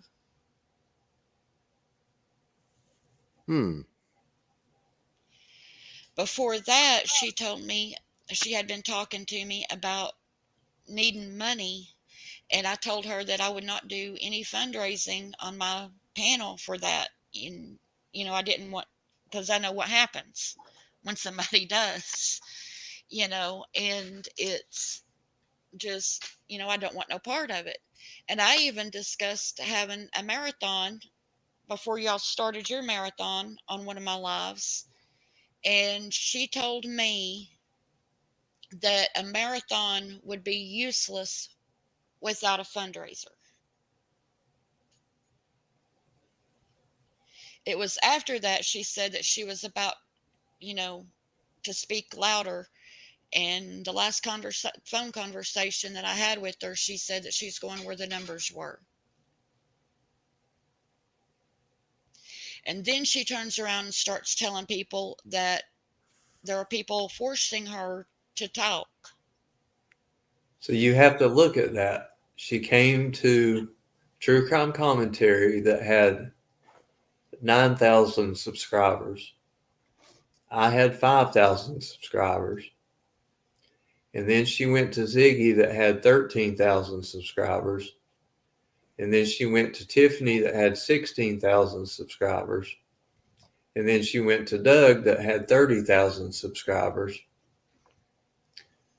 Everybody pretty well got fed up with her, but now her and Tiffany are besties again because everybody else has seen how she is. And I honestly believe either Tiffany Marie is a fool or she's playing her again like she did the first time. Because Jodie Sue lost all of those numbers going for the bigger numbers. And what did she do? Start her own YouTube channel. So based off of the conversations that were had early on with Squall, that was Jodie Sue's intention, was to run the racket on YouTube subscribers. I have screenshot. Well, I've got in my from the get-go. I've got screenshots where people were reaching out to me saying that Jodie Sue was wanting to talk to me and come on my panel. This was during the time that she was looking to move from that area? Yes. Yep. Okay. Did she tell you that she wanted a place on the beach? Squall? Yes. Yes. She told me I'm she starting to needed out of remember some here, stuff. away. She said that she needed as far away from Voldemort as she could get. Yes. Okay, tell it now. Tell it. Preach, Tell it. sister. Preach. Damn. Okay. A DV survivor using that platform to get away from her abuser, or is she running from something else? Okay. Yeah. Y'all wanted How- more. Oh man. Okay. A lot. Okay. Running against the wind. Local law enforcement name highways like they give them nicknames, usually like the Oxycontin Highway or the THC Highway or something like that. Jodie Sue and Andy conspired with other community members on that. They partake on that highway for those activities. Hmm.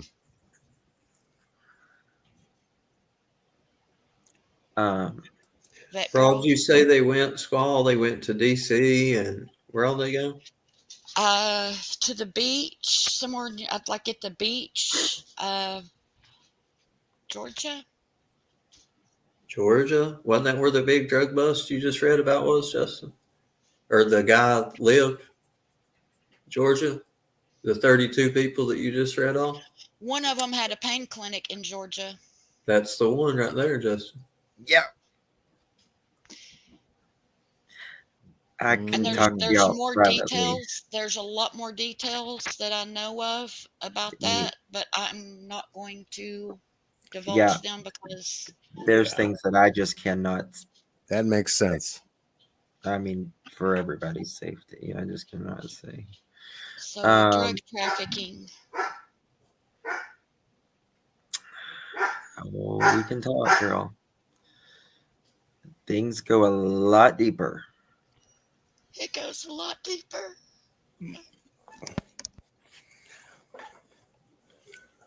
I'm sorry, Squall. So now this video piece, Justin, that you have us stopped on is the search piece that was done on what date? I don't know. This was from the news. Okay.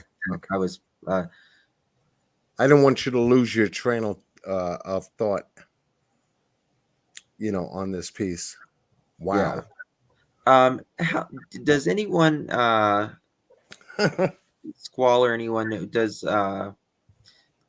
How does Jodie Sue know Chase? Does anyone know?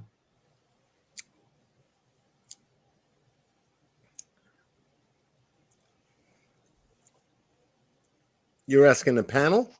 Yes. Does anyone know? Huh? I don't know. I mean, you don't have to say if you do know. I'm just saying, it's because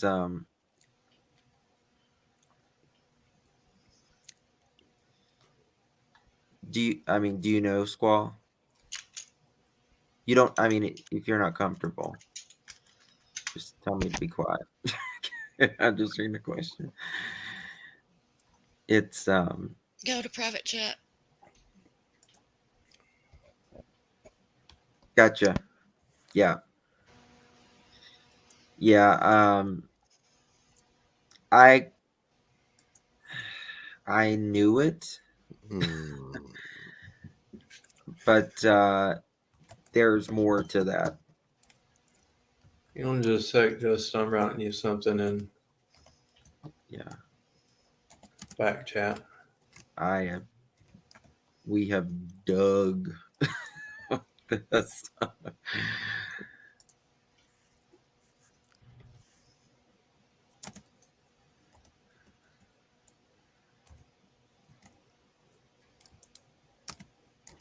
You probably already know this, but all right. Uh-huh. Yes.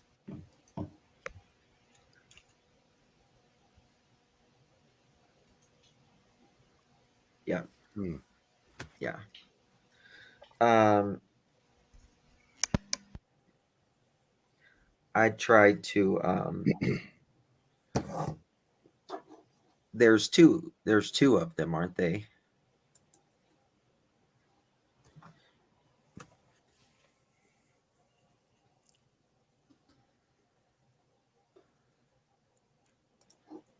If I'm correct.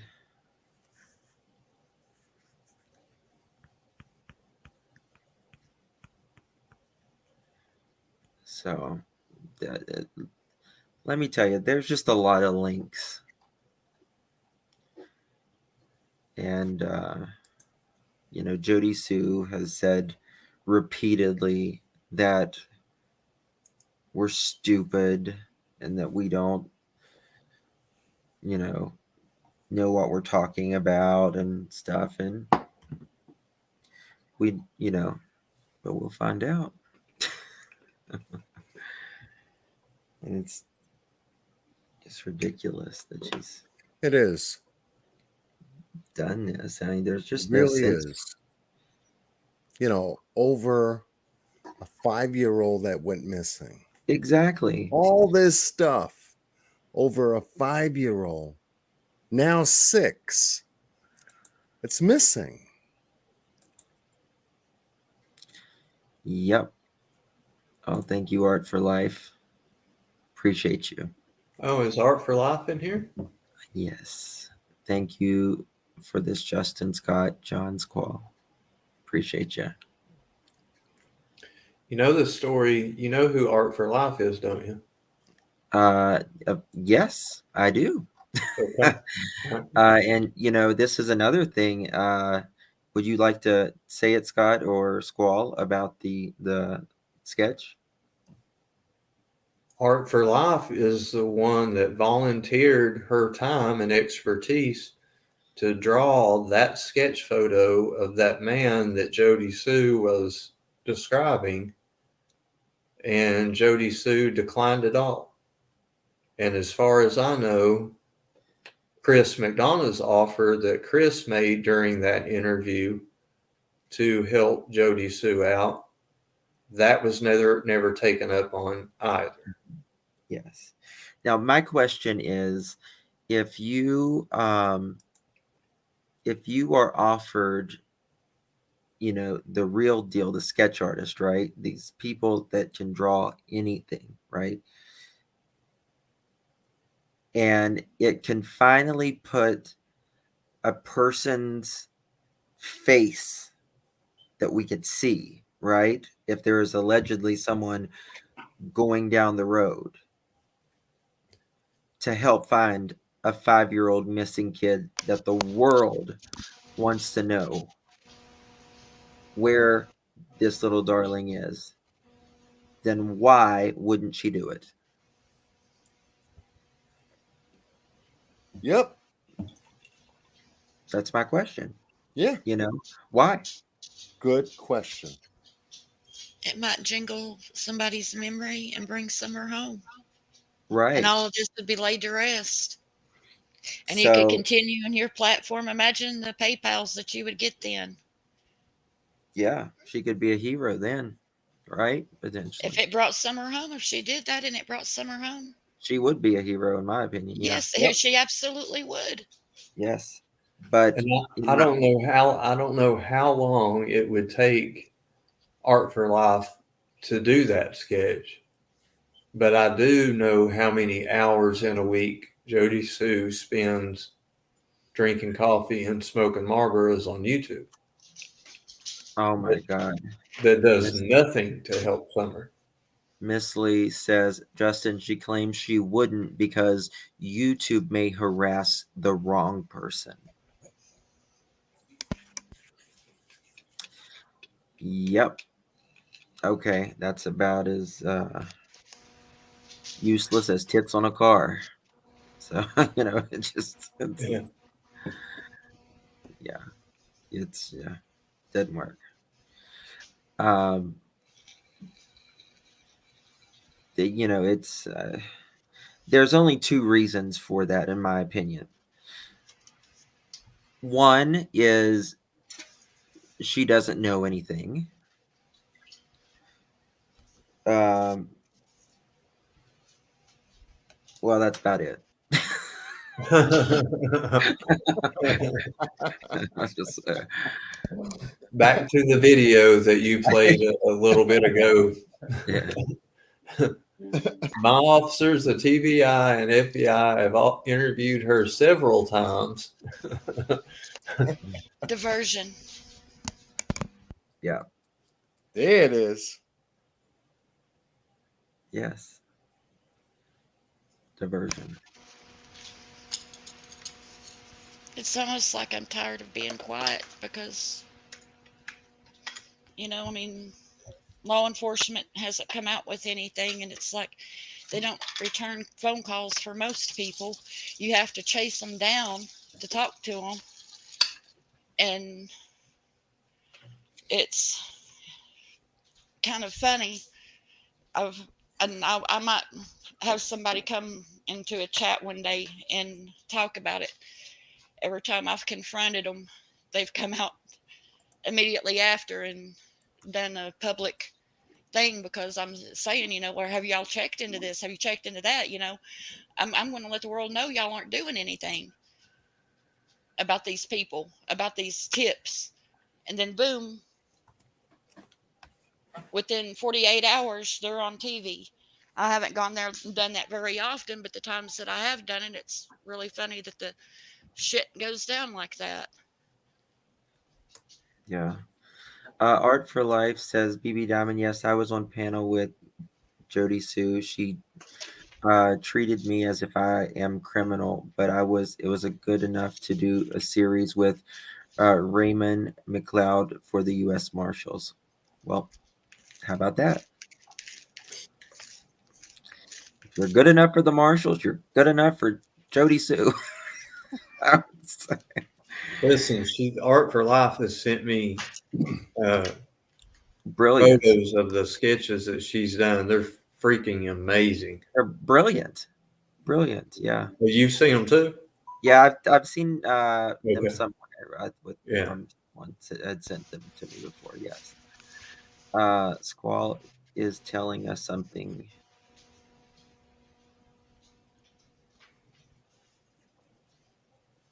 Oh no. What is it? It's just ignorance. I'm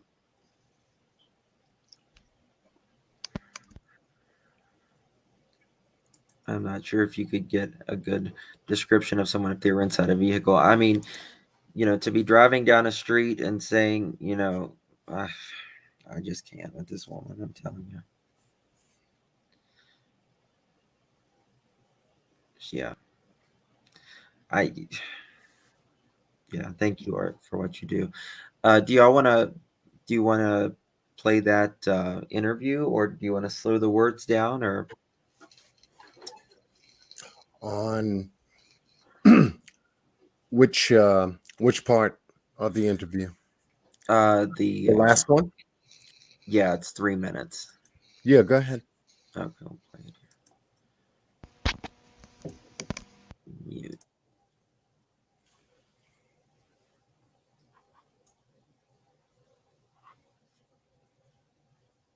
The Wells family lives across the street from a neighboring property. On mirroring mountains, together they can be described as sentinels which sit high over Ben Hill Road.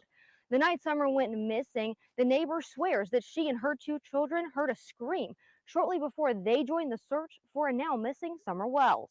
It's there, but you want to forget. On the watch and hypervigilant. And, That's how Jodie Sue Brown was the very day Summer Wells went missing. There's no TV, no noise at all. Jodie Sue was in her cabin with her teenage kids, 19 and 14, waiting for anything. We were kind of hyper alert because of property things that had happened the day before. So we were listening for noise. Everything was kind of quiet. Okay, I have to stop it there.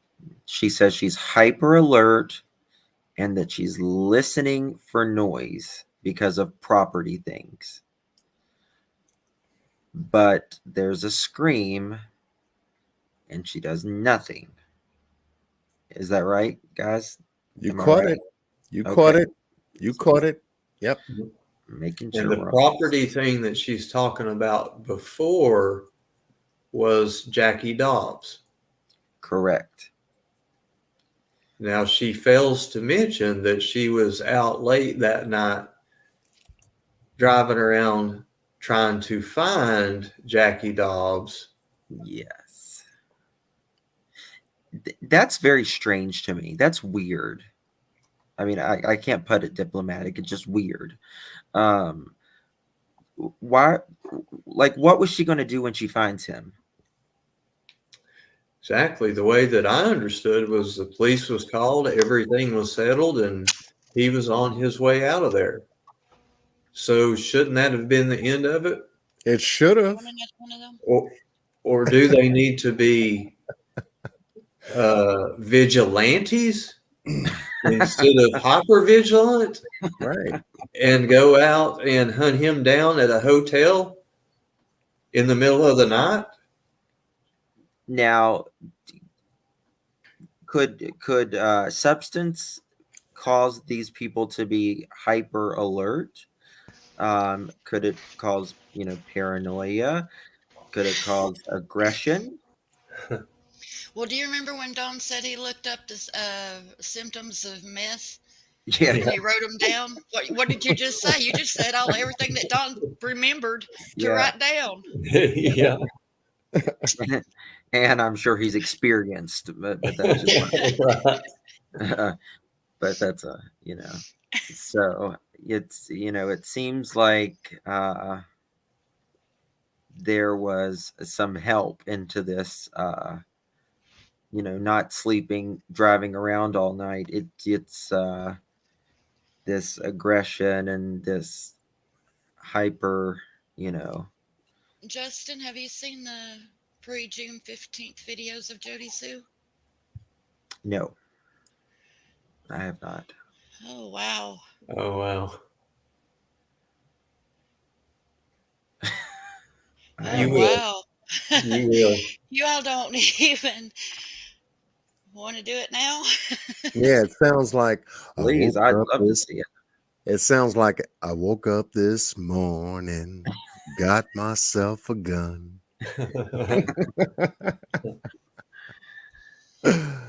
Oh Oh I'd man, man. like to see their reactions as they watch it. yeah, I have never seen that. I would love to see the reactions. I would love to see my reaction. This needs to be a reaction video. Yeah. Do you Yeah. agree, Scott? Yeah, exactly.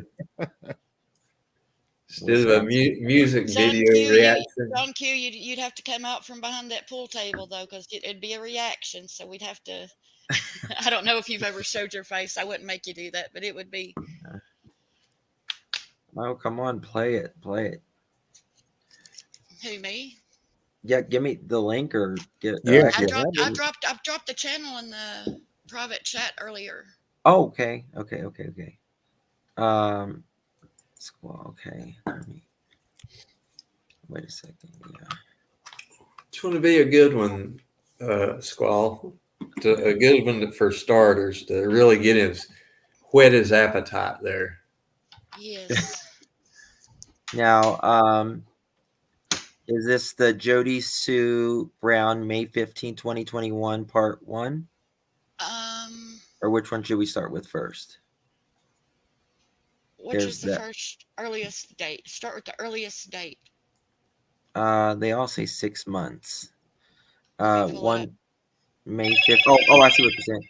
Like there's May 15th, June 12th, May 7th. May.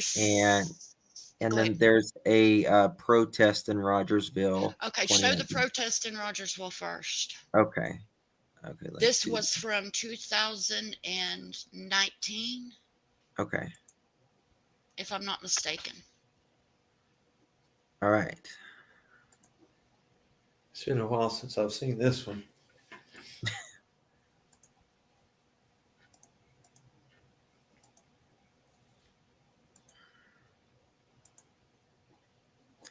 Oh, I need to mute. Hold on 1 second. Yep, 2019. Hey guys. Okay. So I forgot Ice was coming out for us. Whatever. Some other shit. So these little bastards are getting sneaky. And there's a clan pop up tonight. I knew the stickers and shit I seen coming in yesterday weren't a fucking coincidence, but whatever. Anyway, they're just starting to roll in. So if anybody wants to join me, you have about an hour to get ready. Meet me. As long as you can keep up in the fucking woods, stay quiet, and like not be a baby. So if anybody wants to join me, can wash off real quick. You know, no perfumes, no lights. As long as you can keep up in the woods in the fucking dark, more than welcome to come. So anyway, got about an hour to meet me. Yeah. Anyway, just message me, text me, do whatever. Yeah, and you know, I'm sure you know what might not happen, etc. So be prepared for that. Anyway, yeah, just message, text, do whatever. I'll be leaving out here shortly as soon as I get back home. Rinse perfume off myself, cover up, etc. So just message. You can meet me. You can go with. Just don't need anybody that's gonna slow down in the woods and whatnot. So anyway, there's that. Just holler. Later, peeps.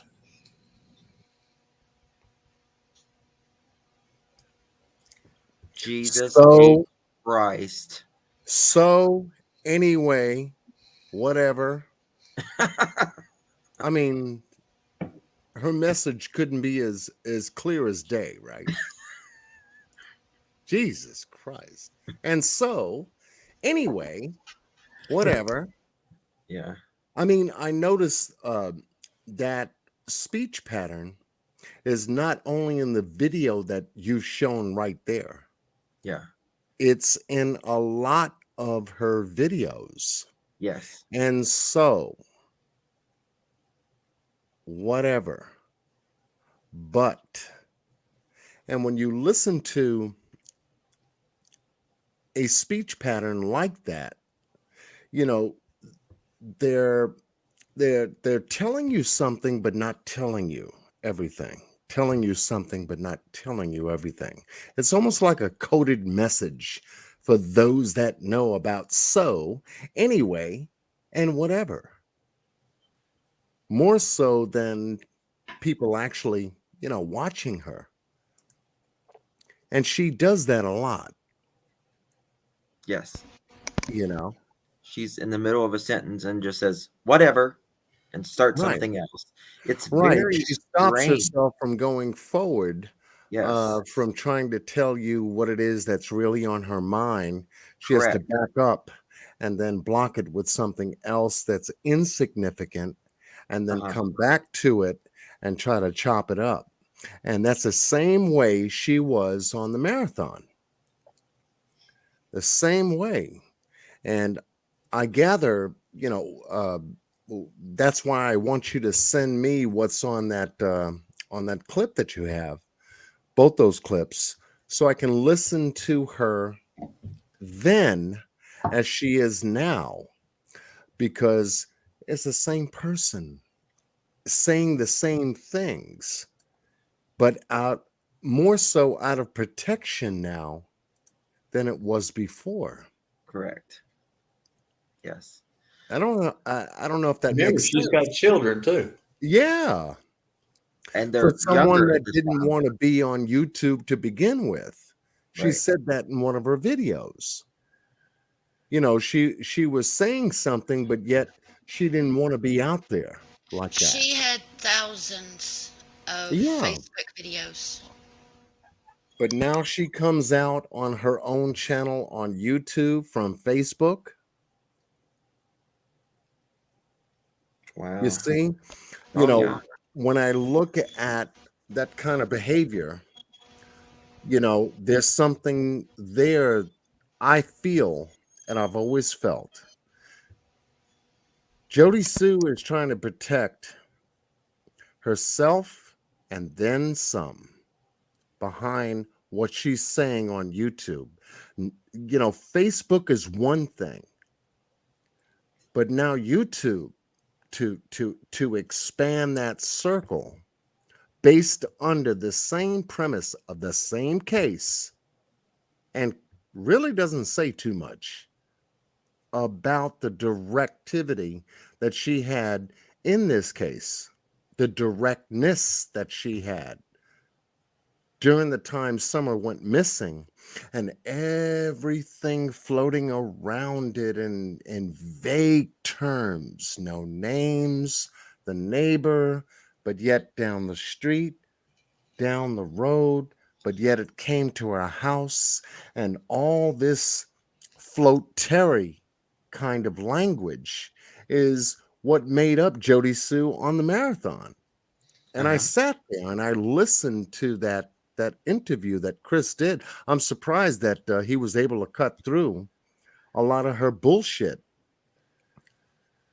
What he tried to get to, but there was sensitive information at the time, and we can all relate to that. If there were certain Sure. things that you didn't want to say that pertain to certain individuals during the time that Summer went missing, okay, go ahead and talk to Chris, and then he can work it through and give you some kind of protection.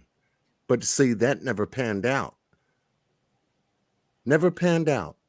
Yes. And then she floats around on Facebook and then YouTube, Facebook and then YouTube, and then tries to undermine everything she said about Don and Candace, throwing them under the bus, and then going even further with it. If you only knew. you know? So, So yeah, this next video, this is it's 3 crazy. days before Summer went missing. Do May the 7th first. May the 7th. Okay. Yeah, watch them in order. Okay, May the 7th. You'll see it building up. Okay. Okay. Yeah, that's kind of the thing with those, that it builds up. Oh, wow. I can't imagine any worse. All right, let's do it. Okay, guys. So, let me see if I can find a spot. Sun's not on this piece of shit. 5 weeks before Summer went missing.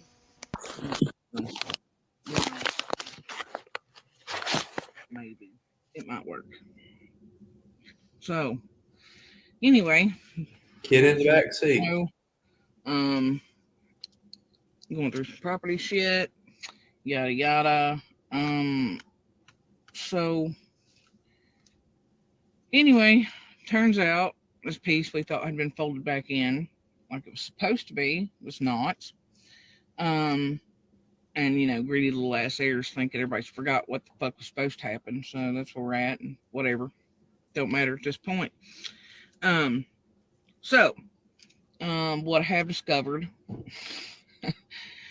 within a few hours of this shit starting, we put in bed and went home and got into the property documents and surveys and all that stuff from 200 years ago leading up to. So, and for those of you who are unaware, his family in particular owned most of Beach Creek. And I don't mean that in like they own a big piece, or I mean his family owned most of it. So if the surveys have been done on any of that property, even though it's changed hands by this point, chances are our family has your survey maps, because as it transferred between family, and here's the thing, even though all those tracts are split up and this and the other, and there's different names associated for most of them, all of them are still related. They're all kin down there for the most part. So Turns out we go home after we put in that bid 17 minutes before close, you know. And I'm not going to mention names, but the bitch said that she would take our bid. That obviously did not happen. Didn't expect it to, but, you know, for what we knew was going to come after, it was going to be a necessary step if things went further than that, which I'm sure they're going to. So anyway, we get in the closet where all the rolls are for all the survey maps and things for the entirety of Beach Creek and then some, and pull out. Guess what? Guess what we pull out? We pull out this particular person's whole family's original surveys out of our fucking closet for this little motherfucking piece right here. If you can see it. See the 2 acres here, you know, 2.28. Right in my fucking front yard. So, now, look. Okay, so this jackass realtor, you know, we've been through this. I mentioned it probably a week or so ago. We noticed immediately on home when we figured out it was for sale, and the people at the driveway that had it that were like, yeah, you know, here it is on the phone. We have it saved. It's for sale. They have the nice little pretty pictures, you know. Well, the goddamn pictures that this motherfucking realtor took are on our fucking property. They trespass. They took pictures of our fucking property to sell another because it's not worth a fuck. Turns out my other neighbor down the road had been called by this bitch 3 or 4 months back. She asked him if he wanted it. He just assumed, he didn't think the same thing to us because he assumed that courtesy and respect, you know, they would call our asses and we passed up too, you know. So offered it him for $17,850. Now, y'all, I understand what's fucking happening, but that, I mean, he laughed, everybody laughed, the whole holler's laughing at this point because this piece of property has sold for over $20,000 for 2 fucking acres. Now, these dumbass out-of-staters, for starters, even if they looked at Google Maps, even if they looked at the GIS data, they damn well knew now that there was a house and barn at least up here on what they could see. They knew. Now, I understand that you're moving from the fucking goddamn city, and you think, oh, look at this piece, and it's perfect, and it's the country. No, you're taking my shit the fuck away from me, because that's too goddamn close. I don't want neighbors. The neighbors I have are already too goddamn close. Like, I fucking hate it there anyway. The point is, and they're not that close by most people's standards, I don't fucking like it. So, you may be coming from the fucking city and thinking, oh, this is country. No, it's not. You're fucking invading it. You're ruining my shit. That ain't country to me. That's you fucking invading. You're too goddamn close. Back the fuck up. Go find some other goddamn holler that has 40 acres and you're close the fuck off and not near me. Regardless, these dumb Yankee sons of bitches bought it, thinking country, did not come look at it. And if they did, because, you know, down there we don't fence, we don't do anything. And by those tricky ass goddamn photos, probably assumed that what they were seeing was what they were getting. And it's not the case. And that's exactly why we weren't notified. So why the motherfucking realtor's like, oh, I put up signs. Bullshit, he did. Our whole family lives on that fucking holler. We pass it every day. He didn't fucking do shit. Motherfucker didn't even do his due diligence as a fucking realtor, by the way. Didn't know that he was advertising it as cable, high-speed internet, Hawkins Electric, all kinds of shit. Until just a few hours before bidding ended, when I laughed at him and told him he was fucking stupid. And then he was like, he was trying to sell it to me. I was like, dude, you're trying to sell me something that don't exist. I actually live on the fucking property. I know what's there. So then a few hours before closing, and this is illegal, by the way, he goes and revamps some of the sites he can get a hold of to where it only says utilities are electric and water, which I find fucking hilarious. Anyway, now here's what gets me. On most of the photos, you can see try to stand back from where maybe he thinks there's a property line, but not really. Then I come up on, oh, let me show you these nice little photos. Photos are fucking wonderful. They're just wonderful. Videos are fucking wonderful. Sorry. Damn. Did I see those on that phone? Anyway, no, because I took it this morning, I think. It's on your other phone. It probably is. Okay, where are his bullshit photos? Can't remember if these are the ones I took to make his placements. Oh, here's some of them. Okay. So, I don't know if anybody can see this. It's on Zillow and a bunch of other places. But there is one, oh, this is my fucking favorite right here. This is one of my favorites. I don't know if you can see it. But the way this piece is, I just want to let you know, what you're looking at is they have taken a picture from the edge of the cliff, which is basically where they're going to try to put this house on. I'll get to it in a second. The road is here, but it's taken in the, and like where the leaves are off. So you can't tell that it's off a cliff and the road's here. But what they've taken a picture of are my neighbor, the beginning of their property. So it makes it look like it's the rolling hill they've advertised. Like there's a bunch of flat in there in a valley you could build on. And there's a bunch of those that they've also edited out my neighbor's house from the fucking pictures to make them think that that's their property and what they're buying. Which, by the way, there are certain codes and rules and ethics that real estate people have to follow. And I'll tell you, this violates them. They're allowed to use trickery and whatever. And I'm sorry, but if you are smart and you're buying land, and this basically is the only goddamn photo, I don't know if you can see it, that is actually on the piece they're buying, looking down at the corner. For any of you Beach Creek that know, it's going to be looking directly at Donnie's fucking property. But there's no way they can build on it. I'll get to that in a second. That is their only real view. The rest they have taken are from our property. There is literally and people mentioned it when they came to the fucking house. They sent them pictures of my car. Now, my car, as most of y'all know, a lot of times sits at the bottom of the driveway. Okay? They have taken pictures. They're like, that was your car. We've seen, this? I was like, yeah, they were like, we thought it was the real estate guy. And I was like, fuck no, it ain't. That's my car. Which should have given you your first clue.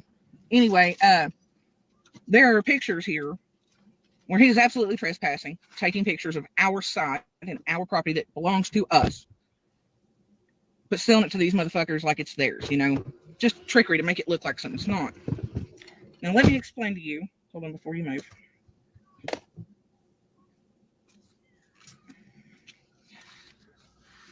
And once again, I don't know if y'all can see it, but let me turn it this way. Oh dear. Let me see, I got a better one here. Oh yeah. There are the calls. I hate this fucking phone. Here we go.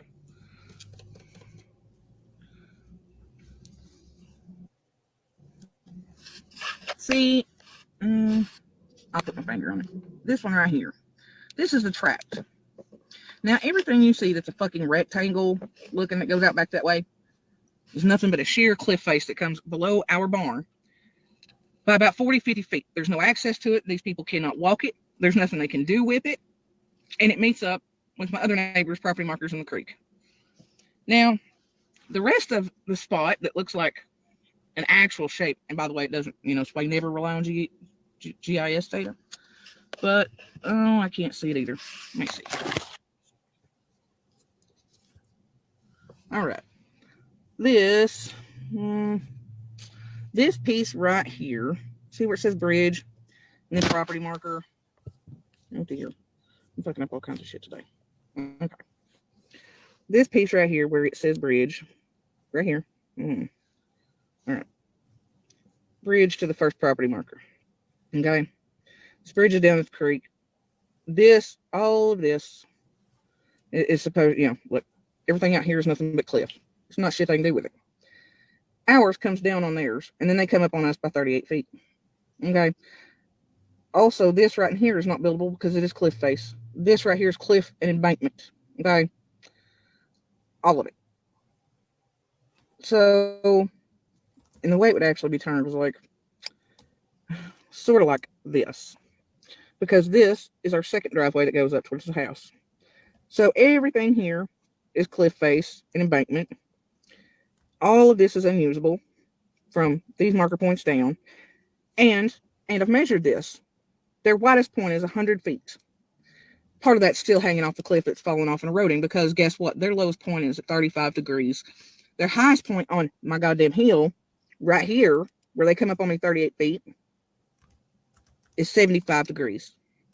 The land itself is rated 7E, which, by the way, the only reason that it's rated 7E is because our house is there. And at some point when that was done, they assumed, we want to make sure people can throw chickens or pigs or something on it if need be. But it should actually be rated 8, which is conservation only. Because of the watershed. The shale, the silt, and the clay in it.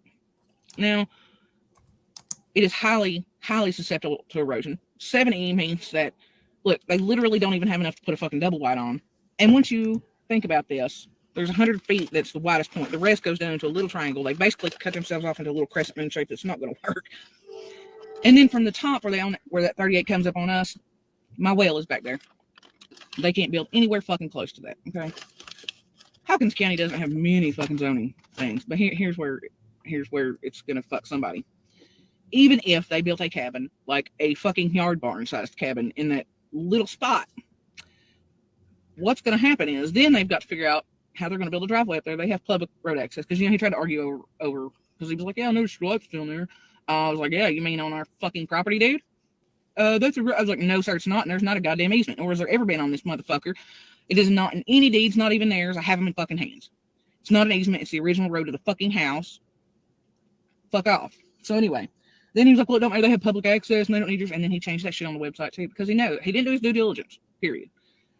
And anyway, and he didn't care. He's just worried about fucking sale to out-of-staters that are willing to pay a goddamn fortune for fucking 2 pieces of acres that they're not going to come look at enough time and all kinds of other shit. And they're robbing these people blind.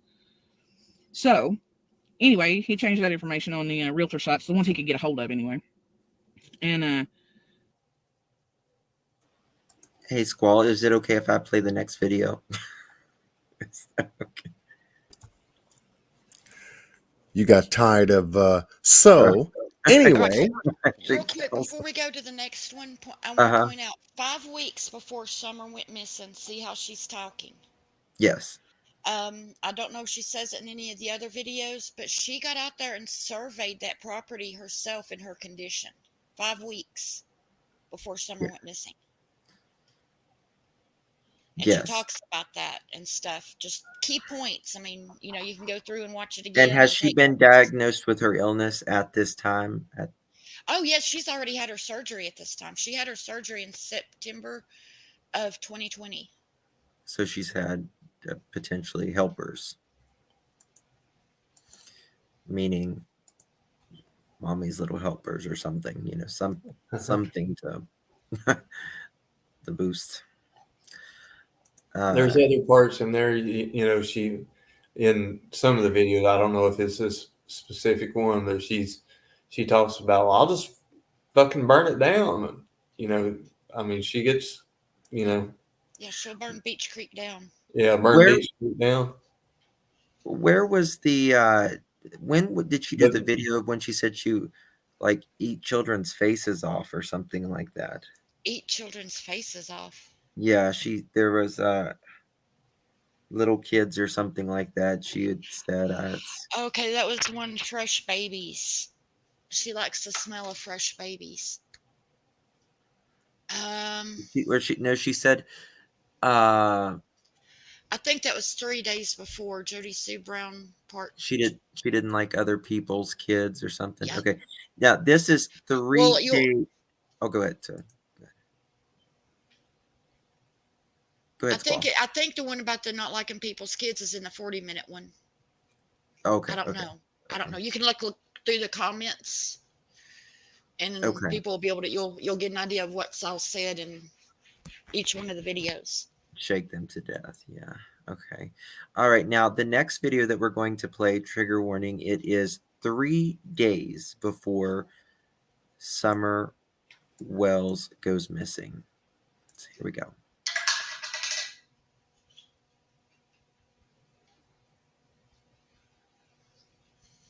So, hey everybody. Long time no here, other than bullshit memes and garbage bitching for me. But, it's 2 in the morning. I just got out of tattoo shit, which I had not planned on. I'm not even lying. I woke up at 6 o'clock this evening, 6:30, with Andy losing his shit because apparently my tattoo guy, he's going to jail for a minute, and that's fine. I don't care. We expected this, no big deal. Yeah. Oh my God. Did he just say that? Yeah, go ahead, Scott. Or, yeah, John, sorry.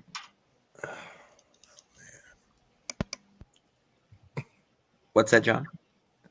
I said, did she say what I just heard?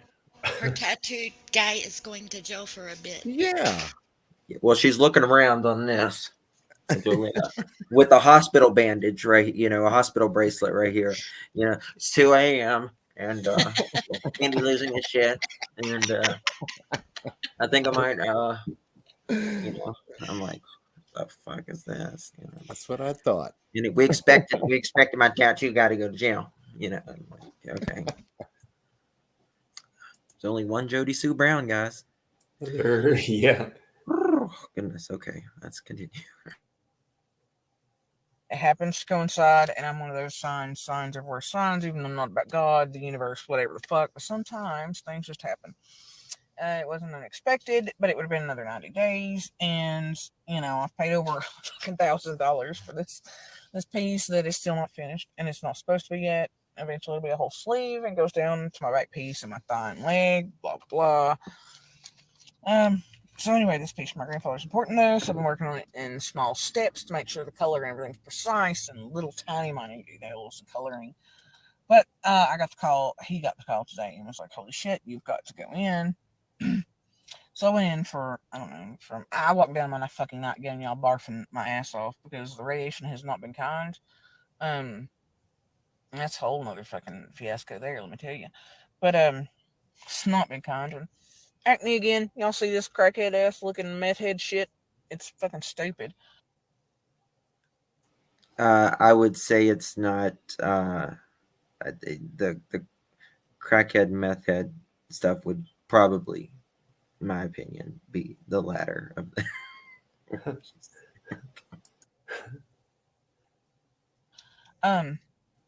And look at this shit, y'all. I'm changing colors again. Y'all see? You probably can't at this time of night.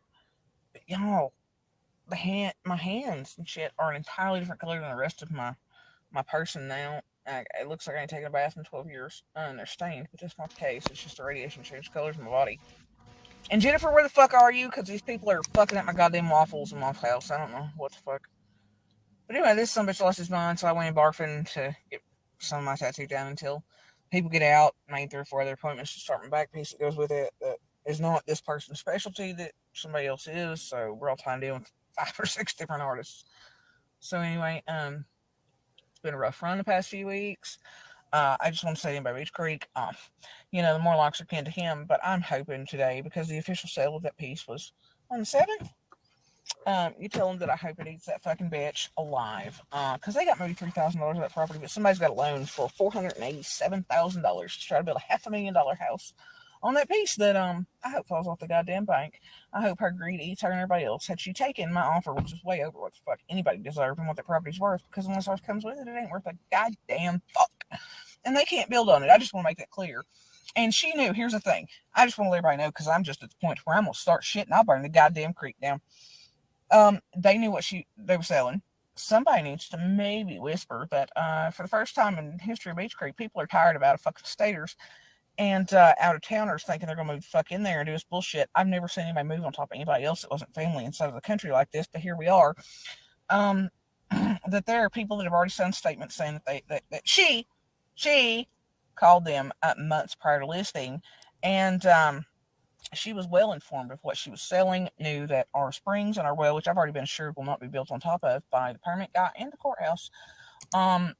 So these people, when they show up and the bank's not done their due diligence, and Joey fucking Hahn with Clinch Mountain Realty, and this dumb bitch knew what she was selling and was offered the surveys, which we pulled out of our goddamn closet since they're all family. And let's make no mistake, before y'all go whispering in Beach Creek, but Andy and them and everybody else, they're all fucking kinfolk. And that's why that existed in our closet, along with our neighbors who has theirs framed, and we now have ours also in a frame. Knew what she was selling. She didn't get anywhere near the asking price. And if her and Sarah had simply taken our fucking cash offer, including the offer to go ahead, which is, I mean, it's like our neighbors told her it ain't even worth fucking $400 an acre. It's not. It ain't shit. But I offered her way more than that cash and to pay the fines and shit for pulling out from the realty place if she just stopped the goddamn sale and took it. I hope she enjoys that $3,000 or $4,000 cash she got. Either way, she's getting ready to be sued by whoever just bought that fucking shit, and I really don't give a good goddamn. That being said, it's been a hell of a week. It is what it is. Was that just Jennifer that walked in there? Is that Jennifer over there? I don't know. I feel like it is. It looks like it possibly. I need her to go in there and smack some people. I possibly need my fucking wallet. Well, I'll put it right here when we left the tattoo place. But anyway, it's been a really weird fucking week, and I'm just kind of laughing because had she taken our fucking offer cash under the, because here's the thing, they ended up taking, because they were smart people, and she's apparently not, and she ended up taking our fucking, because hers was cash talks, because she knew what was up, and she was trying to fuck taxes too, whatever. I was like, look, I give you what the fuck ever, you can do whatever you want to do. After that, she didn't do that, and they apparently asked her for repairs and costs, right? Because if you know what you're doing, real estate, land sales, or anything else, you know what to ask for after somebody's taking your offer and you're negotiating at the last steps. Um, they've taken off $7,000. Looks like it's sold for $11,000, which is blasphemy. But I'm sure that's not the case. I'm sure that if you call the IRS, all that's not reported, and everybody's taxes will look a little funky. So I'm sure there's cash otherwise. But the point is people would have made more had they just taken our fucking shit, and none of this would be happening, and people wouldn't be in danger. I really don't give a good goddamn. That being said, it doesn't matter how long they're there; they're going to eventually fall off the fucking bank, even if they're allowed to build, which I'm sure might be the case, considering Hawkins County's all about trying to break up big tracts of land and displease people, and I don't know, whatever the fuck. But I hope in a little part of me that she really only made $3,000 or $4,000 of that shit when she could have had fucking shit and more than that without anybody being involved. And I hope that greed fucking comes back to bite her in the ass. And I really don't give a good goddamn. Regardless, it's been a hell of a few weeks. The radiation shit sucks. I start full out in the next week or two. I don't think I'm gonna like this. And then I hear, what was it they said? The sunburns, and they'll make sure to give me shit from my throat. Whatever. But I get a cool like keepsake mask, so that's pretty neat. I feel like I go to Disney World for all the hundreds of thousands of dollars. Um, yay, I went to the fucking theme park. Um, anyway, so I have a really weird situation going on, and since I know some of you all seem to be, I know a few of y'all work for Ballad, and I know a couple of y'all, there's some shit that's happened that makes me think a couple people on pages want to be little snitchy bitches for the people they work for that are fucking them in our community. In particular, in my case, I'm not going to say too much about it, but I will tell you that the other day I had some weird son of a bitch follow me all the way out to my car, 2 levels below, wait on me. Now, look, this is weird enough to where, I mean, if you're female, you know the looks. And I ain't even cute no more. Let me tell you that. You see this hair and the fucking grays? It ain't right, y'all. But I had this motherfucker follow me out. It creeped me out. I could tell. Like, he was just standing too close. If you're female, you know the looks. You know what the fuck's up. This ain't nice. This ain't I'm trying to be helpful. This is not I'm trying to be a medical professional and do my best. This is fucking weird. Like, pervy, gross shit. This motherfucker followed me out to the main lobby. Then I ordered Starbucks and went to the bathroom because I was sicker than shit and I'd been literally tied in the machines for hours. Hours. I go to the bathroom. I come back after I told the lady that I would. I had to use the restroom before I could make it shit. This dude's still in there because I thought, well, maybe he's taking a break. He'll get down on Starbucks. He'll go on. This dude gives me a fucking tour through Holston Valley. Like, I have never been there before. And granted, my shit's usually up in Jones City. Something's happened. They're moving some of my stuff in here. But this is the weirdest shit I've ever seen, experienced. I was like, holy shit, is this where we're at, really? So I come back to Starbucks to get my shit after the restroom, guys. And this guy's still there. Has not ordered anything of his own. I walked 2 levels down and all the way out of the parking garage because I'm not technically parked in the parking garages. I'm parked all the way out towards oncology. And dude follows me, keeps trying to keep me there, all kinds of weird shit. He has called me on his own fucking time 3 or 4 times. Homie over here has happened to not catch some of the phone calls. Then has emailed me on his own after hours. It's creeping me the fuck out. Which, fine, whatever. My son's like, Mom, I know you're badass, okay, but something's wrong here. You don't need to be around this shit right now because you can't maybe defend yourself. And maybe, I don't know. Because past few days, y'all, it's been rough. It's where my muscles and shit ain't working and shit's going real bad. I'm off my medicine, have been for weeks. It's fucked, and I'm fucked currently. But nobody's feeling safe with the situation that's going on. That's how uncomfortable it was the other day. And then also have an entire road full of fucking weird road crew the other day that I had 2 goddamn dudes drop their pin on purpose like a chick trying to just get you to stop. Like females, we have, and I don't care what anybody says, we have that tendency to be like, whoops, I dropped something. And I know it's a 50, 60 thing, whatever, before you can be brazen and out there and be like, hey, why don't you just give me the dick? Why don't you stop and ask me out for a date? Now, we don't really do that too much, but we know the drill, right? These guys pulled that shit on me, dropped pins in my car in a place that I couldn't really get them good, where I had to lean over. The entire car surrounded, I'm not talking about 5, 10, 15, but like 50 men on both sides of my car. It was very fucking strange. And then every day it's them honking. Like this morning, my daughter was sitting there, and there they were again honking. And I don't know why. They've got the number to call him. So if anything, because there's certain trees that are not to come down. There's been all kinds of shit going on through there. They're running electric companies to run the main lines again to cut the trees down, right? Is what it is around them. But there's other things going there that are 3 companies in one. It's all fucking bizarre. But I told him, I was like, the helicopters aren't going to cut them down with the chainsaws. These things have been here since his family settled Rogersville. Some of the first settlers in Tennessee. We're not cutting those fucking trees. And so that was that. But I had to drop pins in this fucking car and be weird. And I'm on me too. When I'm all like, hey, I've been raped. I know what it's like. This shit's getting real weird. I don't know what the fuck's going on. But this shit's like making me sketch. And I'm never sketched, but whatever, right? But it's been a weird few fucking days. But I will tell you, the weirdest shit is over there at fucking Austin Valley. And I just don't know about that guy. He's fucking trying real hard to be super sketch. But we got all that going on. Kid's 19th birthday. And then, yeah, that's hitting. And then I keep smelling fresh babies. Yeah, don't even look at me. You heard me. But fresh babies are fresh babies. Oh, I mean, irradiated currently, and no more babies for me. But too many surgeries couldn't probably help me anyway. And if something's wrong, I'd smother him with a fucking pillow. But definitely, I don't want to have to go through amniocentesis to see what the fuck's wrong, or risks, or whatever, and then abortions and whatnot time after time. So we're gonna call it a day. Be retired. Both my kids will be grown by the time I'm 40, and I'm gonna sail off into the fucking sunset, y'all. Besides, ain't no point in thinking about babies from dying of cancer, but they sure do smell good. Fresh babies. And when I was 8 months old, he still smells fresh. He was cute. But it's been a really fucking weird few weeks. I'm happy with the tattoo. I'm wearing that tonight. Start blending into the rest of my stuff for my pap. And I don't know. It's been a hell of a ride the past few weeks. I'm about at least every day now that I've quit my thyroid medicine is not filled with go kill yourself, go jump off a fucking cliff. So that's good. That's good times. But it happened to coincide with having to be off of it anyway for the beginning of radiation. The only way I got them to pay fucking attention was by stopping my medicine. So I'd say now, nobody's gonna pay attention again when it's time to put it back on it. And I already feel like I'm dying. And like for the first time, even my mom noticed when she happened to catch me at a gas station last night. This shit ain't right. So now I know I look like I feel pretty good. I do not.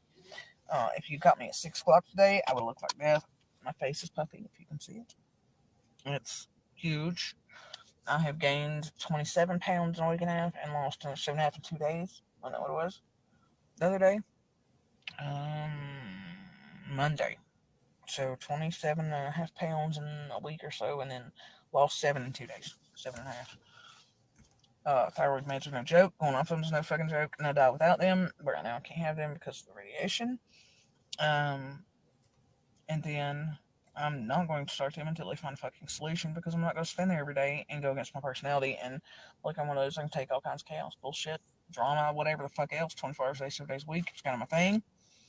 But I'm not going to stand there and be thinking, damn, I want to kill myself. That's not me. I don't give a fuck what's happening in my world.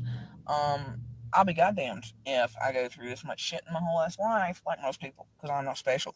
Everybody goes through shit, but I'm not a weak little bitch, and we don't play that game.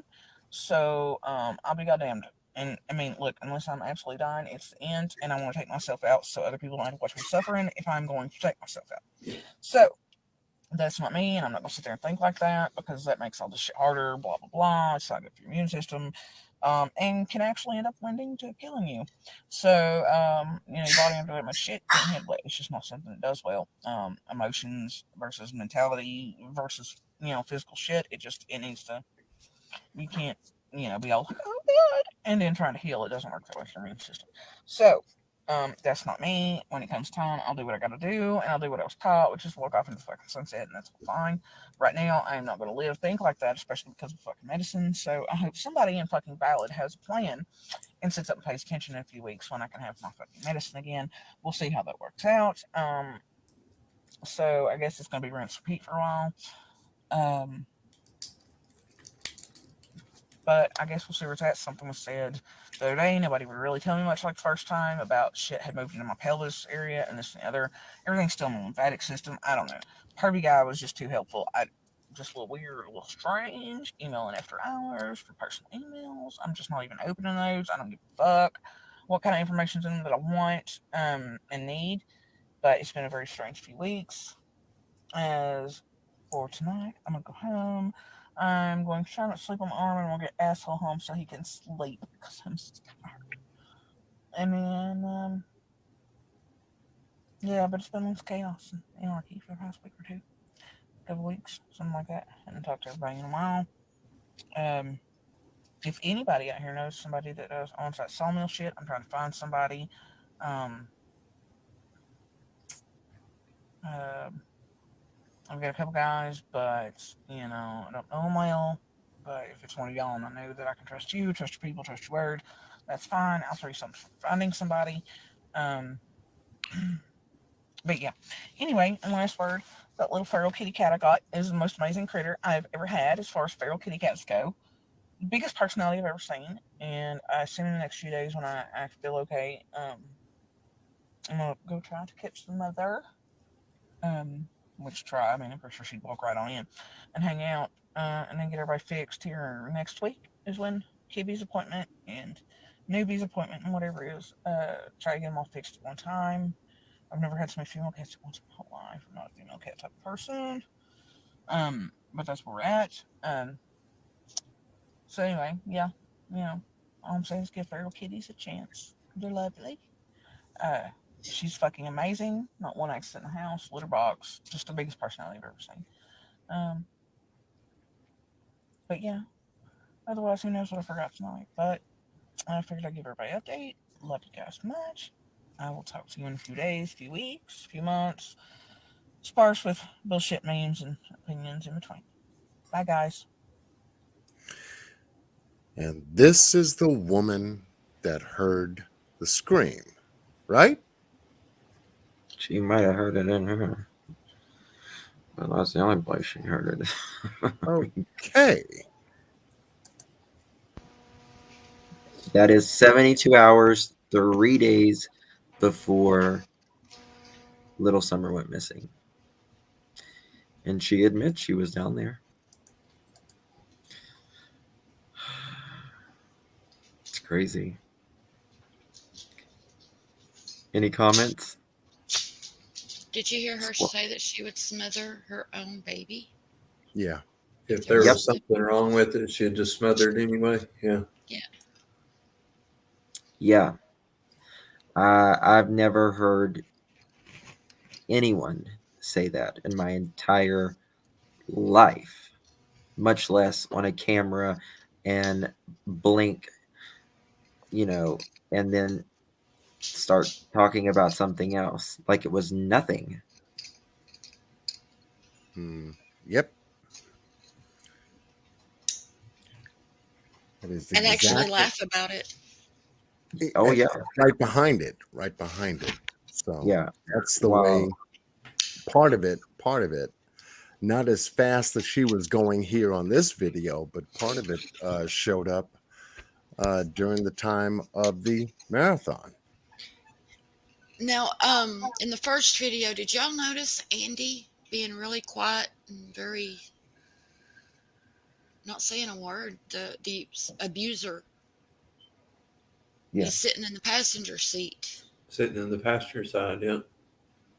Yeah. She's in Or the the driver's passenger seat. side or the driver's side. Either one. I can't tell which Right, side yeah. she's on. I think she's actually in the driver's seat. But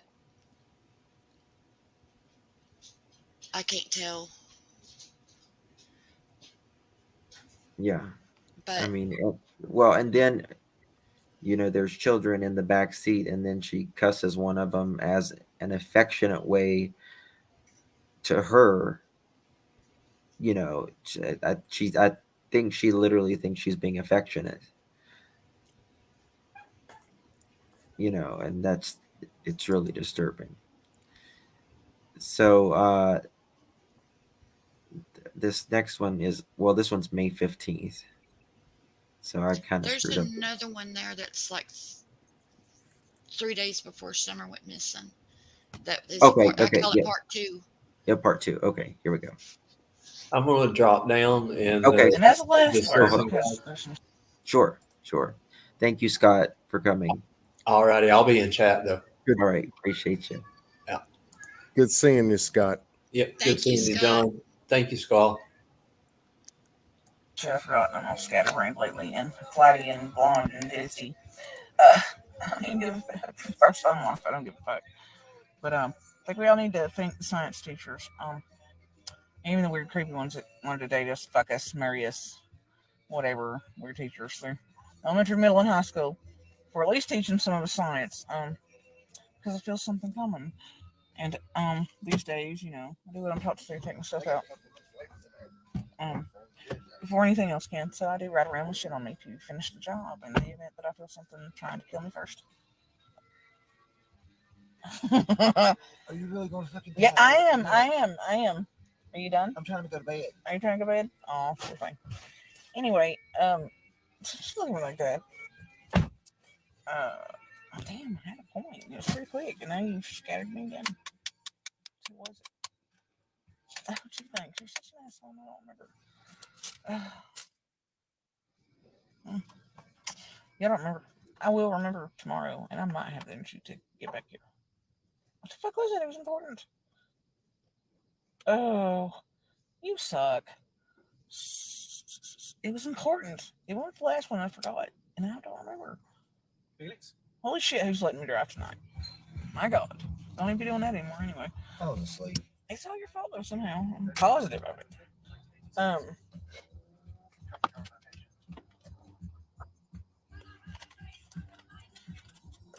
Yeah, the endorphins are amazing tonight. I don't feel like I'm dying. Like, was it 6:30? I'll be up all night bouncing off the fucking walls. That pain was pleasant. Yeah, I know, old man.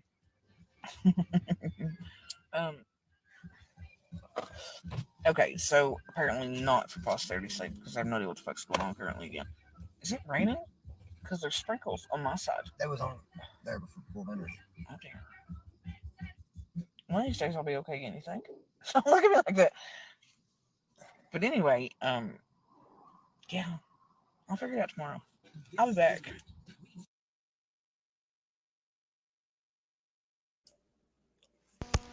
She had a suicide pill that she learned how to make from her science teacher. And she was just waiting for whoever to come and get her, and she was going to take it before they could take her away or whatever. That's wow. And that was the last video on her wall before Summer went missing. The 13th, the 14th, the 15th, there were no videos. I think the next video was actually either on the 16th or the 17th. She didn't share a picture of Summer, though, for like 4 or 5 days. Interesting. At least this is. Were they sleeping in the car? No, that's outside where they can get signal, I guess. And a spot, I guess they parked where they could get signal and charge their phone. Some of those, well, one of them was like in the Waffle House parking lot.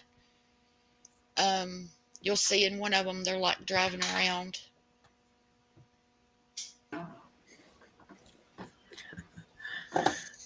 That's crazy. It says a lot. It really, really does.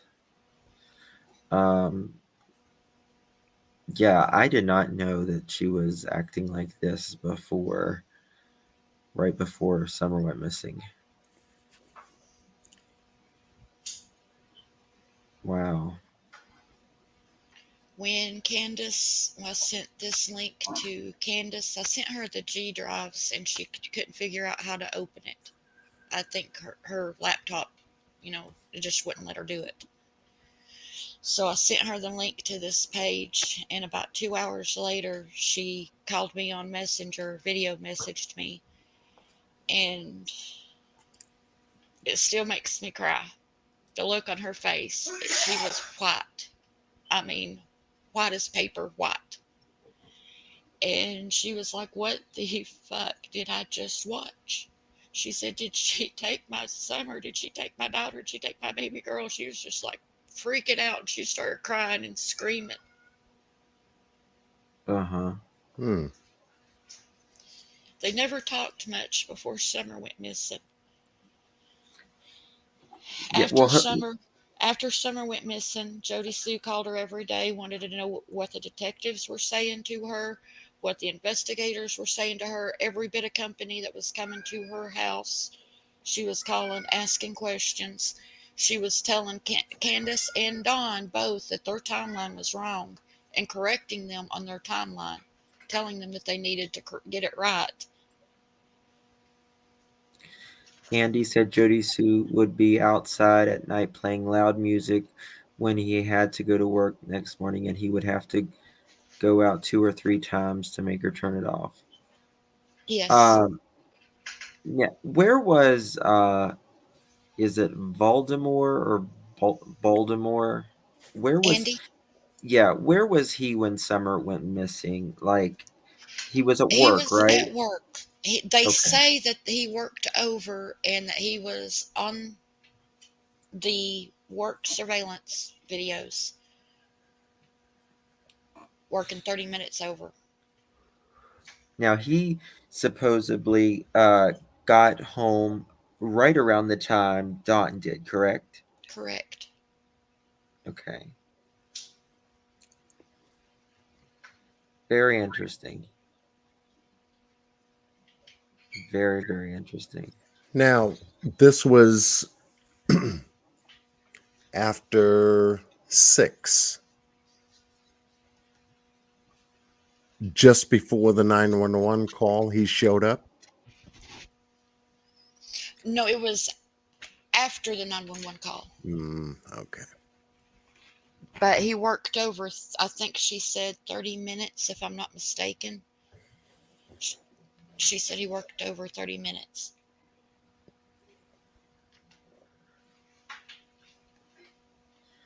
Yes, but Miss Lee, she may have excuses, but excuses are just that. They're just excuses. You know, it's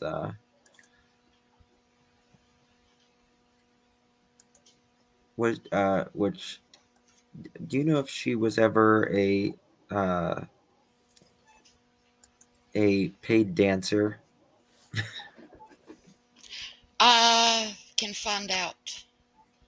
Yeah. I mean, I don't know if it really matters, but I can find out. If she was a stripper in Northeast Tennessee, then she likely worked at the Mouse's Ear. right. Okay. I see that. What strip joints are around here? Not to break any train Get of out of thought. there. Yeah, I see that you have someone in your chat named Miss Marshall that Blocked. is in Already love blocked with him. me. I already blocked him. Yeah, I got you him. know, she's Okay. just been a little tick, Yeah. during this whole course of time. So I will not let that's anyone okay.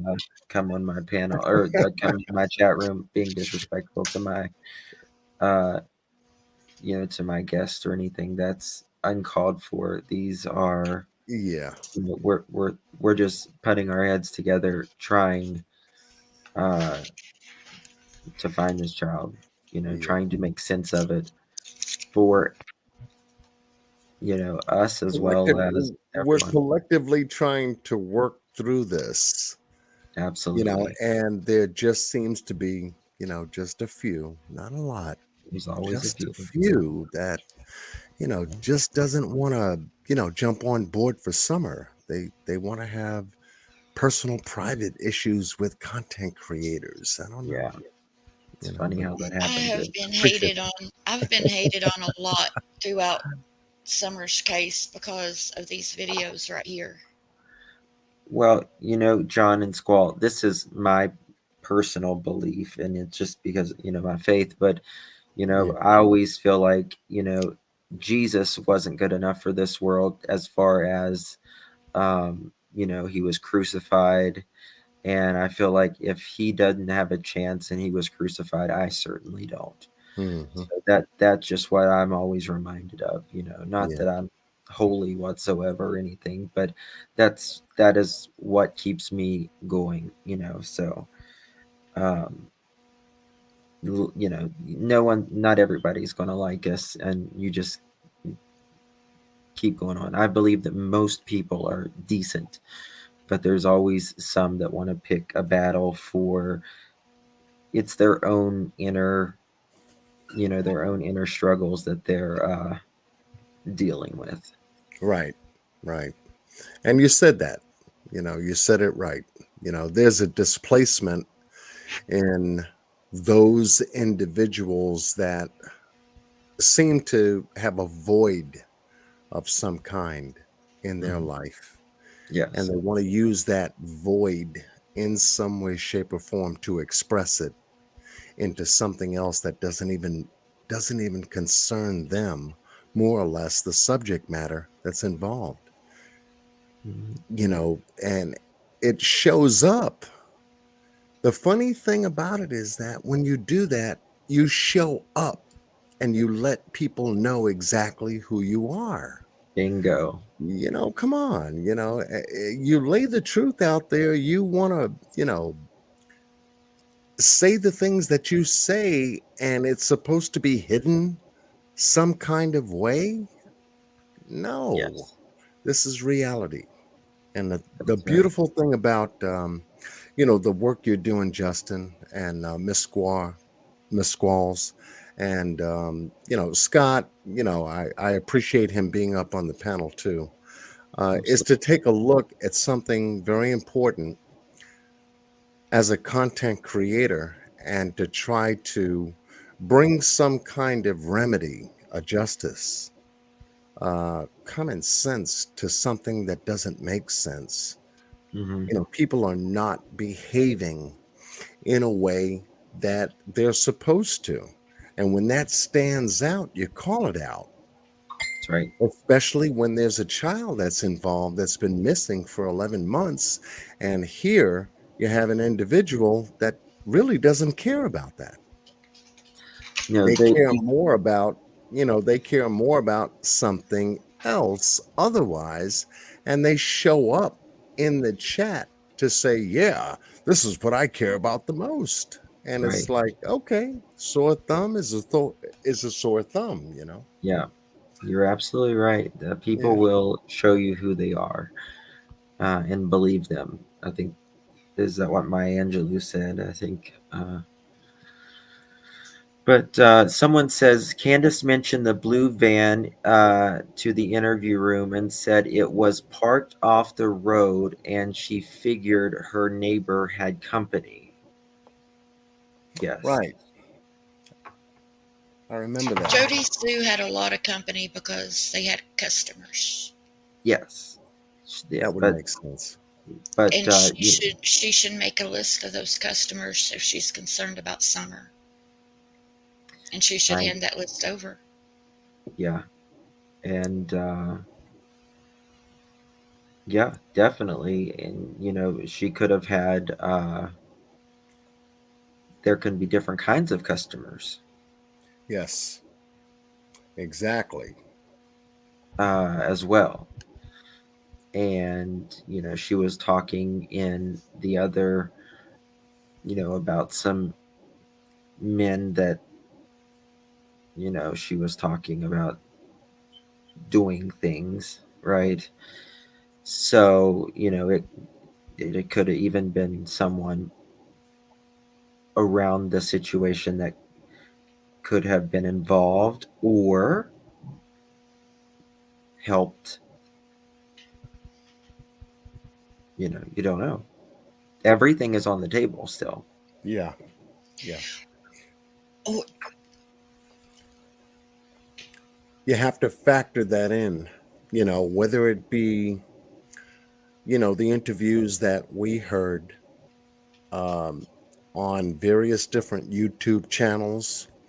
You have to factor in the information that we've been, able to dig out of various different content creators covering the case. You have to factor out what WJHL has put out there. Uh-huh. It's a lot. It really is a lot to try to get to the bottom of where law enforcement seems to be stuck in some place called the abyss. They can't figure heads or tails out of it, but the cards are still on the table. Uh-huh. Is this an abduction? We're not taking it off the table. Did she walk off the property? We're not taking it off the table. Was she trafficked? We're not taking it off the table, etc., etc. Okay, so you can't make an arrest based on a crime. Answer yes. Okay. We have the boys taken from the house. During the course of this investigation, 2 weeks after Summer went missing, thereabout. Okay. It was And like that, 6 weeks, wasn't it? what's that? 6 weeks. Okay. Thereabout, Right. right after Summer goes missing, there is substance there that still needs to come out from CPS from doing that. Okay. There is substance with Donald's SA allegations out of Utah that has overlapped this case as well. And so that's got to come out. And we all want some kind of justice for Summer. But according to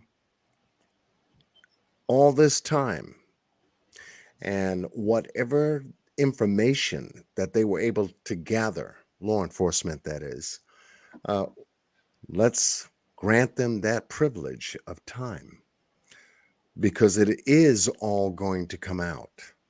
When I talked about indictments in one of my lives, the only place that I felt that any kind of indictments would come out is out of CPS. Yeah. Yep. It would only make sense to. I agree with that. Yeah, if there is abuse or endangerment, or any of the claims that can be made to an attorney general who can advise them on. And it was just, right off the top, I said, wow, even he's come out now when he's never come out before. Maybe something is coming down the pipe, before the April 11th deadline when the grand jury convened. But it doesn't prevent them from convening on this case this month or next month at all. So there's still a lot to deal with regarding this case, and however the interstate bureaucracies operate, from state to state, that's going to come out as well. Yeah. But one thing for certain, and I've always said this, it's going to come out. Oh, absolutely. And it's coming out now as we continue our pursuit on, YouTube covering this case, that, Summer will get justice, folks.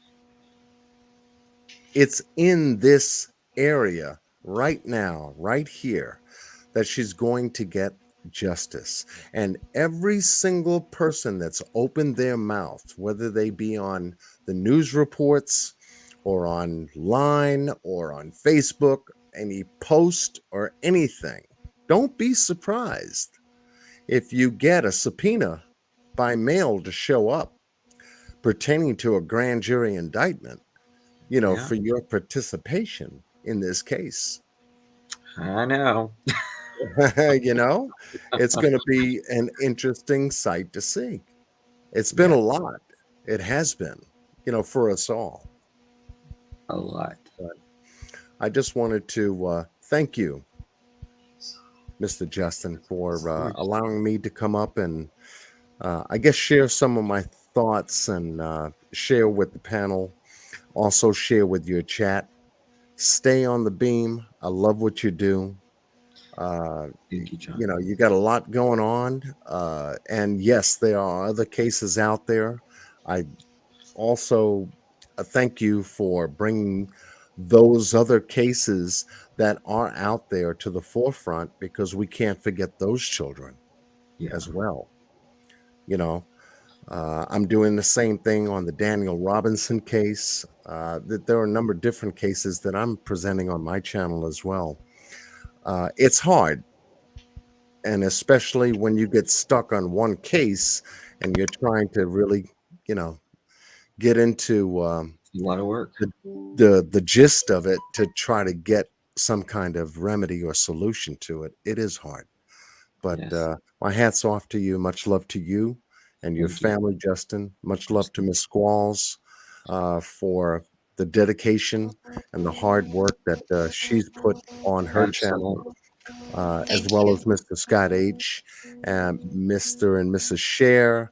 I can go on and on, Yeah. but we got our eyes open, our ears open, our hearts open. We want to know what happened this summer, and it's not going to be that long now. I don't believe it's not going to be that long until we come to a certain point where, if an indictment does go down and Candace gets arrested, Donald's already in jail, Grandis gets arrested, and there are some other people that may get arrested as well. This whole thing is just going to turn upside down, and then we're going to start all over again. Yeah, that's Is when it that starts. It's exactly right, John. You're exactly right. I was talking about that the other day. I mean, for whoever gets arrested for this, right? whoever, we still have court, Yeah, and everything else. I mean,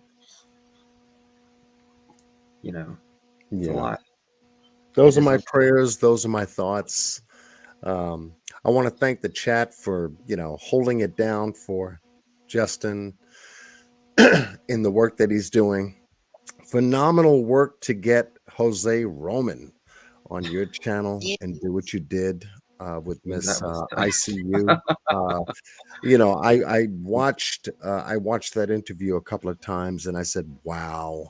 I said, "Now this man comes out. Now he's got something to say, and here is the perfect interviewer Oh, or very good. interviewers that allowed him to say what he wanted to say." Yeah, And it was a great thank you. interview. Thank you so much. And happy Absolutely. Mother's Day to everyone out there. It's officially Yes, Yes. it Happy Mother's Mother's is. Day. Happy It So Mother's is. Day. Happy Mama's Day to every single one of you ladies that have little ones that that's grew right. up into big ones. And make sure they call you to say that. Happy Mother's Day. Yes. Happy Mother's Day to each and every one of you guys.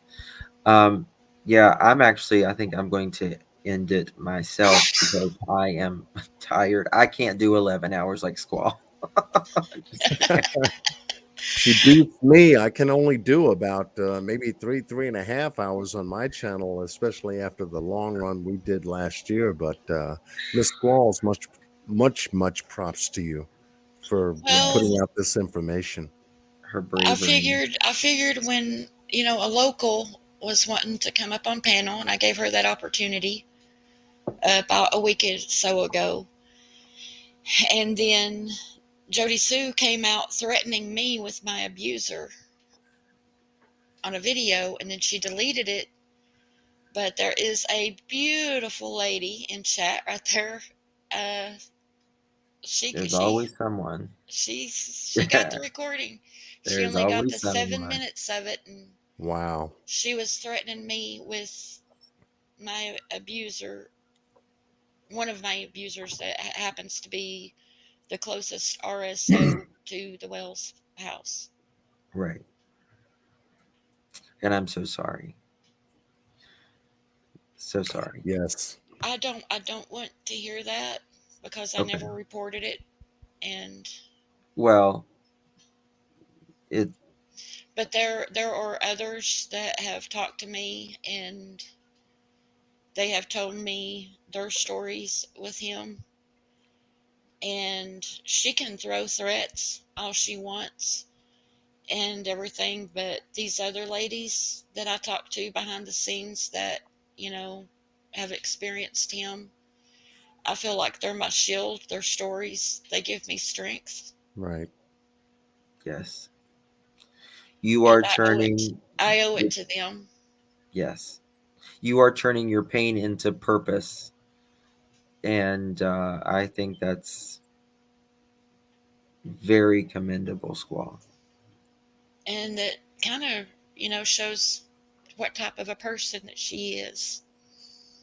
Well, If, she's a DV survivor, and she has said she, allegedly told Benny asked her if she wanted him to dox me for her. She said no, she's a survivor too, blah, blah, blah. But she just not doxing me, she's just threatening me with my abuser. Hmm.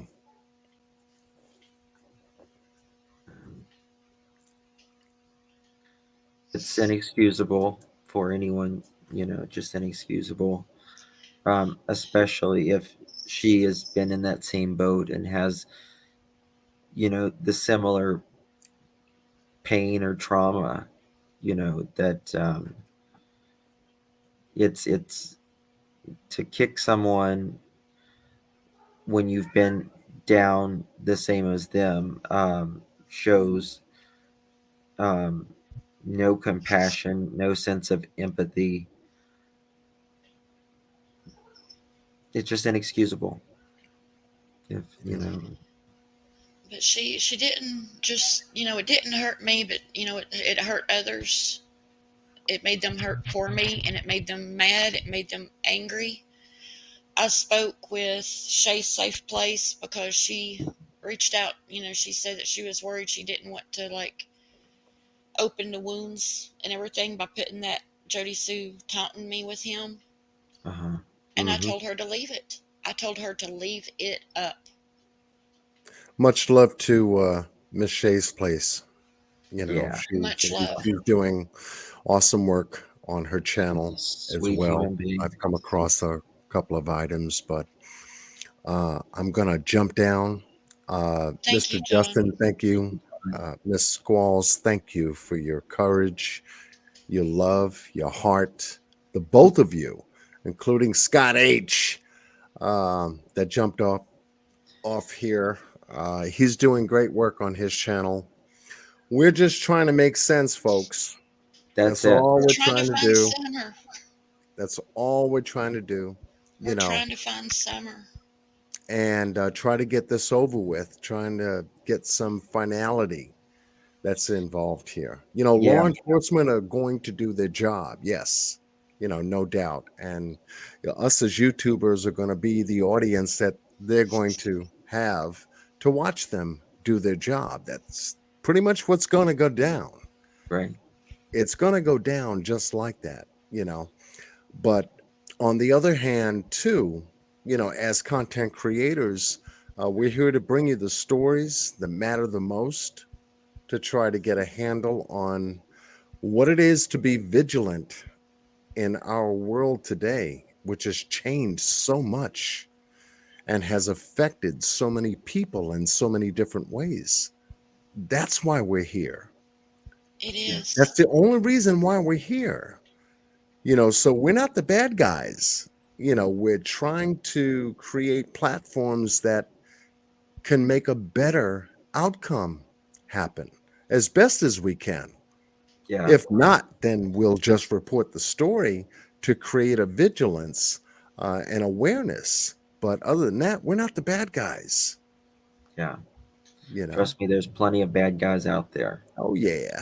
Oh There's yeah. real But bad guys. There are bad guys out there in every profession, every religion, every occupation, every walk of life. Evil exists, it's just, but at the same time, there is good. yes, there is. There are And miracles that do happen, and there are beautiful people, beautiful souls. that's the only way that life can coexist with it.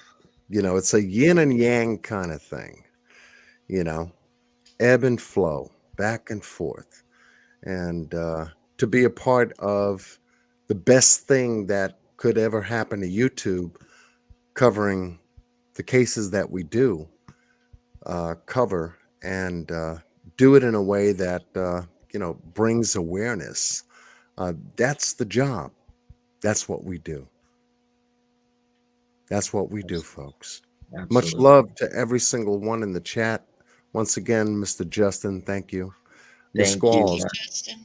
God bless Thank you you. and your family. Hold it down, hold it tight. Keep each other, man. Keep each other, hold each other. Let's keep this going because we're about to get into some other things that are going to turn this case around. And it's only going to happen in just a moment. I think it's just a moment. Yeah. So, with that said, I'm out. Be well and stay blessed with Godspeed. Thank All you, Everyone. right. John. You have a good Thank night. you. Good night. And thank you all so much for joining us. I do appreciate each and every one of you. Thank you for being here. Thank you for supporting the people on panel. Um, thank you for liking the video, for the super chats, the members, just being here, each and every one of you. Um, very, just, I'm so grateful for every one of you. Thank you most of all for being here for summer. God bless each and every one of you guys. And please be safe and have a good night. Bye bye. And thank you, Justin.